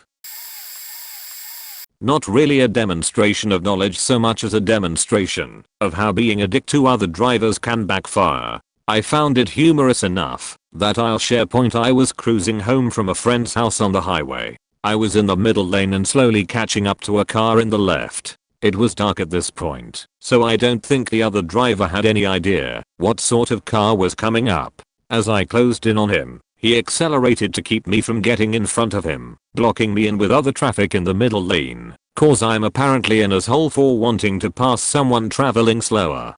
I pull in behind him, and we both passed the traffic in the middle lane. Naturally he didn't move over, and I wasn't going to play nice this time. I downshifted, nailed it, and pulled into the middle lane. By the time I was next to him, I was coasting by at 30+ miles per hour faster than he was. I was done accelerating, and he had no choice but to observe. I have no idea if he even tried to accelerate, but it wouldn't have mattered. His V6 Mustang didn't stand a chance against the 900+ bhp Toyota Supra that was now silently coasting by. All I could do was shake my head and ask, how'd that work out for you, dick?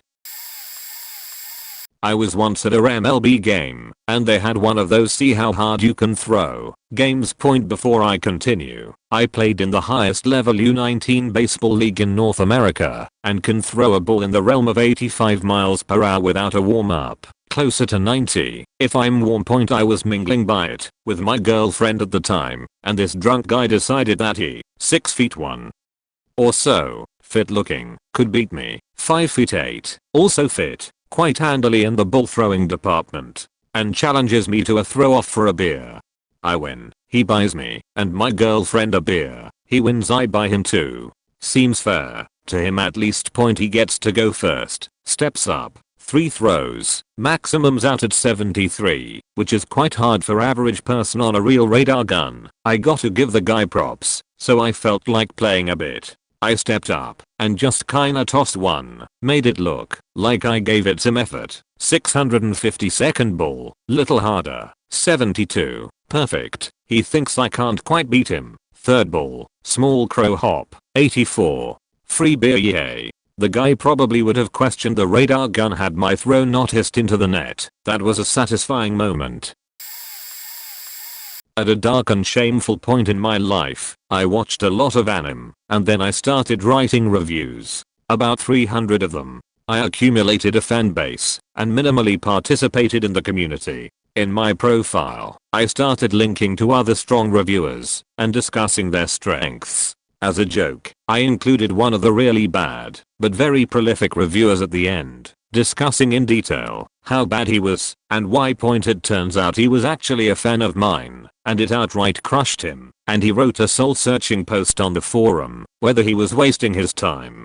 I didn't see it, but I was told the consensus was that I had some strong points, but I was being a mean bully. He wrote me a letter, asking for advice. I wrote him back a real honest critique, and how he could improve. He took it hard, and called me an elitist and a racist who didn't understand what it was like to be writing in a second language, and called me out on the forums, and he posted my response to him on the forums, and people said it was totally unfair for him to be judged on the same criteria as me, and the travails of being a minority. He was Thai.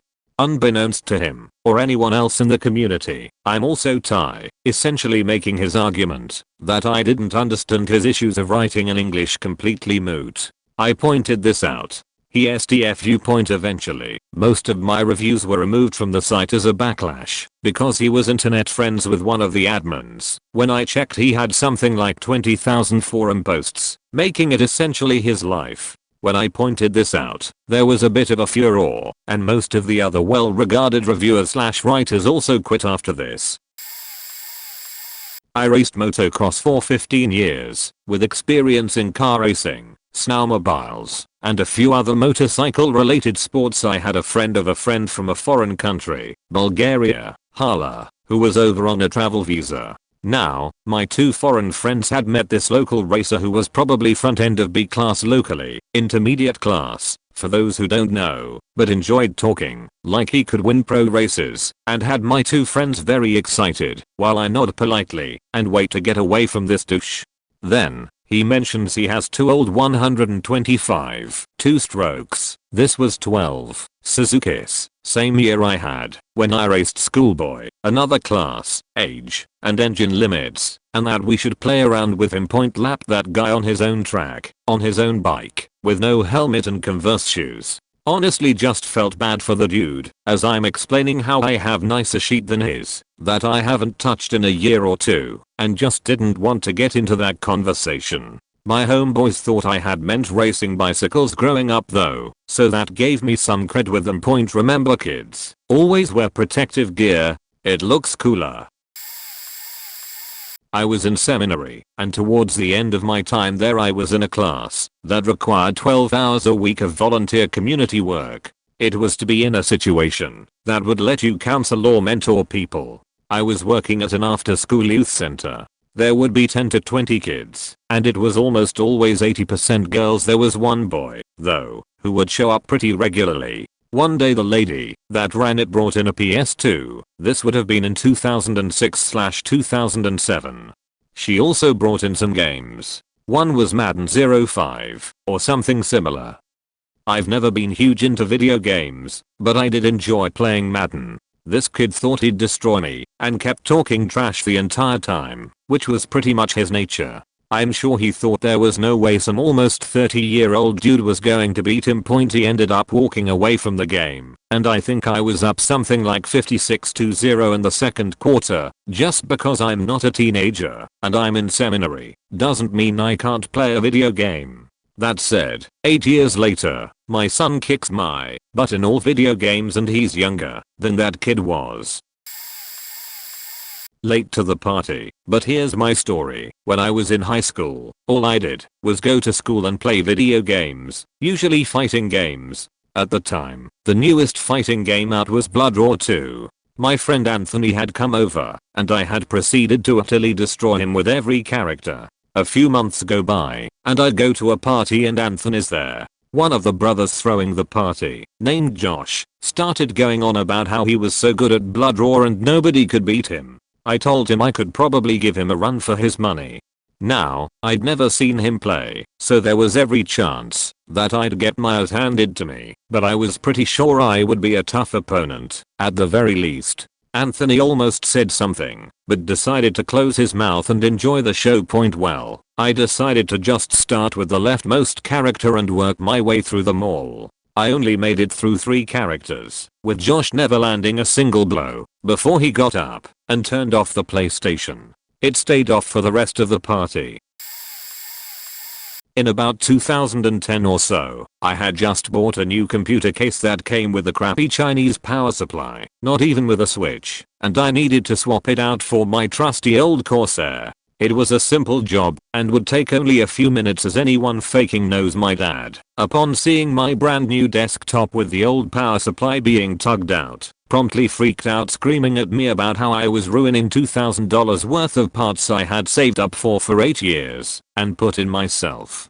I put it back in the case. He claimed to have bought these parts himself. He didn't, and went on a huge rampage, because obviously stupid women know nothing of computers and he's a big druggy mechanic who knows everything.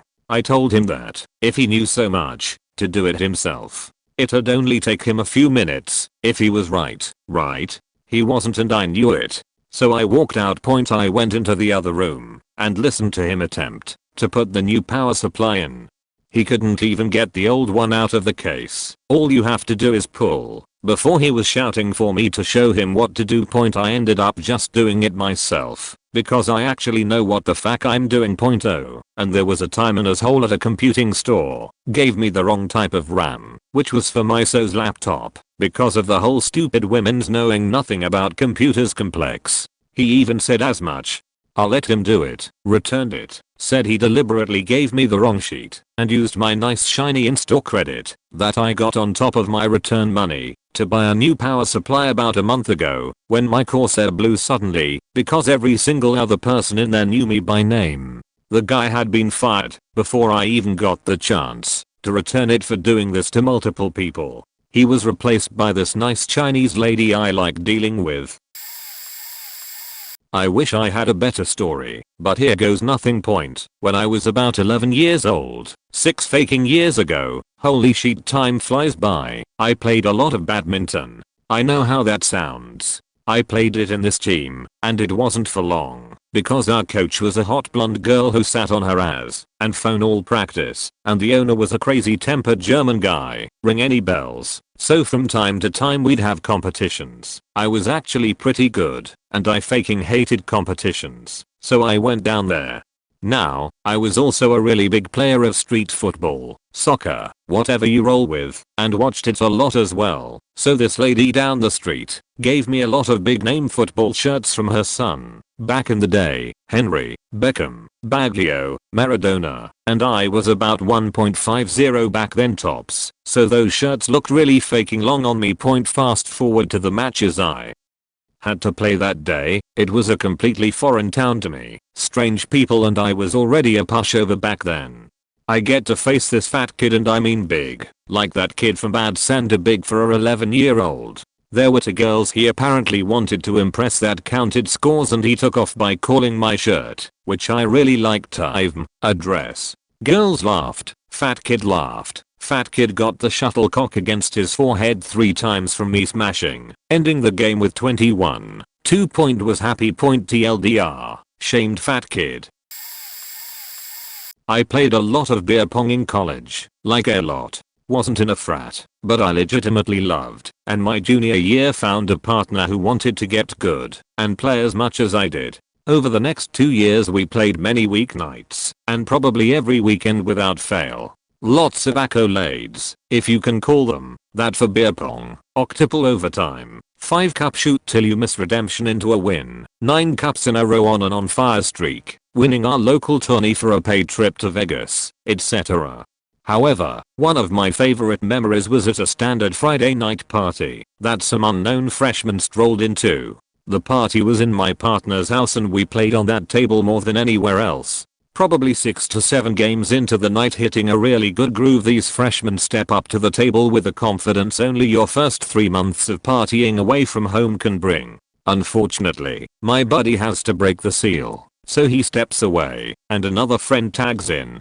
The freshmen seem optimistic about the substitution. In quick succession we hit a bring back. I make my second shot for heating up. They miss. I make on fire. Partner makes a shot. I shoot again and game over. Entire game takes maybe 3 minutes. I feel bad having only allowed them one turn and tell them to stay on the table as my real partner returns from his piss break.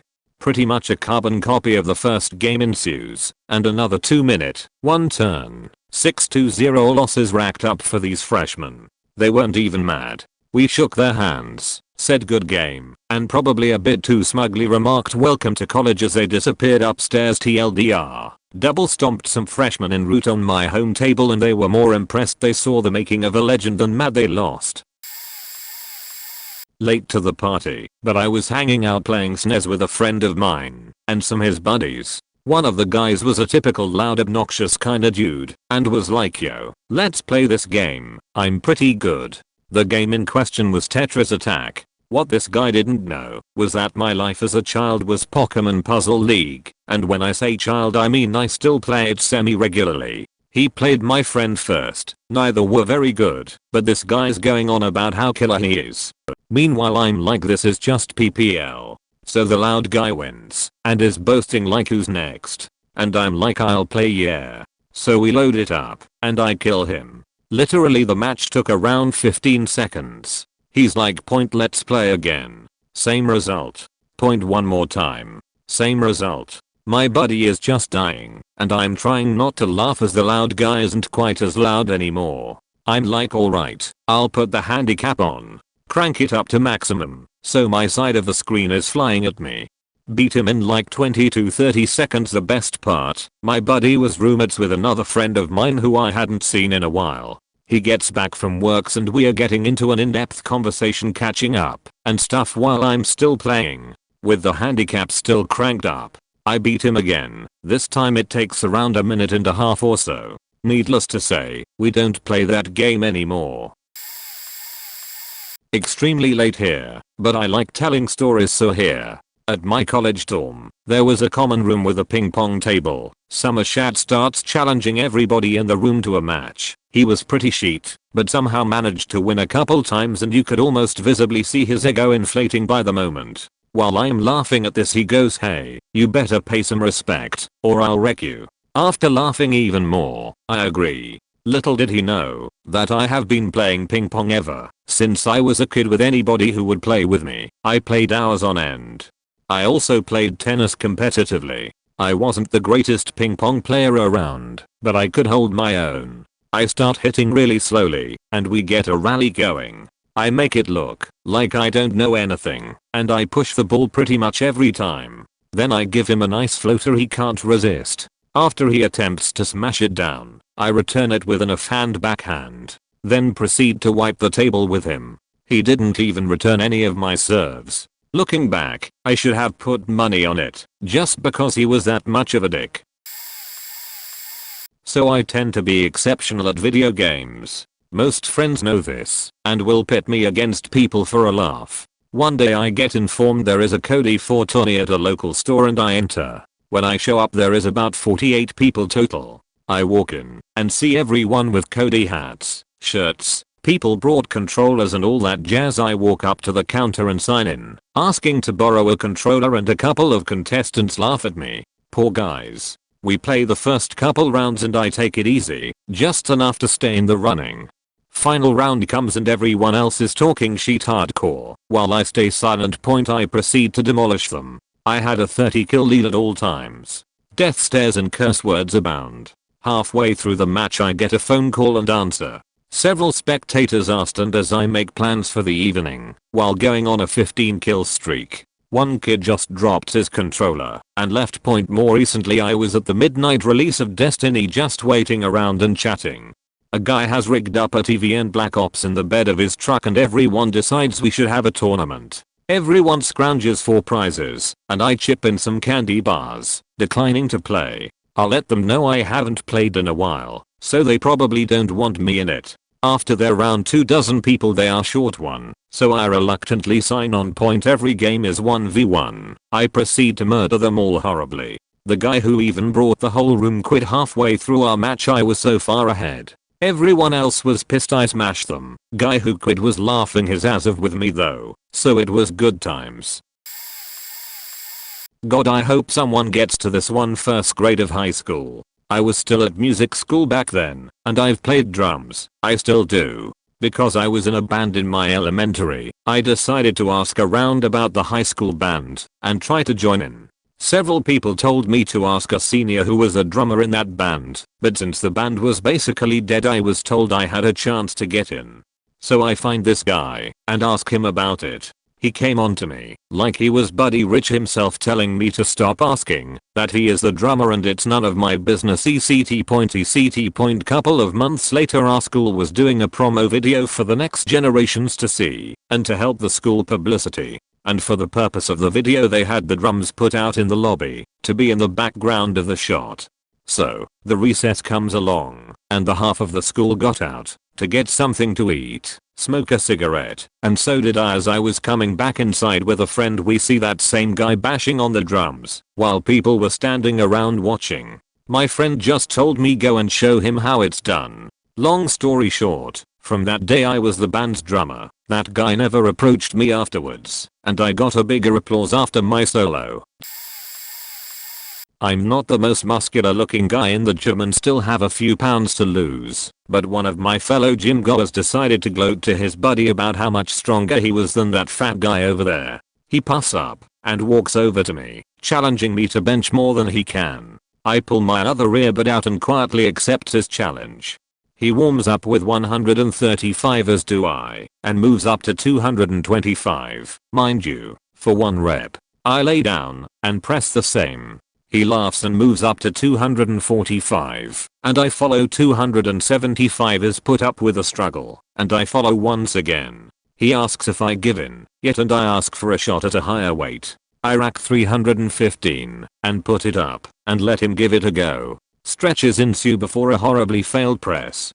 He tries again and gets it up without going halfway down to his chest. I've never seen a more snide smirk in my life. Point I rack 405, press it for my rep, and make room for him to try. His blank stare turns to telling me how my form was off and that it wasn't a proper bench. It's okay, I state. If you would like to work out together in the future I might be able to help you out.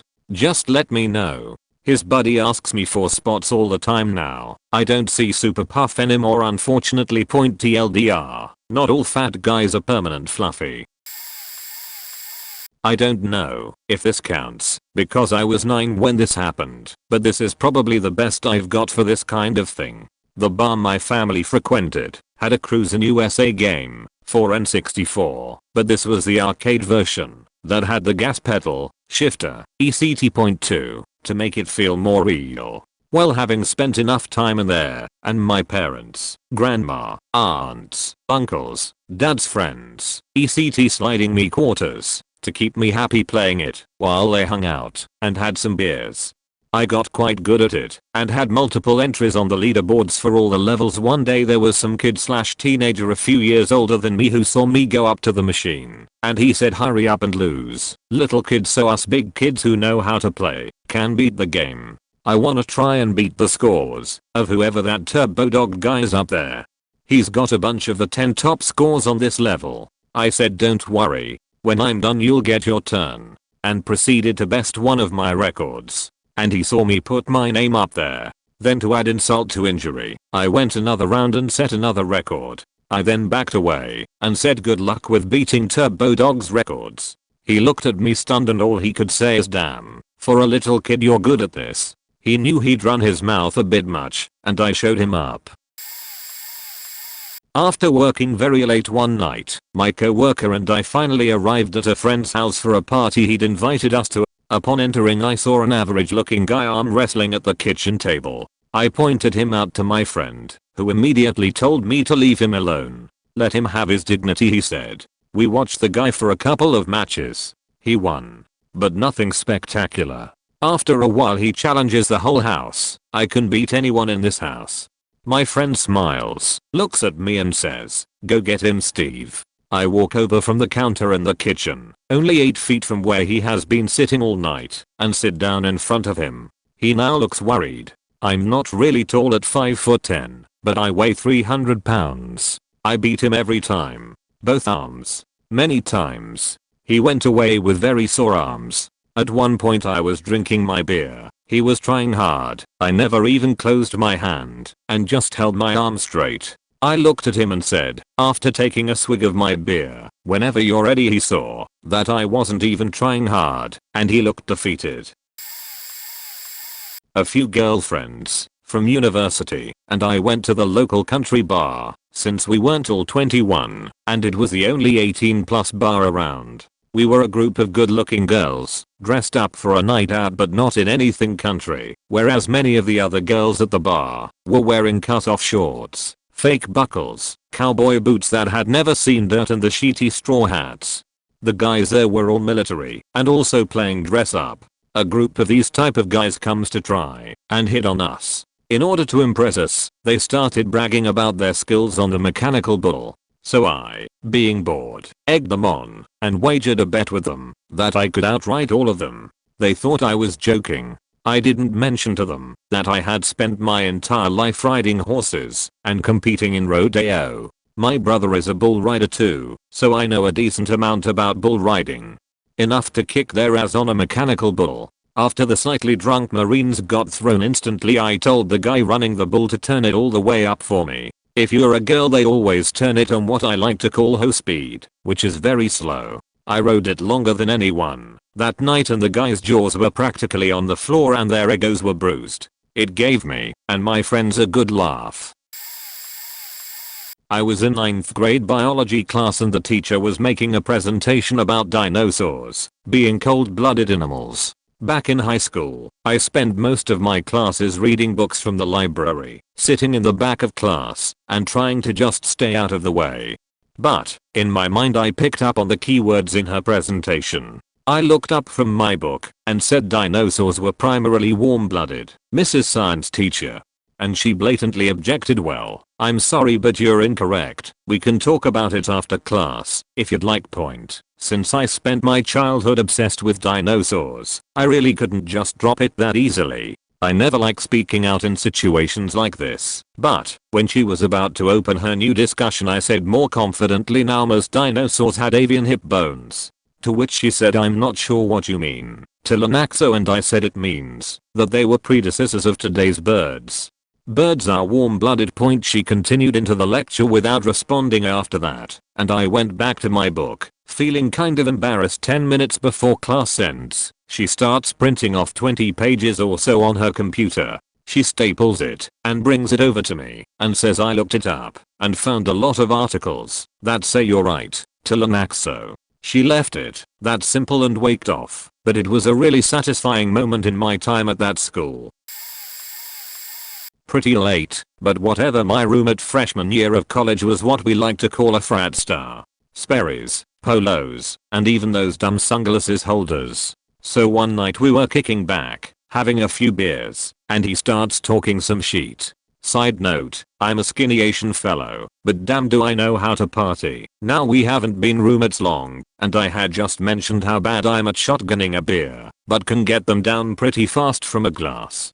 Of course, this is not enough for him, and he has to prove that he can beat me in a chugging contest with him shotgunning and me going out of a pint glass. I look at him dead in the eyes and say, "Whatever dude, just make sure you're ready before you call go. I don't want you blaming this on me cheating." I gave him a solid 1-1.5 seconds head start. Was able to pop another beer and pour it before he finished his. The girls we were hanging out with loved that one. So thanks man. I owe ya one. TLDR. Frat star roommate challenges me in my own home. Proceed to utterly wreck his sheet. If there is one thing I know how to do well, it's party. I've done Brazilian Jiu-Jitsu for around 3 to 4 years. This by no means makes me an expert, as there is always someone on the mat that can choke the life out of me or snap an arm, but I was better than the average person. I could do some choking and snapping of my own, and I was always eager to learn. So, while I was mainly a Brazilian Jiu-Jitsu guy, I would occasionally go to judo gyms to work on my throws/takedowns and grapple with people that have a different skill set.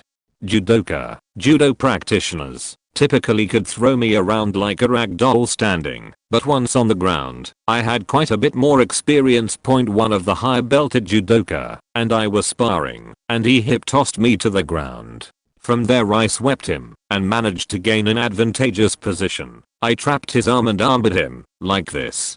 We kept sparring after I submitted him, and it went like that each time. He would throw me, I would submit him. This happened 6 to 7 times in 5 minutes. The difference was, every time I submitted the faker he looked visibly upset and proceeded to teach me how to do the submission better next time. He'd say my execution was lackluster and give me entirely inaccurate advice on how to fix it.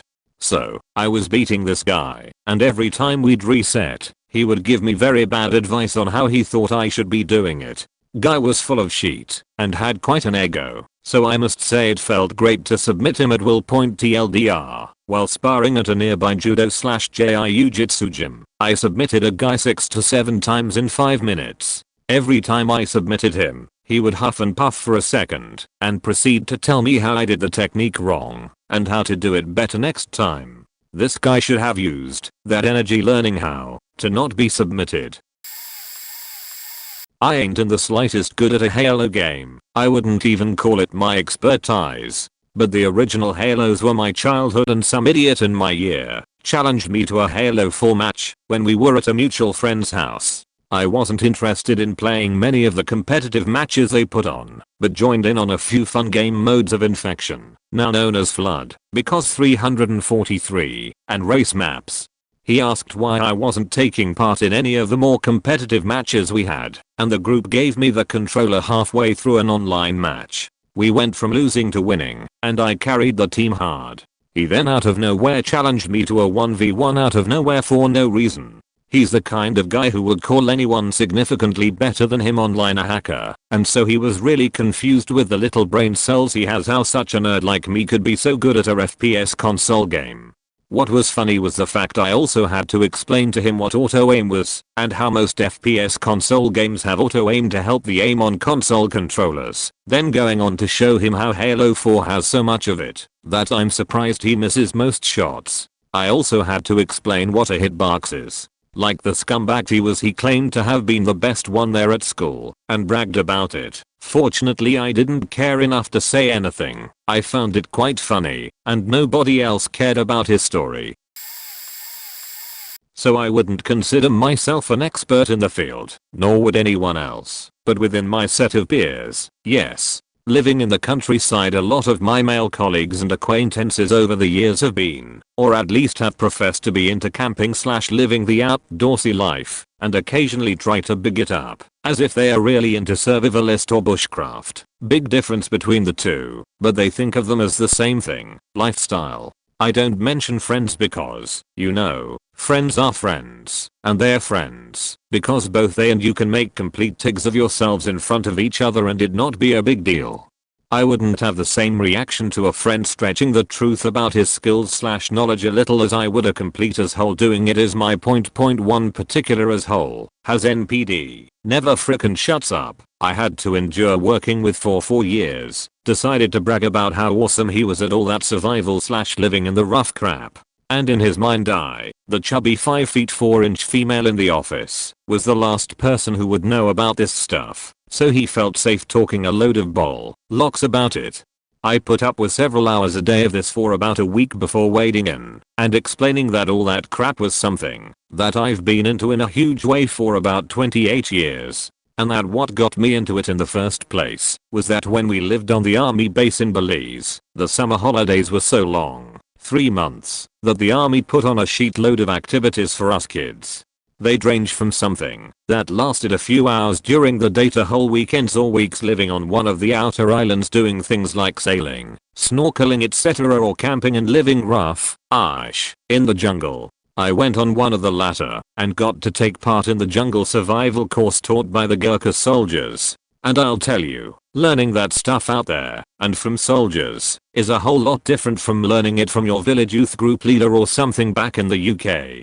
From that point forward, nothing interested me as much as survival in lots of different kinds of climates and environments, so I got to call him on all the tips he was giving everyone that were complete and utter bullshit. He blathered on and on about how finding shelter is the most important thing, but didn't even know that in survival terms shelter refers to a bed / something between you and the ground, not a roof over you. And when he didn't take that well and made some crass comments about me and him being in a survival situation, I got to tell him, if you were the last man on earth, I'd kill you and eat you. And I mean that. I used to help teach EMT classes and my favorite thing to do was go an hour early to the side class was being held and just sit. I loved to listen to the students who came in and how excited they were. It felt good to be reinfused with their enthusiasm. I was sitting in the hall of this one government building waiting for a basic EMT class to start, and this young man walks in dressed impeccable. He asks if this was so and such building, and I said yes. He then goes on to tell me tonight is the first night of his EMT class and how in 4 months he will be out helping and responding. I was happy to listen and let him go on about it. Feels good to see excited students as the instructor. I sat back and drank my coffee and he now has a small crowd talking and I hear it's really just so I can take the test. I already know what I need to know. My ears perked up. He continues, basically classes like this are a formality when you have an IQ like mine. I let it go and didn't say a word. Now at this time I was a paramedic for almost 20 years in the busiest EMS system in the world, but this kid is going on and on about how smart and ready he is. The guy from the building unlocked the room and everyone walked in, so I just sat. I walked in at 7 right on time and told them who I was. All the color washed from this young man's face and he began to sweat. I went on my usual speech about the class and let everyone know this was a fresh start and class grades would be based on hard work and skill, nothing more nothing less. He did end up failing the practical portion and having to retest, but as far as I know he is a EMT responding to calls and saving lives. Halo, and I mean originals box Halo. I mean 8-man 4v4 team set up on 2 TVS, 2's boxes, and really long system link cable point. Anyway, it was the big thing back then, and these nerdy kids I was friends with used to tell me how they played all the time, and how amazing they were, and how they beat everyone else, and blah blah blah. So they challenged me and my buddies to a money match. Best of 3, or whatever, which turned to best of 5, then 7, and so on and so forth as we annihilated these dudes. I'm talking non-stop sniper headshots on Blood Gulch, zoom pistol on a John Hangem high, endless rockets on Beaver Creek, and even one very well timed, very well placed bunker to middle of level sidewinder rocket. It was sheer beauty. We even let them win one round halfway through to give them hope, and then ripped it from their hands in the games following. There was no headsets back then or online, but you could hear their cries of disbelief and defeat through the house. Seriously, it was a long system link cable. Anyway, they left with their heads low, their pockets lighter, and a vow to never play us again. In the mid 2000s I was challenged to a Battle.net game of StarCraft by a friend. He didn't know that I had been playing this game since the late 90s online and had mastered the art of the dropship firebot SVC massacre. Just before I was about to melt his economy and cripple him, I comms-zapped his base and saw that I was dealing with a noob. So instead of rushing and killing him, I made a tiny outpost base next to him and made a crappy medic plus marine army for him to kill. Meanwhile I massed BCs and rallied them to a hidden corner on the far side of the map. I filled my population cap and killed off all but 5 SCVs to make room for maximum BCs. Then I took to the skies and jammeted the ever-loving shit out of any target of importance in his base. Towers? Gone. HQ? Not anymore. Bunkers? They won't save you. My cloud of fully upgraded BCs melted his crappy Marine and Goliath army. Everything burned and I lost 0 troops. save for the sacrificial outpost at his entrance. It was a massacre point. I found out after that he'd been playing the computer and not other humans. Don't test me on SC1. That sheet was my life every day after school. At 15 I was a pool shark. Today I can't even sink a ball, but back then the pizza place across the street from our apartment was next to a tiny but rowdy biker bar. Since the bar didn't have a pool table, the guys spilled over into the pizza place. Plus, pizza. I was an awkward kid, and I would just get the pool table at around 4 and just screw around until someone wanted to play, and I'd offer to play against them. They always laughed and said yes, and they would always jokingly ask if I bet. I would tell them no, but I just got some birthday money and thought I could maybe beat them. Again, laughing, I'd let them convince me to try betting. I can't believe how many adults wanted to swindle a kid out of their birthday money, but I wouldn't play multiple rounds, just the first spar, and in the official game I'd rip them up on one and say I had to go home. Night after night it would add up until I was playing with $500 a night, walking home with $1,000. I tried playing with $1,000, but nobody would bite, and I just jumped on the way home. Most were really good sports, but $1,000 changes things in a lot of ways. By the end of summer I think I earned and wasted almost $10,000 on frivolous toys and nonsense. I wish I had learned to save that sheet. Soccer on a beach in Texas. I was at the beach with friends. We were all in high school. All of us were soccer players, good ones at that. It seems in this thread we have to clarify how much of an expert we are, so I'll say that our club team won state multiple times. In my junior year of high school we won the state title and were ranked the #1 team in the nation. Point onto the story. So at the beach a group of Hispanic guys were playing beach soccer. We were camped out near them most of the day and watched them try to form pickup games with anyone coming by. They played a few games, were rowdy, they won, no big deal, but they kept getting more and more cocky and really lacked in sportsmanship. If you live in southern US and play soccer you know that every Hispanic thinks they are a badass at the game. They're usually mediocre. Point their arrogance got annoying, so it was time to put these guys in their place. We approached them and said we'd play them. We only had 4 to their 6. We said it was fine and we'd play them with 4. They refused, saying it wouldn't be fair and wouldn't be fun. Fine, we obliged them and they agreed to play if we got one more player. We shouted out asking if anyone wanted to ring for us. A random passerby accepted. To our surprise the guy who accepted was a big black guy in his late 20s, dressed in the real nice casual wear black guys like to wear. Not at all beach attire, but he looked sharp in his pricey sneakers, expensive jeans, a bit too much jewelry, etc. He came and joined us. We made up quite the odd team with 4 preppy white kids and this well-dressed black guy. Start game. Turns out the black dude is also a badass at soccer. We played on the hard-packed sand, so it was like normal soccer. We ran circles around them, and 5 minutes into the game the Hispanic guys forfeited when we hit 8-0 in score. Laughs were had, and high fives and thanks were given to our ringer, who was great and scored multiple goals. He went on his way and we went back to chilling. Our opponents decided they were done for the day and left. It was a satisfying victory.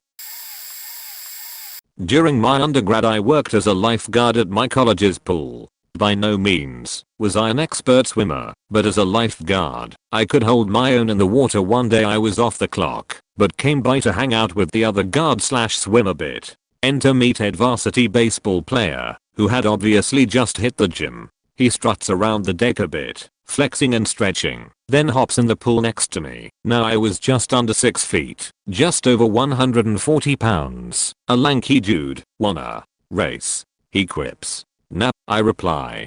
Come on, it'll be fun. Alright, but you have to let me use this kickboard, I say, as I hold it under my torso and mimic awkward turtle arms. It helps me stay afloat. Hey, whatever, chief. He was cocky. I grab the edge of the pool. Okay, you say go. So we line up. He yells Geo as he pushes himself off the wall and proceeds to swim awkwardly towards the other side. A second later, I launch off the wall, holding the kickboard in front of me, and proceed to kick my way right past him. I reach the other side and turn around in time to see a defeated look on his face as he grabs the side of the pool, out of breath. might get buried, but no biggie. I'm no expert by any means, but I studied literature in college, and I took a course reviewing the Bible as a piece of literature, rather than a biblical piece. I'm an officer in the army, and one of my sergeants was talking to me about school that he attends, a religious college in MN, and he was talking about how religion was a big part of his life. I'm not super positive in what I believe in, so we were having a friendly conversation on our beliefs, and how that affected our lives and training. Now, a specialist heard me and my non-commissioned officer talking about religion, and he sits down next to us and immediately states the world would be a better place if religion never existed. Now this threw us both off guard, as this wasn't the conversation we were having at all, but we both just kind of wanted to hear him talk. He simply stated every war ever fought was based on religion. We both kind of cringed at the E4S statement. So we brought up that WW2 can really be blamed on religion. He looked at us incredulously and said, how can killing millions of Jews not be religious? It took a long time to quell that. His biggest response was that, did you know that the Nazis went looking for the Holy Grail? Religion was huge with the Nazis. It was a really tense conversation. I didn't want to overstep my bounds as an officer by scolding this kid too much, but he actually started asking some of his private friends to come over and listen to the argument as well. He finally got flustered and said, I can't believe in any religion in where a dude was born from a virgin birth and where this same dude stated an eye for an eye, a tooth for a tooth. With that comment I actually got a little mad. I told him that was a Murabiz code, not the Bible, which he said was the same thing. Finally I asked him, I'm not sure where you're getting this information, in which he replied, I've read the Bible at least 3 times. I know what I'm talking about. I was more flabbergasted at the fact that, even while pulling quotes off the internet, he was reading all the quotes wrong. I didn't really prove anything to him other than the fact that he needed to do more research. I once witnessed my ex try to bullshit the wrong person. My ex was the biggest liar on the planet. He got into music producing, but he never actually produced anyone. He just had software and learned to do a few things. His best friend, however, was a very successful producer. My ex would sometimes help him do a few things, like lay a keyboard track for him, because he was better at keys. Other than that, he just hung out in the guy's studio constantly. He acted like a crazy girlfriend to his friend. If his friend didn't answer texts right away, he would just show up at his studio and be like, what's up, man? I texted you. He would often take credit for his friend's work. Like he would play a song that his friend had produced and be telling people that he produced it in his studio. Sometimes he would even claim to have done work on songs in front of his friend. His friend just let him say whatever because he knew one day he would start talking bullshit to the wrong person and get called out. The day it happened was the greatest day. We had both told him that he was going to end up embarrassing himself one day, and he would be like, but no one will want to work with me if they know that I haven't produced anyone. We tried to say that they'll probably think he's even more of a loser when they go to record in his mom's basement instead of this nice studio that he's talked about. He wouldn't listen. This guy was in town visiting his friend. He would always hang around when his friends' friends were around because he had to make sure he was the number one friend, and it was more people for him to talk shit to. His friend was playing this song that he had recently finished mixing, and the guy that was visiting made a comment about how good it sounded. My ex spoke up and was like, yeah, I laid the keys and wrote the second verse. The guy just stared at him like he was a moron for a minute, and then finally said, you do realize that I'm this guy's drummer, right? I had to run out of the room to laugh. None of us speak to him anymore.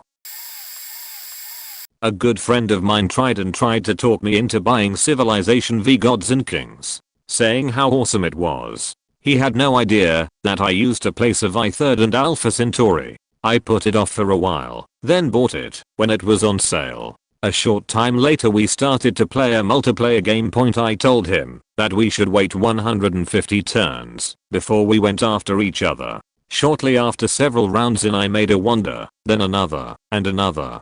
He was getting a little pissed and could not figure out how I was making them so fast. Around turn 125, he thought he would try and be sneaky. He declared war and tried to send in some troops to overtake a city of mine. That did not turn out so well for him. Even though I was battling 3 AIs, I knew he was planning something like this and was prepared.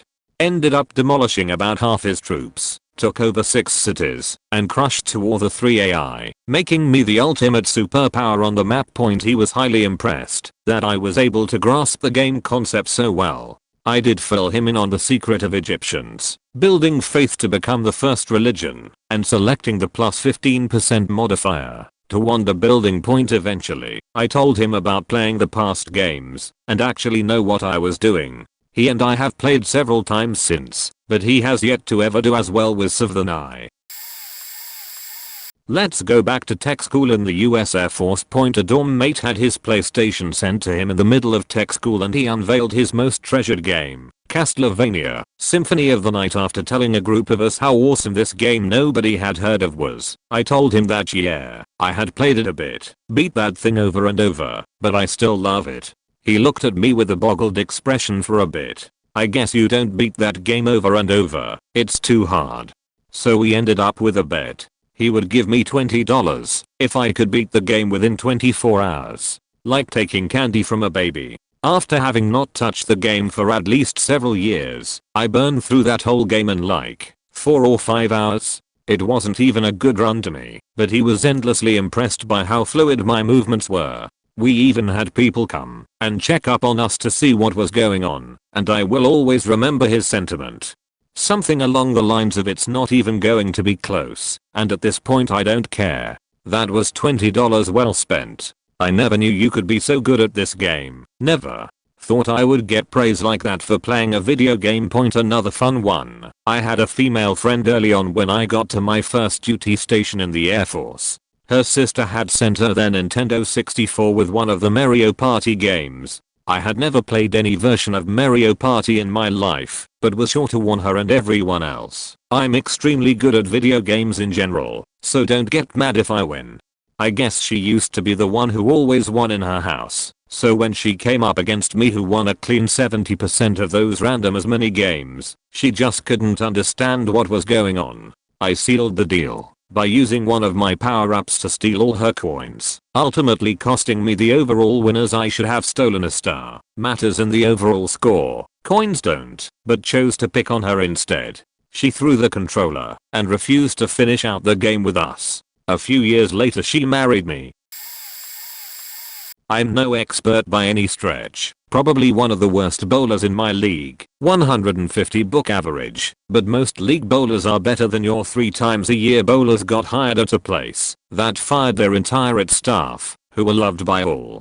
So myself and the 4 other newbies were loathed, because we were the reason they were gone. I had nothing to do with it, and didn't know the story until about a week after started. A couple people eventually warmed up to me, and I was invited to the company bowling tournament. As it always happens, a bowler on a team didn't show up, and I got asked to bowl, which is when I went and got my ball, which just so happened to be in my car. Bowled 7 straight strikes in frames 2, 9, freaking open first frame. So to them, I was a bowling god. I thought it would make matters worse, but it actually made matters better. A lot more people gave me a chance, got to know me, and became friends. Got myself quite a few free beers from the other teammates too. We won the tournament. This is going to get buried, but I'll post it anyway. I'm a bartender at my family's restaurant. Obviously there are an occasional scuffles. A little background. I'm 5 feet 6 inches, 155 pounds, 30 yo. I don't look like I can do shit. Humble, fairly tame. I have studied, what the fuck, Taekwondo for 22 years, operated a school of over 250 PPL for 10 years, BJJ for 6 years, Hapkido, traditional and combat, for a combined 15 years, boxing for 4 years, grappling for maybe 2 years, blah blah blah. I've been around the block. Some Ashat and his Ashat friends come walking in, 4, all around 6 feet. 200 lbs plus, starting problems, obviously drunk and being a real pains in the ass with women, and starting shit with men. After they get a beer, I politely tell them that we are not a place of business for rowdy people. I have no problem serving you fellows, but if it's a fight you are looking for, you have come to the wrong place. Clearly he nor his friends appreciated this. They murmured something and sat down. About a half hour later I step outside to have a smoke and they are up broing each other with what they are capable of. Here is where I come in. One of them remarks that they could send the little bartender Akami into next week with one punch. I chuckle and think nothing of it. As I go to walk inside I stop by their table and clear some empty beers off the table. One of them is already double fisting, and apparently I threw out his second backup beer that was sitting on the table. It was warm and was there from before they arrived. He starts bitching about how I owe everyone around because blah blah blah blah, I'm a piece of shit and whatever. As I turn around to walk inside, I see him in the reflection of the window, making rather aggressive movements towards me while my back is turned. I duck and spin around, and he hits the wall with his fist, looks at me, and I see the rage begin. He charges at me, and I give him one of these. He drops. One of his boys come in swinging, and I put him into a modified armbar, knee him in the chest and push him out of the way. By this time, the other two guys are just have this baffled expression on their faces. They pick up their buddies and start walking away. I told them that I would pay for their beers and that they should watch who they decide to start shit with. I pick up my cigarette, take one last drag, and walk inside. TLDR studied 4 years in various martial arts. D-bags wanted to start sheet, ending up eating it. Edit spelling, grammar. In college we had a Halo 2 tournament, and I was by no means a top player, but definitely played enough to be better than 9900ths people that I come across. The tournament was Dorm Wing vs Dorm Wing and Dorm vs Dorm. It was being hosted at a different dorm, so some players got to play in their room while connected to the network, while others had to play in the public space. My teammates were the types of players who probably had their first experience with a first-person shooter at college, so they couldn't tell you what button it is to reload or jump. So obviously we lost point, but just by playing a few of the teams I knew that they were all pretty average. One guy was extremely cocky, lots of testosterone, definitely on a football scholarship. He was strolling around bragging about how he was the best on campus at Halo because his team of 4 experienced players won, saying he'd play anybody for money. I chimed in saying that I was interested. He then said, care to make it interesting? So we made a $20 bet. 1v1 lockout. He goes to his room and I stay in the public area. Game started out with him running and grabbing the sniper and trying to control top mid. I go on top of British Rail 3 and start to pick him off. He drops down and runs for the sword, grabs it and returns back to the sniper tower. Now he wasn't terrible by any means, but he was more of a body shot sniper than headshot. So when I would peek he could sometimes get a body shot on me. He continued to camp sniper tower. I decided to go stealthy. He had a pattern on where he watched, and when I knew he went from looking top mid to lift and then down to elbow and bottom mid, I snuck into sniper 1 right after he went back up to check top mid. As he rotated down to check elbow and bottom mid, I assassinate him, take his sniper and drop the sword off the map. The rest isn't even funny. I destroyed him. He would spawn, and I would have him sniped down, or British Rail him down, before he even got a shot on me. He did get a few kills on me. Grenades are pretty powerful after all, but it wasn't even close. Once the game was said and done, he had his roommate bring out my $20. This New Year's we were visiting friend in another state. This couple we visited consists of an attractive girl and her boyfriend, let's call him Jeff, who is going to theater school. While handsome, Jeff looks like an average guy that prefers to play video games and spend free time in the library. Fast forward to 2 AM and everyone is drunk, and we are still in a club. 3 military dudes walk up next to him. These guys were looking for trouble from the beginning of the night. One pretends to stretch and rubs the back of his hand against Jeff's girlfriend's stomach, working his way up. Jeff, with the smoothness of a ninja, grabs the guy's arm with one hand and twists it not too hard, but enough to maintain control of the army dude and control and advances. His friends started getting loud, and while they hadn't made it physical, they were about to when Jeff takes control of the situation verbally. They were getting pissed and asking what his problem was when clearly they were the aggressors. He calmly says, "You boys are military, right? Army, I'd guess. Just so you know, I was Army as well. 12th Infantry, or something." Smiles. Their faces went from anger to fear. They apologized, shook his hand, and told him they respected him. Apparently his unit was well known for brutality once they lose control. It was out of a movie. The best thing is that you would never know this about him. We have known him for years. He speak about his time in the military, unless you directly ask. Very humble guy, but I'm sure many in the military can relate. You bet yours I asked him what he would have done had that gone bad, and he calmly explained with the strategy of a badman how that guy would have had a broken arm quickly, then used him as a tool to separate the other two based on how they were standing. The other two would be slightly impaired with the breaking of the arm, screaming friend enough to give him the split second required to gain an advantage on one of the other two. After that he would have counted on those with him to keep it fair. So awesome edits. So, the way my personality and looks combine makes me fit into people's view of a business major. As such, they assume I'm not much for physics or the like. Point: I remember a kid trying to be impressing to a girl I'd just met a few days before. She was an exchange student. He was a physics major and had a class with her. We meet by chance in the physics building and she introduces us.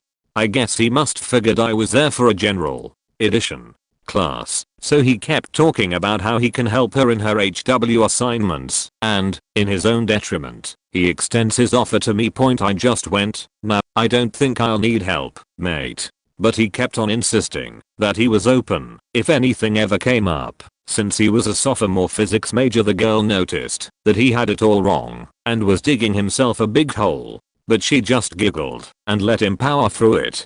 So I ask her if she wants some coffee since she's done with class and we can discuss what she liked about it. The dude just came on saying, "I don't think you'll find talk and momentum interesting, man." I had it with a wispy, idiotically overproud, nerdy kid thinking he knew it all point. So I went, "Well, I think I ought to, you know. I'm a cosmology student. These grad school slots aren't easy to get. But I'll ask for help if my computer doesn't work and I feel too lazy to calculate a basic orbit. Maybe you'll get it right."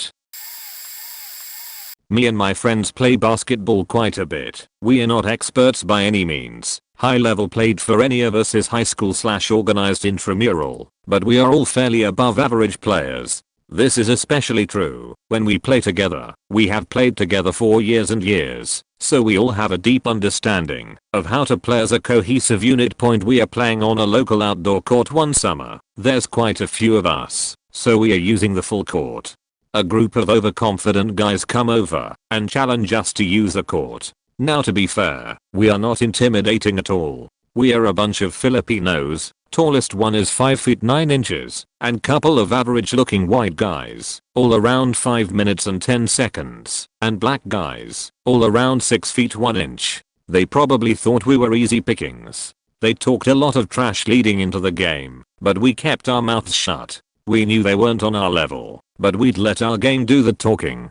We annihilated these guys. We played them twice, and they only scored 3 points total. The first game we blew them out 15-2, so they said rematch. The next game we won 15-1. On the final, Clay, one of their guys, drove towards the rim and tried to lay it in. Our guy swatted it all the way to half court. Another one of our guys was already waiting there cause he knew what was going to happen. Point: as our teammate laid in the wide open game winner, the guy who blocked it was in the middle of a giant chest bump celly with another teammate. They collected their gear and left quietly soon afterwards. I'm a rather skinny looking nerdy guy, so a lot of people automatically assume I know nothing about men things such as cars, military stuff and so on. Little do they know I have a passion towards history, and military history in particular. Anyway, one time I had a conversation with some guys at a party, and we started talking about guns and stuff. One guy asked, "Hey guys, which do you think is the best handgun in the world?" Everyone said, "Well, the biggest Desert Eagle, of course. It's the best thing ever. Will kill everything with one shot," and so on.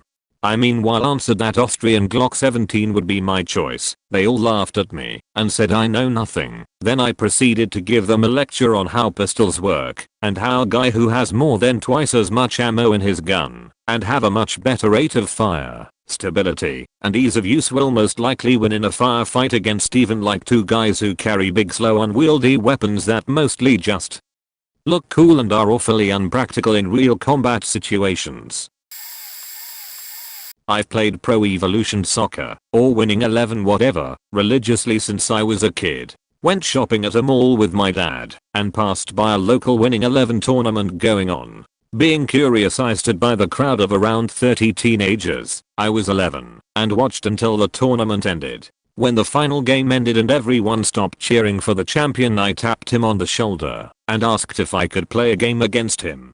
The guy looked at me and shrugged. Sure kid, you pick first. I'll go easy on you. At that time in my life I've never played against another person before, but I could beat the computer with ease on the hardest difficulty. Judging from what I've seen of him, he was semi-pro FIFA level at best. I picked something not too up like Uruguay, and this little bussy picked Brazil. This was like 2002/2003 when Brazil was strong as fuck. Going easy on me, Myers bro. How wonderful was it to hear the sound of his fanboys dwindle as each goal went into the back of his net. By the time it was 5-2-0, the only sound I could hear was the fans in the game and the commentator each time I scored. But no, I didn't stop there. I was here to hammer this guy's ego to the ground. I was faking ruthless. I made Ronaldo and Ronaldinho look worse than Emile Heskey and Anderson. When the game ended at 14-0, I smiled and said, "Good game, man. Thanks for going easy on me," and left them all with my dad. That was the only time my dad ever told me he was proud of me.